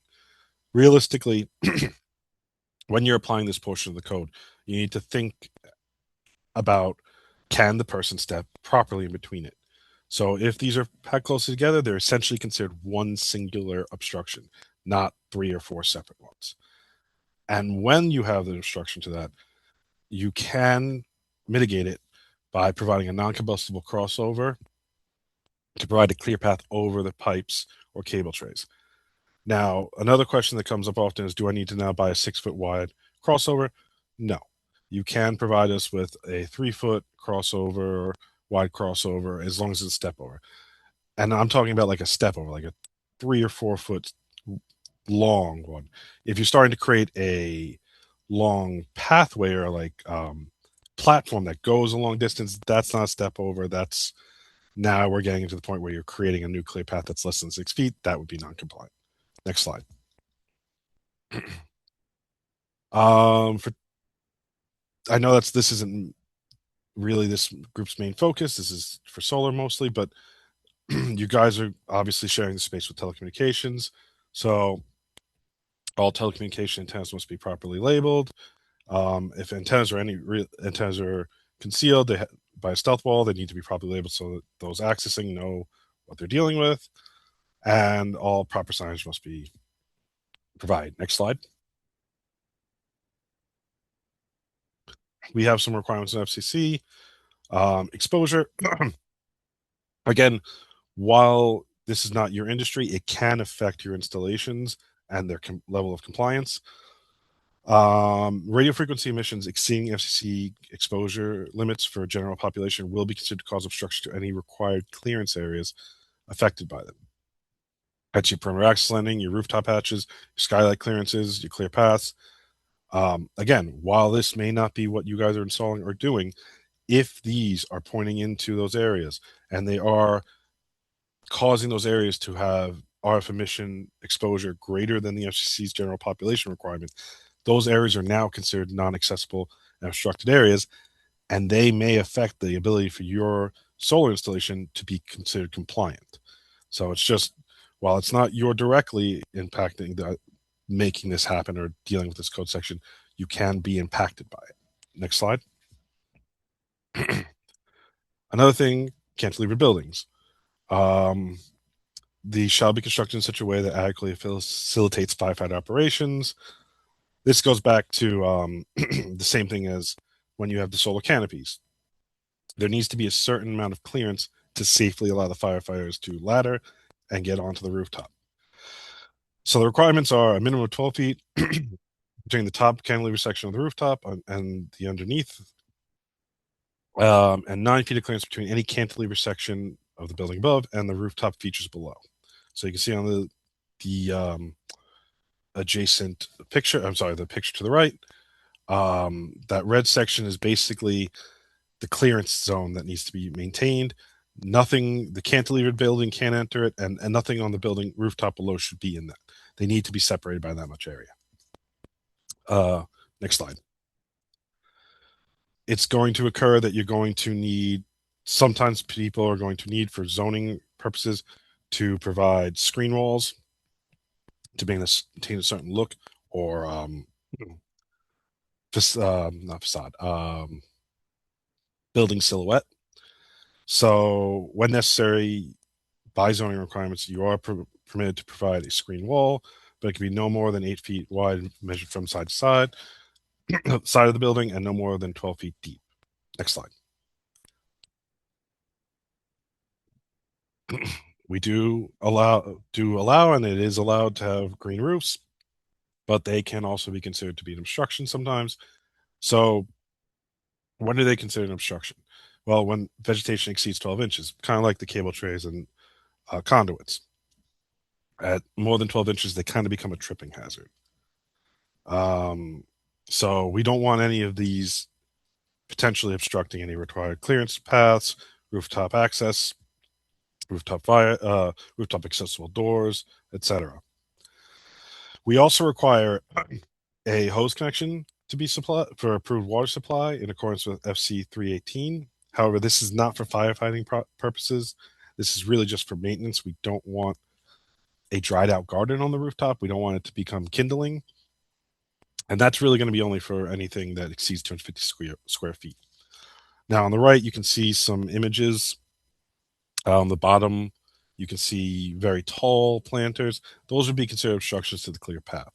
And on top, you can see some dried out foliage and some other bushes on the side.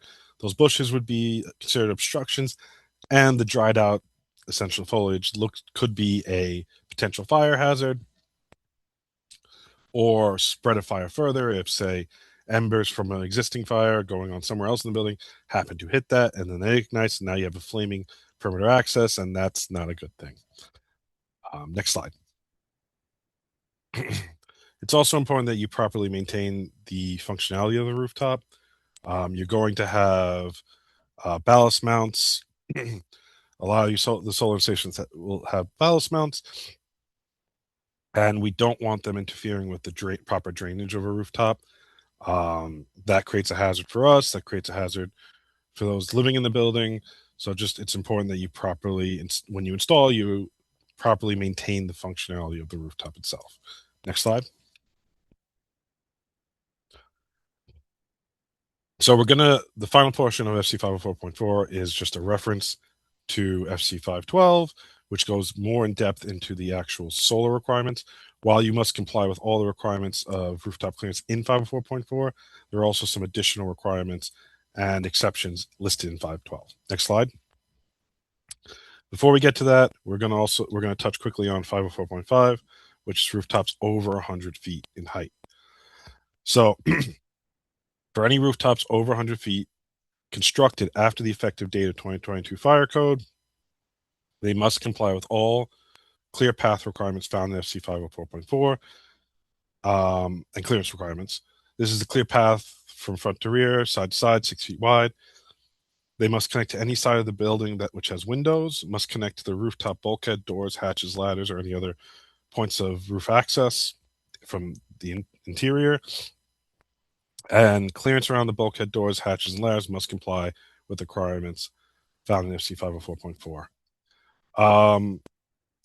So basically, any new building or any building that has an alteration to add additional floors or build an entirely new rooftop, those are the ones that comply. Existing buildings with existing rooftops, even if you're doing new equipment on it, those existing buildings with existing rooftops do not need to comply with this. Next slide. So this is FC 512. Next slide. So just a quick overview.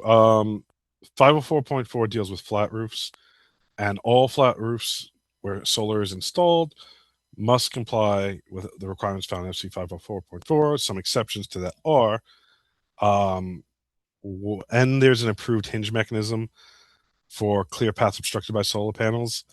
You can create a clear path using this hinge mechanism. I've been doing this for over 10 years now, and this has been the code for that whole period since before then. And I have never seen one even attempted. So it's there. If anyone comes up with the right, technology to do it, it's great, but it's never been done before. We also have some acceptable encroachments on particular types of buildings, which we'll go over next slide. So we do allow for qualifying encroachments for buildings of a certain size. So this was originally an FAQ question that was answered, and an allowment in the FAQ. It has now been codified. So we allow for qualifying encroachments upon clear path to a limiting step under very particular circumstances. The building rooftop must be 25 feet or less in width and or depth. The design of solar panel installation must necessitate substantial rooftop coverage. The encroachment does not reduce the clear path beyond the amount approved by the fire department, which is 4 feet in width. And qualifying encroachments may not limit permanent access landing areas or any other required clearance areas, unless otherwise stated in separate guidelines. Proposed installation must be filed with DOB and FDNY for full review. No professional certification may be used in lieu of plan review. Installation must comply with all the requirements of fire code found in FC 504.4. Next slide.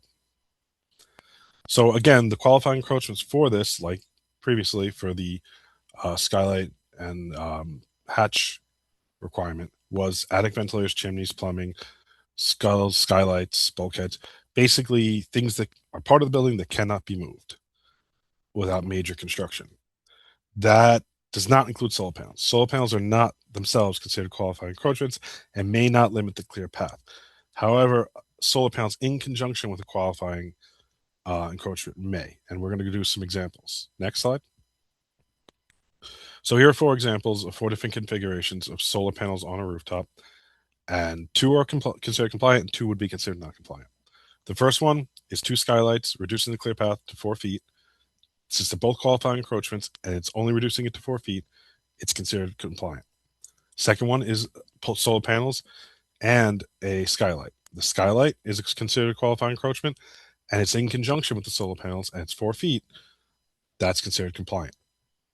What's not considered compliant is you have solar panels on the third one, reducing the clear path to 4 feet, but there's no qualifying encroachment in conjunction with that. It's solely the solar panels reducing it. That's not considered compliant. And then the fourth, is 2 sets of solar panels reducing it to 4 feet. And since neither is a qualifying encroachment, that's non-compliant. Next slide. So that has everything to do with flat rooftops, anything 20 degrees or less. Rooftops that are considered pitched rooftops are rooftops that are greater than 20 degrees in pitch. For these, we're not going to require the same clearances because the operations are different. What we're really going to require is 3 feet of clearance along both sides of the ridgeline. This is mostly for venting purposes. Next slide. We're also going to require that any conduit systems and raceways be located along the dips and valleys of the ridgeline, away from the peaks of the roof. And we're also going to require proper signage. Next slide. There is another allowance that was brought into code, and this has to do with a very particular type of building. For group R3 occupancies whose roof slope is 9.5 degrees or greater, they do not have to comply with FC 504.4. Instead, they are permitted to comply with FC 512.3.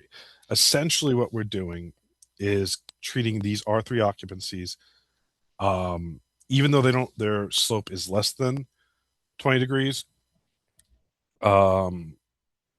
we're saying that for these particular type, if it's 9.5 degrees or greater, we're going to consider them pitched rooftops, and therefore you must comply with the pitched rooftop requirements, which is 3 feet along both sides of the ridgeline.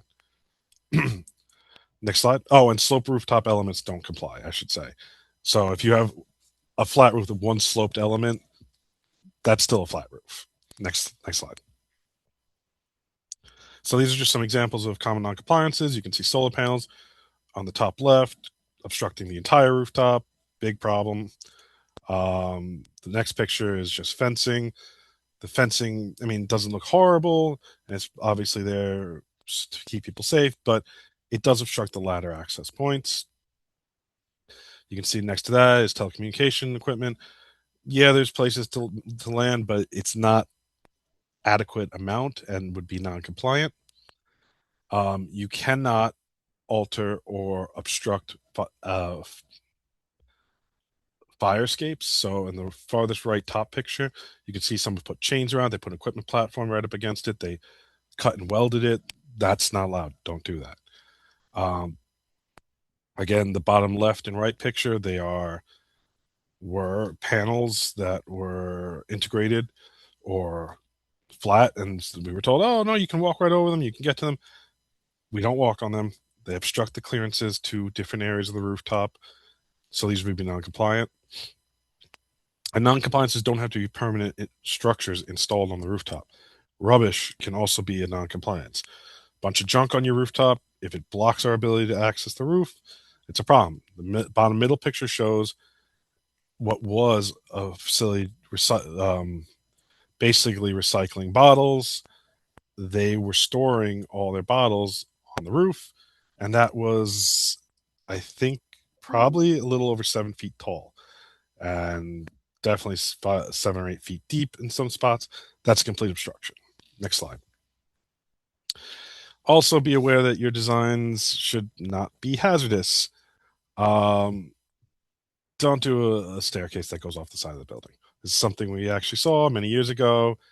It's funny when you look at it, but it's a hazard. The only protection was a small chain, and that's a 3-story drop.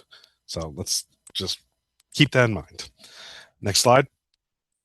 So I'm going to try and move through this part quickly. We went over the code. We know some common non-compliances. When do you need to file with us, and when do you not need to file with us? What does not require a variance application from the fire department? Obviously, fully code compliant rooftops don't need to file. It's code compliant. It's not a non-compliant rooftop. It doesn't need a variance. If your rooftop has a pre-existing non-compliance on it that existed prior to the enactment of the codes, and you are doing ordinary repair and maintenance of the rooftop, that includes re-roofing, parapet repair, facade repair, and like-for-like replacement of equipment that is not an upgrade of the equipment in any way, shape, or form, you do not need to file because it does not trigger the requirement to comply. This is considered standard maintenance of the roof, not considered new construction or new alterations of the rooftop, and therefore does not trigger the requirement to comply with the code. Next slide. What requires a variance application? Mainly, 1, a non-compliance, proposed or existing, and any new equipment being installed on the rooftop. That includes cell sites, solar, HVAC, fencing, any vertical enlargements of the building, penthouses, bulkheads, new floors, any decks, bars, greenhouses, green roofs, new building construction, or cantilevers. Basically, if you're doing any construction on the rooftop or any construction that directly would affect the clearances on the rooftop, such as cantilever buildings, and there's an existing non-compliance on it or proposed non-compliance, you have to file with us. Next slide. This is just some information on how you would file and what's required on how to file with us. I'm sure many people are aware of the online portal, FDNY Business Support, FDNY Business Portal. This is just a little information, but when you're filing for a rooftop variance, be sure you follow the proper steps, the proper path. You need to select the design and installation, technology management application, finally select rooftop variance. Do not select fire code variance. Those are 2 separate application forms. It will not be routed properly, and it will get kicked out, and you will have to refile, actually. So just be careful to follow that path if you're filing the variance. Next slide. What's required is you're going to need the $428 application fee. There are no resubmission fees as long as you resubmit within 6 months of the letter of deficiency. Basically, we understand the variance process is a back and forth process. It always will be, and we're not going to penalize you for every discussion back and forth. It just doesn't make any sense. We want to reach a middle ground, and we don't want to penalize you for it. So if you resubmit within 6 months of our letter of deficiency, there's no resubmission fee. You're going to be required to provide a copy of TM5 application. You're going to need to require plans. while they're digital, ideally around 11 by 17 style, with plans with original seal and signature. We need a narrative with the scope of work, photographs of the current conditions of the rooftop, and any other relevant documentation from other city agencies or FDNY summons, etc. All documents must be submitted in PDF format. Next slide. Just an example of the TM5 application, just so you have an idea. This is just a sample plan, sort of, what we're expecting to see. Make it clear for us, make it easy for us to understand. Don't overload it and make it very difficult to read your plans. The easier it is to understand what's on the rooftop, what work you're proposing, what are the non-compliances, and what are the compliant areas, the easier it is for us to determine whether or not any changes need to be made, any mitigations need to be given, and the easier it is for us to work with you and potentially give you the variance. So make it easy for us to work with you. Be sure to include all the information I've stated over on the right. Make sure that you leave an area for, make sure it's properly stamped by the PERA, and make sure you leave an area for us to stamp. If we approve these plans, we need to stamp them. And some designers leave no room for anything, and we have to kind of like stamp over a bunch of stuff, and that makes it hard to read the plan and read the stamp. Leave us a space to stamp. So next slide. So that's basically it for me. If you have any questions, the best thing to do is always contact FDNY Business Support. This doesn't just go for the rooftop unit, it goes for any questions you have for the FDNY. They will be able to route you to the proper people to give you the proper answers. Thank you very much, John. Appreciate your time. We're going to quickly move on to the panel. Unfortunately, we have run out of time for the questions and answer segment. I know there's a lot of questions in there, about 16 of them, but we promise that we will forward them on to the appropriate agency and get them loaded up on our website. Thank you, John. I'd like our next panel to turn your cameras on. Our 3:00 p.m. panel is Incentives and Market Landscape panel. So joining us now is William Acker. He's the Executive Director of New York Best. Noah Ginsberg, the Executive Director of NYSERDA. Shyam Mehta, the Director of Integrated Energy Solutions at NYSERDA. Anel Hernandez, Deputy Director, New York City Mayor's Office of Climate and Environmental Justice, and our moderator facilitators for this panel, Emily Sweeney and Daniela Leifer.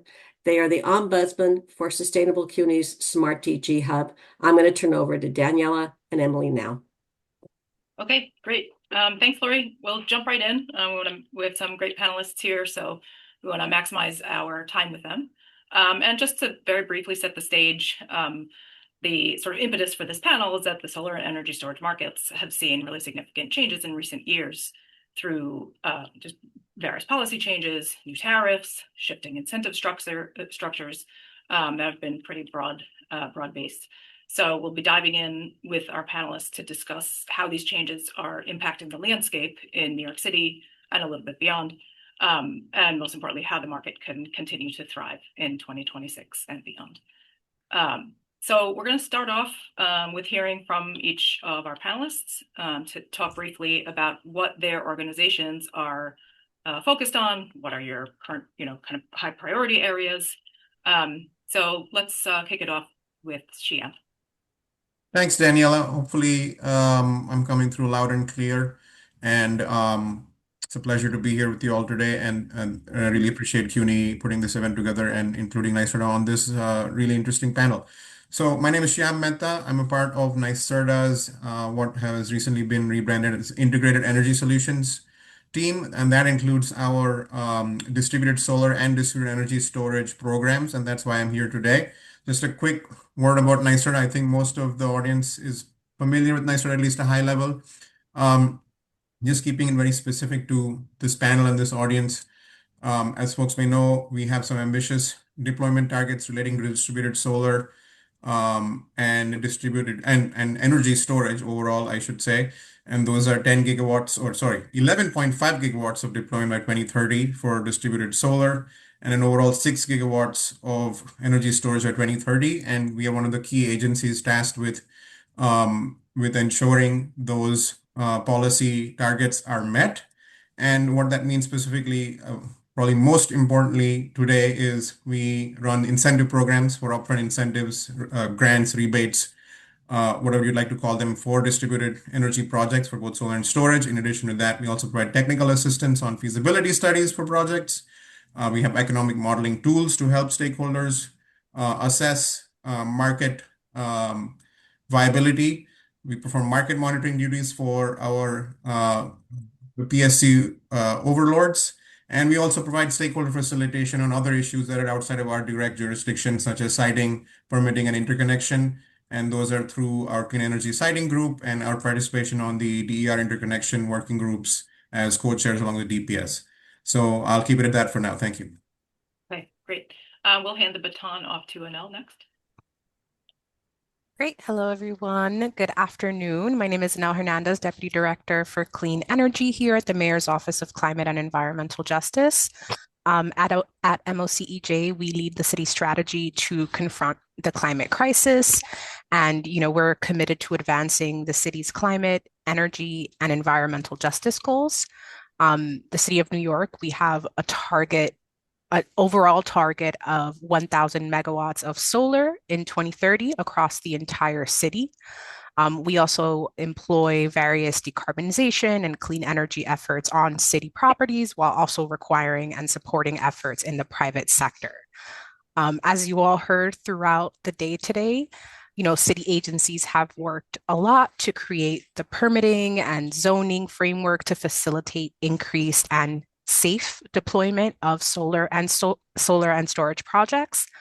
And one thing I did want to highlight up front, in 2024, the City Council passed a law, Local Law 99, to set a new goal for city properties, 100 megawatts of solar by 2030 and 150 megawatts of solar on city properties by 2035. And I look forward to talking a little bit more about that.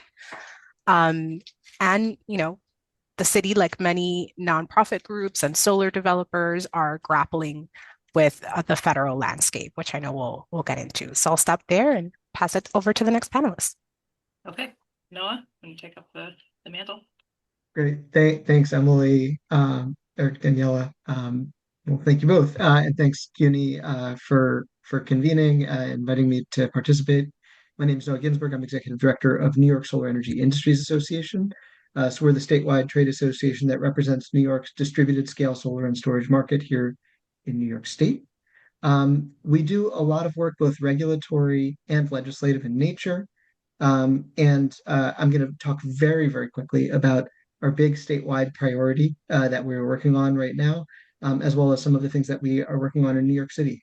So our big statewide priority is securing the passage of the Accelerate Solar for Affordable Power Act, or the ASAP Act, which is legislation to raise our distributed solar goal here in New York State, to drive down interconnection costs, and to continue NYSERDA's highly successful New York Sun program. As Shyam mentioned, New York is ahead of schedule and under budget towards our distributed solar goal. So it really is a bright spot in New York's overall clean energy portfolio. And the ASAP Act would be doubling down on our most successful clean energy sector and, of course, delivering on affordability. There's a new study out which shows that scaling up distributed solar, as outlined in the ASAP Act, will lower electric rates in New York State by $1 billion a year by 2035. So we know everyone is laser focused on their Con Ed bills and on all the utility bills across the state. And so this is something we can do that's going to lower those supply charges. And we got to lean in on affordability. In terms of some of the things that we're doing that are New York City specific, we have a couple different things that are big priorities. Probably the biggest one is residential battery energy storage systems, which are not currently allowable in the city of New York. So we have seen widespread deployment of residential energy storage across the country. It is now a common feature of residential solar projects to include a battery. And we want batteries included in New York City as well, and hope that we can work with the fire department and the city to make that a reality. Community scale energy storage has been, again, I would say probably a bright spot for the city. And we want to make sure that we're working to smartly integrate those resources through a fair and transparent interconnection process. New York City has a solar and storage property tax abatement, which is great. The legislature is working to make that property tax abatement refundable for nonprofits and affordable housing, which is something that we support. Then the last item that I'll mention for New York City priority has to do with our DOB, where we are both hoping to work with the DOB to streamline electrical inspections, particularly ahead of the 2027 placed in service deadline that the federal government created for ITC eligible projects. And then another thing that we are very focused on is making sure that solar and storage are properly accounted for in Local Law 97. And I'll leave it at that, and I will pass it to my colleague, Bill. Thanks, Noah, and thank you, Danielle and Emily. I'm Bill Acker. I'm the Executive Director of the New York Battery Energy Storage Technology Consortium. So we're the industry trade association for energy storage in New York State. We, like Noah, we work both statewide and in the city, in the statewide areas. Our main priorities recently have been around the sales tax exemption for energy storage systems that we're pushing with the legislature, and addressing the siting and permitting issues around the state, which are quite significant outside of New York City. Within New York City, we've gotten off to a really great start with the deployment of distributed energy storage. The NYSERDA programs that were released were off to a great uptake the first couple of tranches. That has recently stalled with the interconnection issues that Noah just mentioned. I know we'll talk about that a little bit as we go in here, but it's really a high priority for New York Best is to work to address and really continue to open those markets. Interestingly, the work that NYSERDA did and the state has done to look at the deployment of energy storage has identified New York City as a key target area. The value of energy storage in New York City is extremely high. And this is really reflected in the reliability shortfall that we've just recently seen in the city. As ISO came out with studies, caused the DPS to make a very rapid order for Con Ed to look at reliability shortfall in the city coming up. We've just concluded a study that New York Best commissioned with PowerGem that is being filed today with the commission, looking at how energy storage can address those needs, and the fact that energy storage can fully address the needs that were identified. And the batteries, in fact, can completely charge even if Chippy and Ravenswood 3, the two largest contingencies, go down in the city for an extended period of time. So we do believe this is one of the most cost-effective. And when we say energy storage in this context, we're talking about both large-scale systems and the distributed systems all the way down to the residential that Noah was just talking about. So we believe there's a real opportunity to cost-effectively address the reliability needs of New York City without the need to build very expensive new substations and other generation assets. Awesome. What a great way to start us off here. So we all know there have been recent changes to federal incentives that impact the solar and energy storage industries, both accelerating and shifting certain types of project development. So we wanted to discuss how can New York City maximize the investment of federal incentives before they sunset? Noah, do you want to kick us off on that one? Sure, yeah, I'm happy to. And I think the answer is some of the things that I quickly hit on in my introductory remarks. So one, the phase out of the federal investment tax credit for solar has created near-term urgency to get projects initiated. So folks are hustling to get their projects started by July 4th for those who are building larger projects. And then in the New York City market, which is predominantly a rooftop solar market, and there are smaller projects, folks are going to be hustling to get their projects placed in service by the end of 2027 in order to maintain tax credit eligibility. Something that many of NYSEA's members, the rooftop solar installers, have struggled with over the years is essentially like delays around electrical inspections. And that can be an annoyance on a regular day. Towards the end of the year, that can be a major challenge in general.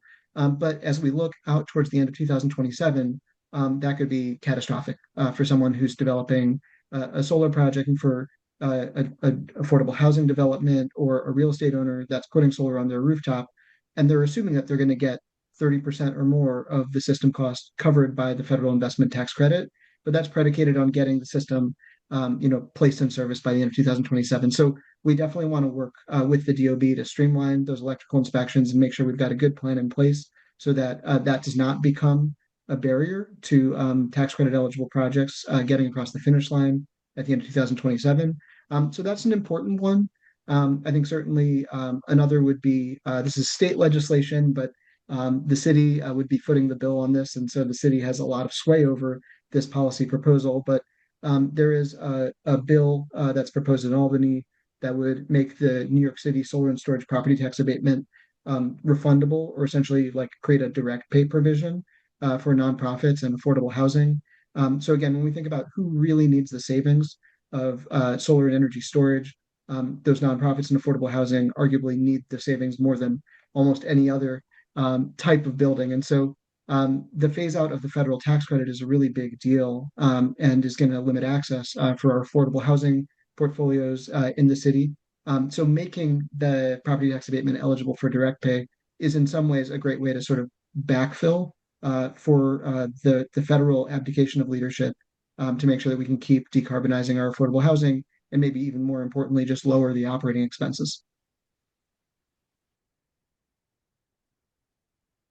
Great. Shyam, do you have some perhaps perspective from the state you could add to this? Sure. Yeah, thanks.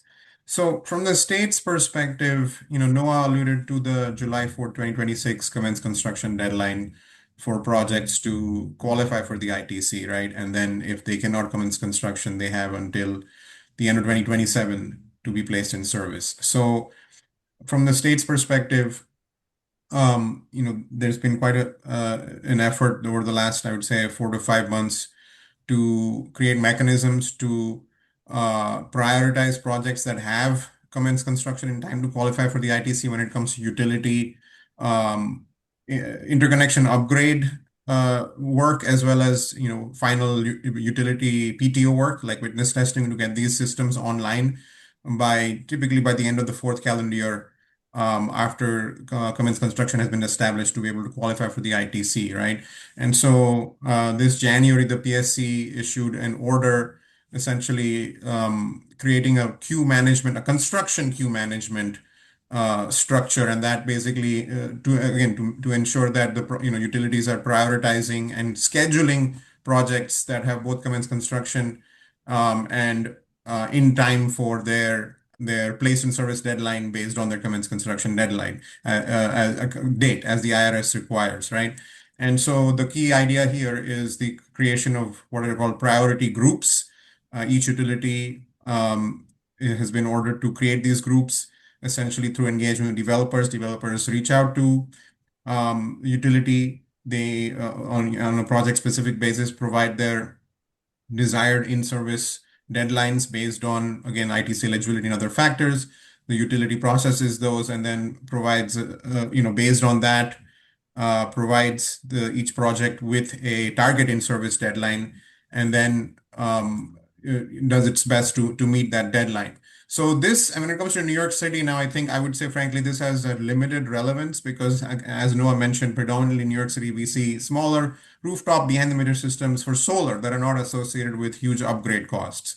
However, it is relevant for on the storage side because we still do see large 5 megawatt systems associated with meaningful timely upgrades. Although, of course, with storage, there's a much longer time frame for ITC eligibility and capture, right? So where I think this order is relevant more is actually a sort of rider to the order or an additional provision, which is it orders the utilities to propose what it calls alternate mechanisms for ITC capture and orders them to file a proposal to the Public Service Commission, I believe by let's say the second half of this year. Noah can clarify, I think, the exact date.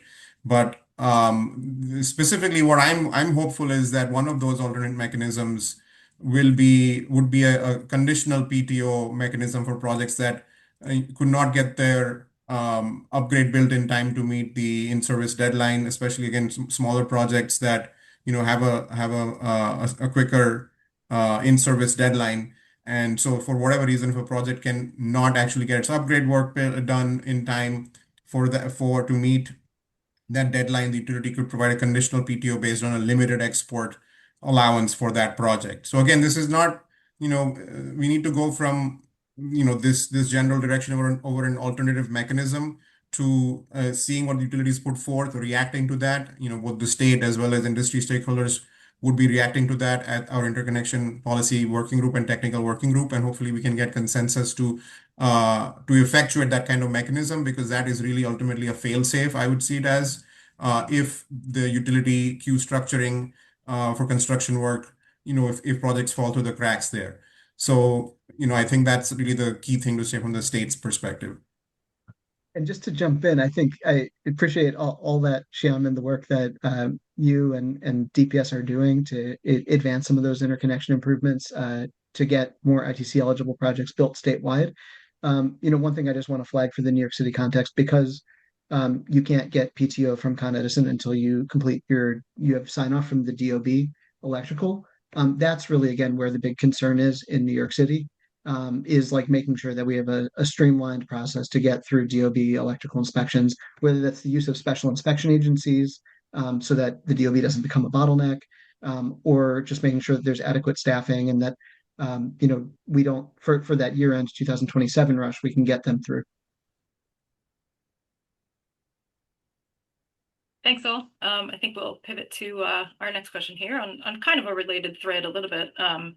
We'd like to hear from you about the key barriers to scaling energy storage in New York City. And especially, can you speak to how the barriers differ based on the different market segments? So I think Bill will start off with you there. Sure, thanks, Daniela. So there are a few barriers. So one for the larger projects within the distributed projects within the city, the kind of 1 to 5 megawatt range that we're seeing a lot of projects coming on right now.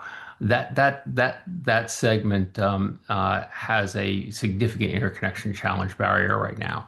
And stepping back for a second, energy storage is an incredibly flexible asset. It can charge and discharge at any given time. And so when you're modeling an interconnection, it can act backwards. And so you could end up having to overbuild the grid for something that the energy storage would never do. And so the utilities have attempted to mitigate that by making charge and discharge windows. Eventually, we have to get to a different paradigm where we actually have a more dynamic way to discharge and charge the batteries in the city. And that's part of the work of the Grid of the Future of the state and part of the work that's to happen. Con Ed this summer recognized some of the challenges here with that. And basically implemented a very restrictive interconnection methodology that had the inadvertent consequences basically of stopping most of the projects in the city. So while we're evolving the system, we could have had these projects continue to be deployed and continue to grow and evolve how we're doing the flexible interconnection and the other things that the industry would like to see happen. But instead, we're fairly stalled right now, and so there's work going on right now. There's a proceeding at the DPS to look at this. This is a critical area. We really do need to reopen the markets in the city for this segment because we're going to need a lot of that segment to make the reliability needs I talked about earlier. It's a little bit different for the kind of the smaller, the residential areas, and I think Noah's in a good position to talk about that. So I'm going to pass it over to Noah. Thanks, Bill. And I don't have a lot to add about the commercial energy storage interconnection challenges, except just to say that you hit on the reliability margin and the need for these resources from a reliability perspective. But we also know that having these batteries is going to be critical for lowering rates for New Yorkers, right? If we can, batteries can help align supply and demand, which is fundamentally going to lower wholesale electricity prices. So again, with the affordability crunch and the possibility of a reliability crunch, we need to get those batteries online. We need to do it quickly. So hopefully there's going to be an amicable and collaborative solution there. And then in terms of residential energy storage, so across the country, many companies that used to be solar companies are now storage plus solar companies. So energy storage is really a standard feature for a modern solar energy system. And of course, that does make the assets more valuable. If we have solar with battery backup, then they can be used to essentially help shape our load and relieve strain on the grid and reduce reliance on polluting peaker power plants, which contribute to the thousands of premature deaths that we have every year in New York City because of air pollution. So there's a lot on the line. And up until now, there's really no way for a homeowner in New York City that wants resilient backup power, that wants a battery, to get it. We have fire code that was developed, and again, rightfully rigorous. But what happened with our fire code is that there were provisions that were developed with commercial scale, larger batteries in mind that are being applied to residential batteries. So what we have is we have essentially just a regulatory mismatch where commercial requirements are being applied to residential batteries such that there is no battery that's approved for installation in New York City. There's actually Brooklyn Solar Works put out a press release yesterday or today announcing the first residential energy storage system being constructed in New York City. And I think that is both a testament to their capabilities and their perseverance, because based on the article, it took them 8 years to build. But the product that they used no longer has a certificate of approval from the fire department, not because the technology isn't safe, but because the process of getting that renewed was onerous and restrictive. And what we learned earlier today from our colleague Yash Patel at the FDNY is that there are 0 residential energy storage systems that are approved by the FDNY. So we need to figure out a reasonable regulatory framework to get batteries online in New York City. Of course, we need to prioritize safety, but we also need to be smart about it. So I'm hoping we can get somewhere on this. And again, would love to work with the fire department to solve this problem, because it's been a decade, and New Yorkers really deserve the affordability and resiliency benefits of residential storage.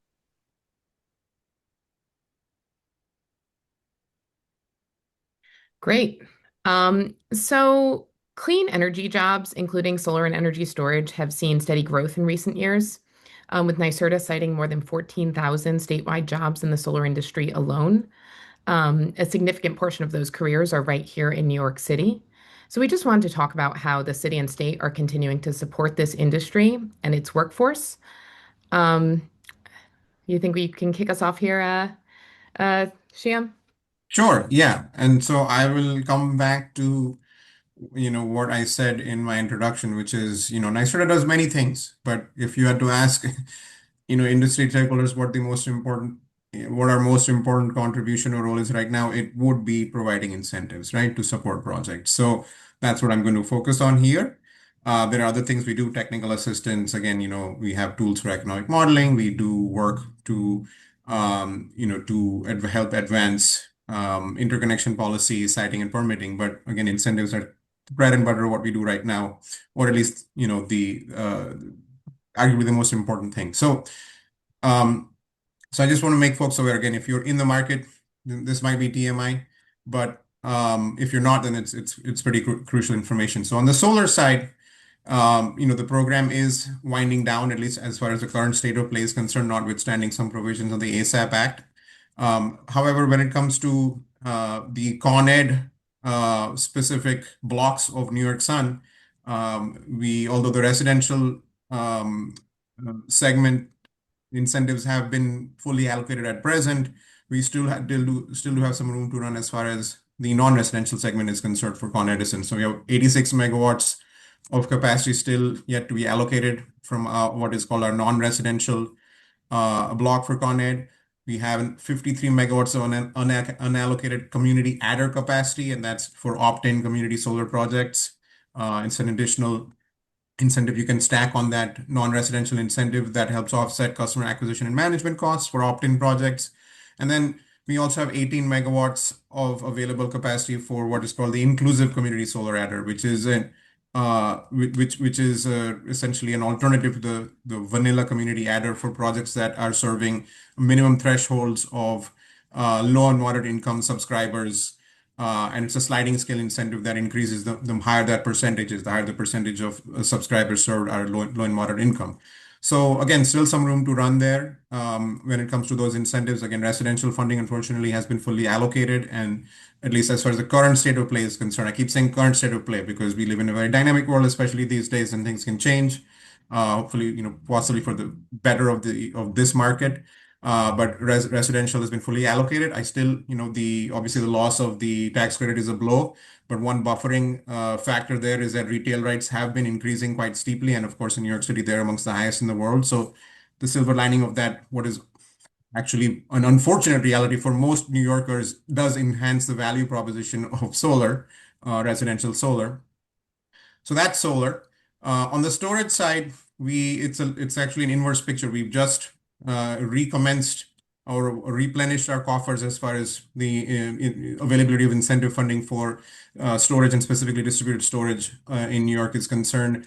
The Public Service Commission adopted NYSERDA and DPS's 2024 or 2022 energy storage roadmap, which was a chart that we passed to achieve the target of 6 gigawatts of storage by 2030. That was approved in July 2024. And then last year, we actually launched the incentive programs to support the residential energy storage market segment, which we've never had a statewide residential energy storage incentive program before. So that's really exciting. We've only previously had an incentive program for LIPA customers funded through REGI. So that's an all-new program. The blocks are out on the street. There is plenty of available funding. Of course, and we have separate blocks, I should say, regional blocks for Con Edison versus the rest of the state. Now, as you can imagine, for the reasons that Noah mentioned about the difficulty of permitting or difficulty to impossibility of permitting residential storage in New York City is concerned, uptake in the Con Edison region has been quite low. Mostly it's Westchester. Rest of state has been much better so far. So that incentive is available. Again, we are just all waiting with bated breath to see the doors open, right, for New York City when it comes to residential energy storage permitting. On the non-residential side, we have incentive for what we call retail energy storage. That's basically our very confusing moniker for just non-residential distribution level energy storage. It can be community storage. It can be behind the meter energy storage. And that has been flying off the shelves since we reopened the program last summer. We've, I think, allocated at this point over 750, just around 750 megawatts. That is our minimum commitment to New York City. As we outlined in our implementation plan, we said we were allowed by the commission to procure another 1,500 megawatts of storage across the state as part of this 6 gigawatt target. And we said in our implementation plan, we said a minimum of 750 megawatts would be carved out for New York City. We have hit that minimum carve out, or are close to doing so as we allocate the current block 9. And then once that happens, we do have some decisions to make in terms of future allocations, although I can at least say at this point that there will be additional capacity for New York City retail. And then the last thing I'll say before I hand the mic off is there are additional incentives coming, which is essentially versions of the residential as well as the retail energy storage incentive, but they're targeted versions for projects that are sited in and serving disadvantaged community households and low and moderate income households. So these are what we call the inclusive storage incentives. There's a residential version of that, as well as a retail version of that. The residential version is the same structurally, except that, again, you have to be low and moderate income. There is geo-eligibility for that, something that stakeholders have been crying out for a long time. You can also use verified. You can also be eligible based on income verification as well as categorical eligibility. And that's the initial block is going to be a statewide block at $450 a kilowatt hour. So that's roughly twice the rate of the market rate. On the retail side, I'll just quickly explain the retail inclusive storage incentive. It is meant to support, again, it's a higher than market incentive, and it's much more targeted than our vanilla or marketed retail incentive, in that it is specifically designed to support storage that is serving what we call critical facilities that are serving disadvantaged communities. So think about a food bank, an emergency shelter, a hospital, medical facilities of various kinds, schools, other educational institutions. There's a very, very long list of qualifying critical facilities. And again, the incentive there, I think, is quite attractive. And it's again, the first block will be at $350 a kilowatt hour, which again is roughly twice, or in the case of current New York City block, 4 times the available retail incentive. We are planning on launching that in early April. We've pushed off the launch a few times because it's been a little more complex to launch these incentives than we originally thought. But we are going to be launching just in a few weeks. So really excited for that. And I really encourage folks to dive into the rules and requirements for those incentives to take advantage of them if the stars align when it comes to project eligibility. Awesome. You really gave us a deep dive there. I appreciate it. I think you even got ahead of us. Looks like we had a question in the chat that you addressed. So thank you very much. Just a reminder to folks that if you do have questions, not sure we're going to have time to address them live, but if we do, we will. And if not, we will send them to our panelists afterwards.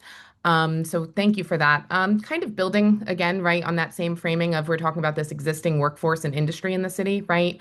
And Nell, I was hoping that you could share with us how A little bit more about the city is leading on the deployment of solar and energy storage. I know you were highlighting a new local law, right, that kind of changes some of those goals. Yeah, thank you. So the city is leading a lot of different types of projects on a variety of different properties. So I just wanted to highlight some of the ones that I think are really exciting. In Queens, the New York City Department of Citywide Administrative Services, or DCAS, is collaborating with DEP, our Department of Environmental Protection, and the New York Power Authority for a 10 megawatt solar and 10 megawatt large-scale battery energy storage project at the Wards Island Wastewater Resource Recovery Facility. And so that's just a really exciting, unique project. When completed, it will be the largest solar array and clean energy installation at a wastewater facility in the world. So we are really excited about that. And of course, it has the potential to create lots of jobs and reduce the on-site emissions for the obviously very energy intensive wastewater treatment operations. In the Bronx, the New York City Economic Development Corporation, as part of the Hunts Point Resiliency process, is building a solar and storage project at 2 schools in a residential area in Hunts Point. And this installation can provide year-round sustainable energy, but can also provide backup power during emergencies. And these schools can serve as a sort of resiliency hub, allowing it to serve as like a cooling or evacuation center, or just a gathering space during a extreme heat event or other type of emergency that might hit the South Bronx. And this project in particular was prioritized and recommended by the community. They understood the importance of additional backup power and community resiliency in the face of blackouts. And, they are very supportive of battery energy storage projects overall, which is very exciting to see. DCAS has also installed solar and storage projects at FDNY firehouses in Queens, in Brooklyn, to also, to make sure that these emergency operations can remain operational during any blackouts or brownouts or storms, or, I guess, winter storms as well, if electric service is interrupted.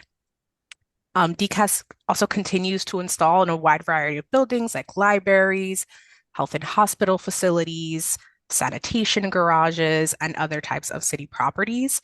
And so, we're making progress toward this 100 megawatt solar on city properties goal by 2030. But of course, we have a long way to go to achieve some of that. And I did also want to highlight, going back to the discussion about federal challenges, in addition to the incentives that might be running out, there were a lot of grant programs, right, that were available to nonprofit organizations and to municipal government that we also lost.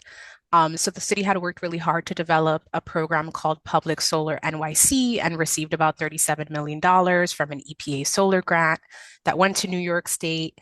But this one, along with various other grants and incentives, were canceled under the Trump administration. And I see NYSERDA nodding along. A big thank you to NYSERDA, who, helped support and create and, bring that program to life. But that program would have leveraged public dollars to secure additional investments and catalyze the financing, target buildings that have the barriers to solar, work with installers to expand capacity, and just build more like small and mid-size rooftop arrays across the city. And unfortunately, that funding, like I said, was canceled. And so we were very excited about that program. So now we're continuing to explore other avenues to advance similar goals. Sorry, can I just jump in and you said it was canceled. I would argue, just humble personal comment, it was illegally terminated. So Thank you. Thank you. Yes. Okay, thanks, all. We're going to quick, go ahead. Just a quick, very general comment. I think that the cuts to federal incentives and the phase out of state incentives is forcing our industry to think very critically about how we can lower costs. And so I do think that is going to be certainly a major focus moving forward, thinking about how we can work with AHJs to streamline permitting, how we can work with utilities to streamline interconnection, how we can identify those least cost solutions for connecting resources to the grid. I mean, that's the name of the game right now. And 10 years ago, that would have been a terrifying thought, and it would have been, potentially like game over. But I will just say, like, NYSEA's members aren't going anywhere, and this industry is not going anywhere. We think that there's more need for solar and storage than ever before, and these resources are more cost effective than ever before. So I think there are a lot of solutions at hand. I know there's a lot of doom and gloom about the phase out of federal support and the elimination of state support as well, which we've seen unfortunately too much of. But I am still very optimistic, and if the direction that we're going is like, let's figure out how to lower the cost of these resources, we can get that done. I mean, solar and storage are the lowest cost source of electricity in the world. We just need to cut through the red tape. So excited about that, and I know that's going to be the next several years of work is going to be working with our partners at Con Edison and at the City of New York to make some of those things happen. Okay, thanks, Noah. That actually serves as a pretty nice segue into our next topic area here. We want to dig in a little bit more on this kind of the differences between the different market segments, which just wasn't really as prominent of a thing when we look back, a bunch of years, 5 years, 10 years. So since we're seeing the energy storage markets differentiating more and more as the industry expands, different approaches, different business models, market niches, how do you see those different market segments evolving in New York City over the next few years, and how do you think that industry could and should best prepare for that? Bill, we'll start off with you on that one.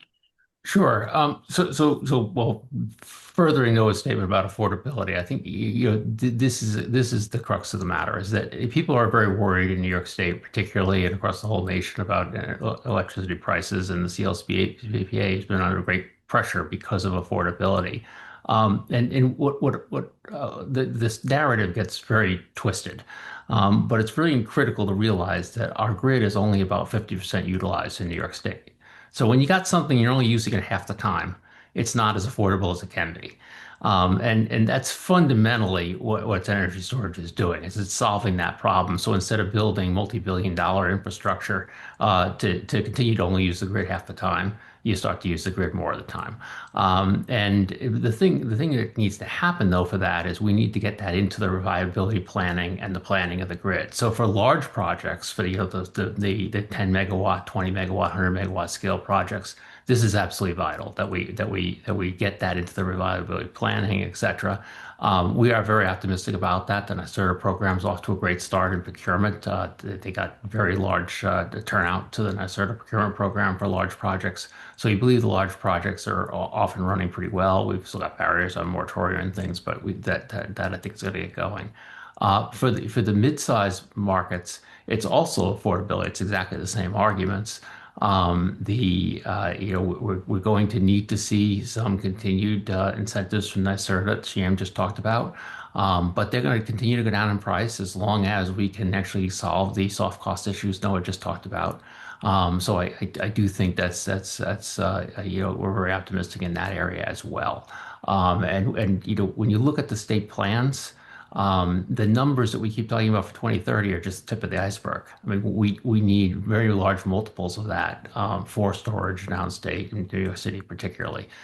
So I think we're going to see this industry continue to ramp quite quickly in the future, as long as we can clear those couple of barriers. Once again, I'm going to turn to Noah for the residential side, although we both talk about it a lot. But go ahead, Noah. Thanks, Bill.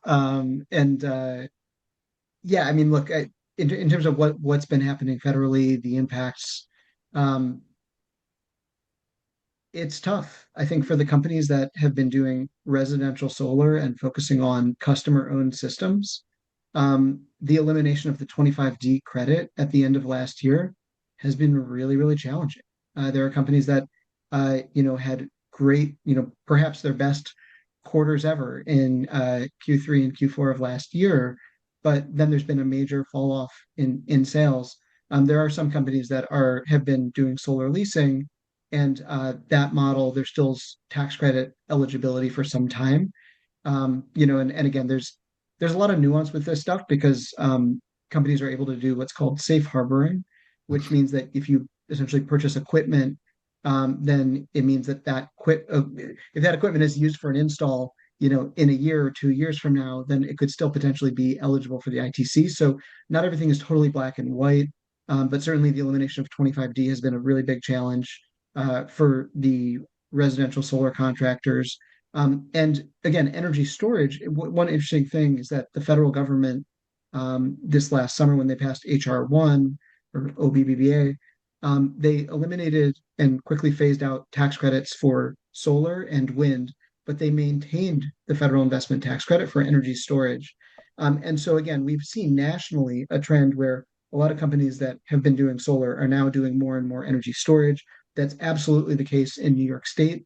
And the exception to this rule, of course, is New York City, where for residential contractors, they have no pathway. There's just no pathway to install residential storage. And it's a problem we need to fix because there are a lot of jobs on the line. Never mind all of the affordability and reliability benefits of getting those batteries on the grid. So that I think is going to be, we're going to certainly be, it's going to be a heightened focus.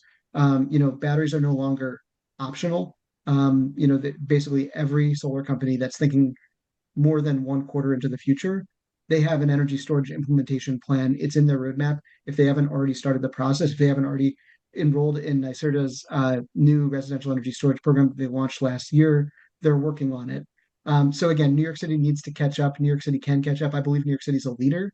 And I believe that New York City is going to do it in a way that is going to, again, maintain very clear priority on public safety and making sure that we are, again, applying rigorous standards to the battery energy storage technologies and making sure we can identify those lowest risk applications, like in the outer boroughs, 1 to 2 family homes. Again, like there's no good reason why a homeowner in Eastern Queens or on Staten Island shouldn't be able to put a safe, UL tested, 9540 listed, like they should be able to put those batteries into their garage and have that resilient backup power. And solar contractors who are looking for how to evolve and stay viable and continue to deliver on the ambitious goals that the state and the city share, they need a pathway to do that. And right now they just don't have it. So that is a big focus of ours. And again, we would love to do it with the agencies. Of course, we'll do it with city council if that's the only avenue. And maybe, Danielle, I don't know if I could just add one more thing, because I realize that there's a question that actually maybe realized I didn't address one part of the market, which is the VEDR. And VEDR's been absolutely invaluable. It's been critical for the deployment, both storage and solar. We've recently gone through the MCOS proceedings. We got higher MCOS values coming out of that.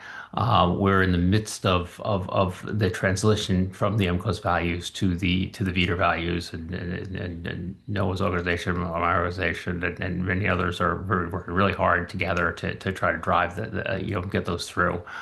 So we are expecting to have good, solid VEDR values, although there is some risk that for New York City of pushing for longer windows and other things that are going on that could dilute that value. But we're working hard to make sure that that does occur. And overall, we're pretty optimistic that the VEDR value will continue to move forward well. Well, and the VEDR value is really just an accurate reflection of the value that these systems are providing. And again, like if we think about the long-term future of solar and storage, it's not incentives. Like incentives is how we jumpstart the markets, how we get things going. But at a certain point, these resources are going to stand on their own 2 feet.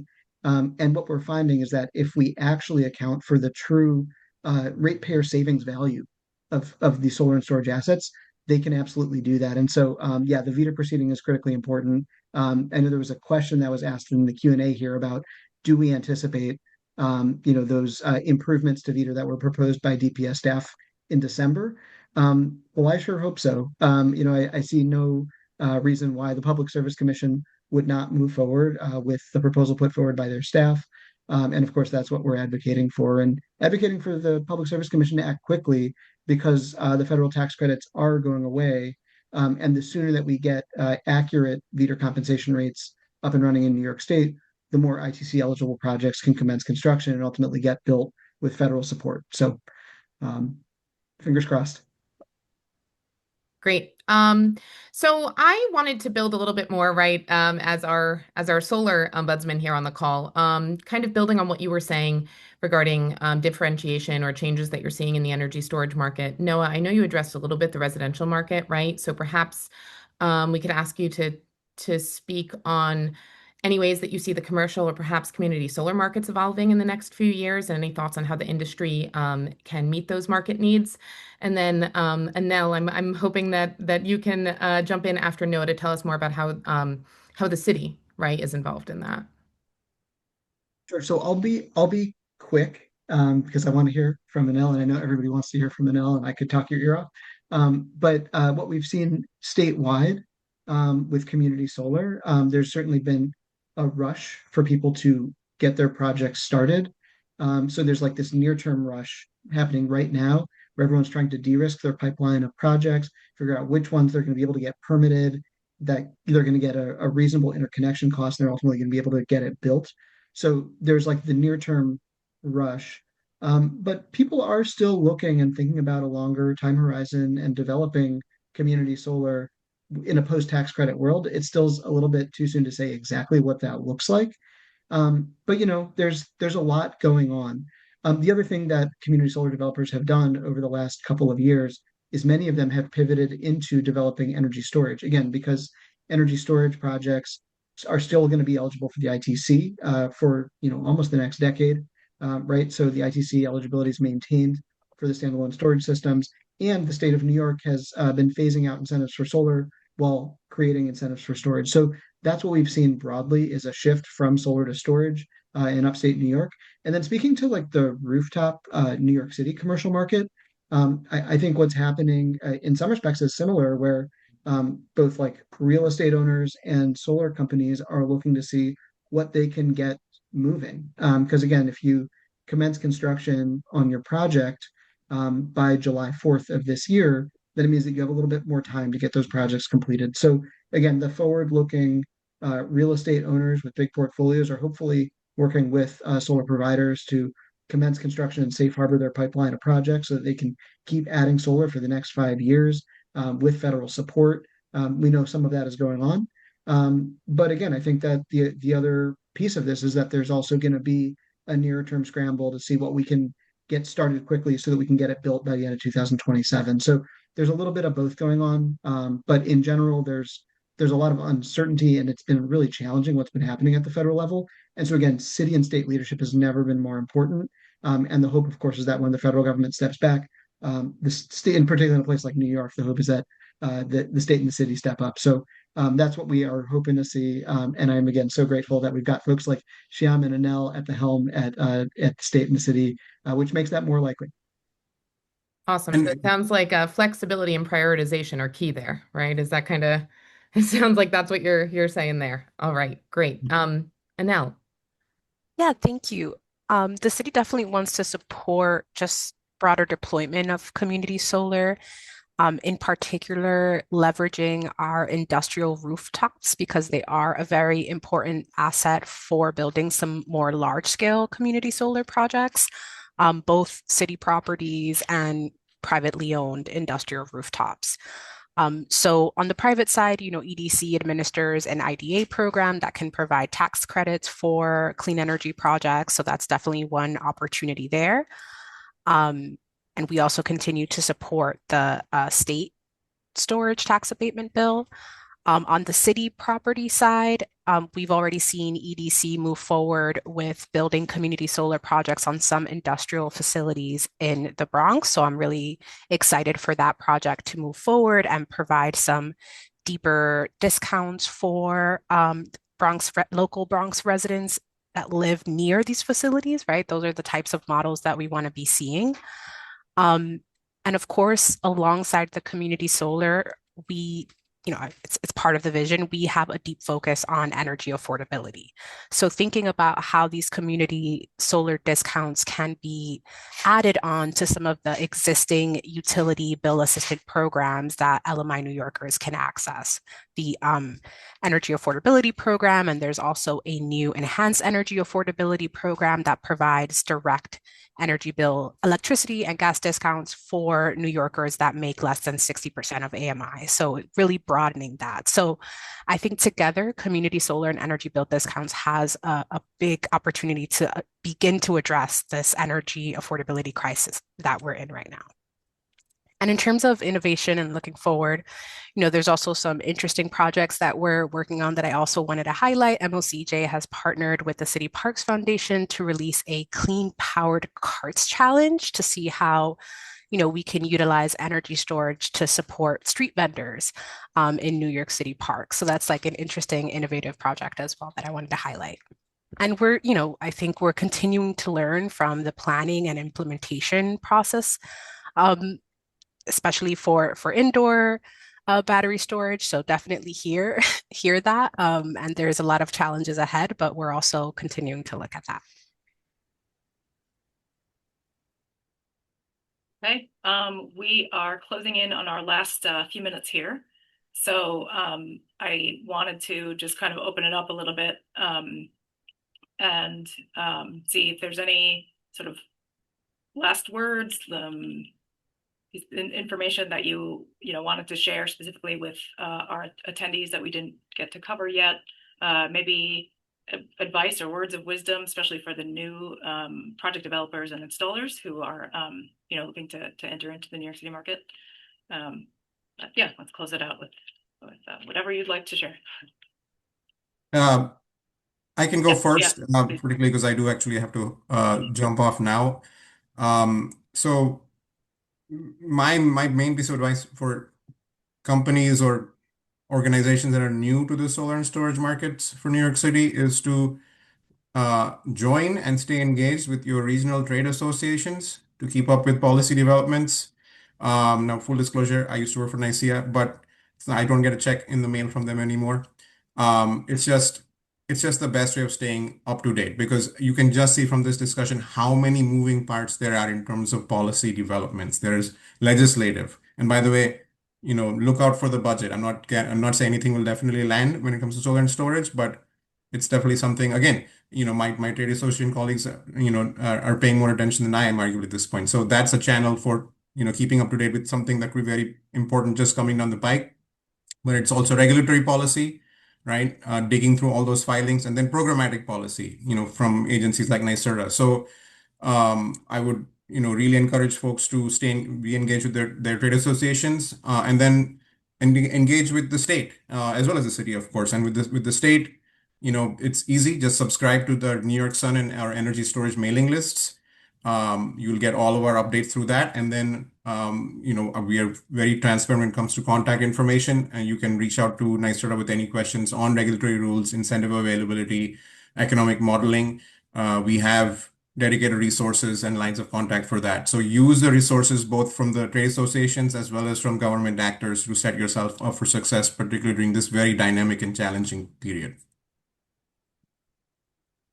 I guess I would jump into, if my internet went out for a second one, with the furthering to the trade associations. We'd love to have you engage with NYSERDA and New York Best, but I also want to acknowledge CUNY's incredible leadership in together information on all the codes and standards, all the FDNY information, etc. So strongly recommend engage as well. And what I'll say is measure twice, cut once, and don't cut any corners. So two different cutting metaphors. But fundamentally, I mean, the reality is that New York City is a tough market. There's a lot to know. And New York, it's a tough market, but it's a good one. And so, getting involved in the trade associations and attending the conferences and getting involved in CUNY, like that all makes all the sense in the world. You want to be educated about this stuff.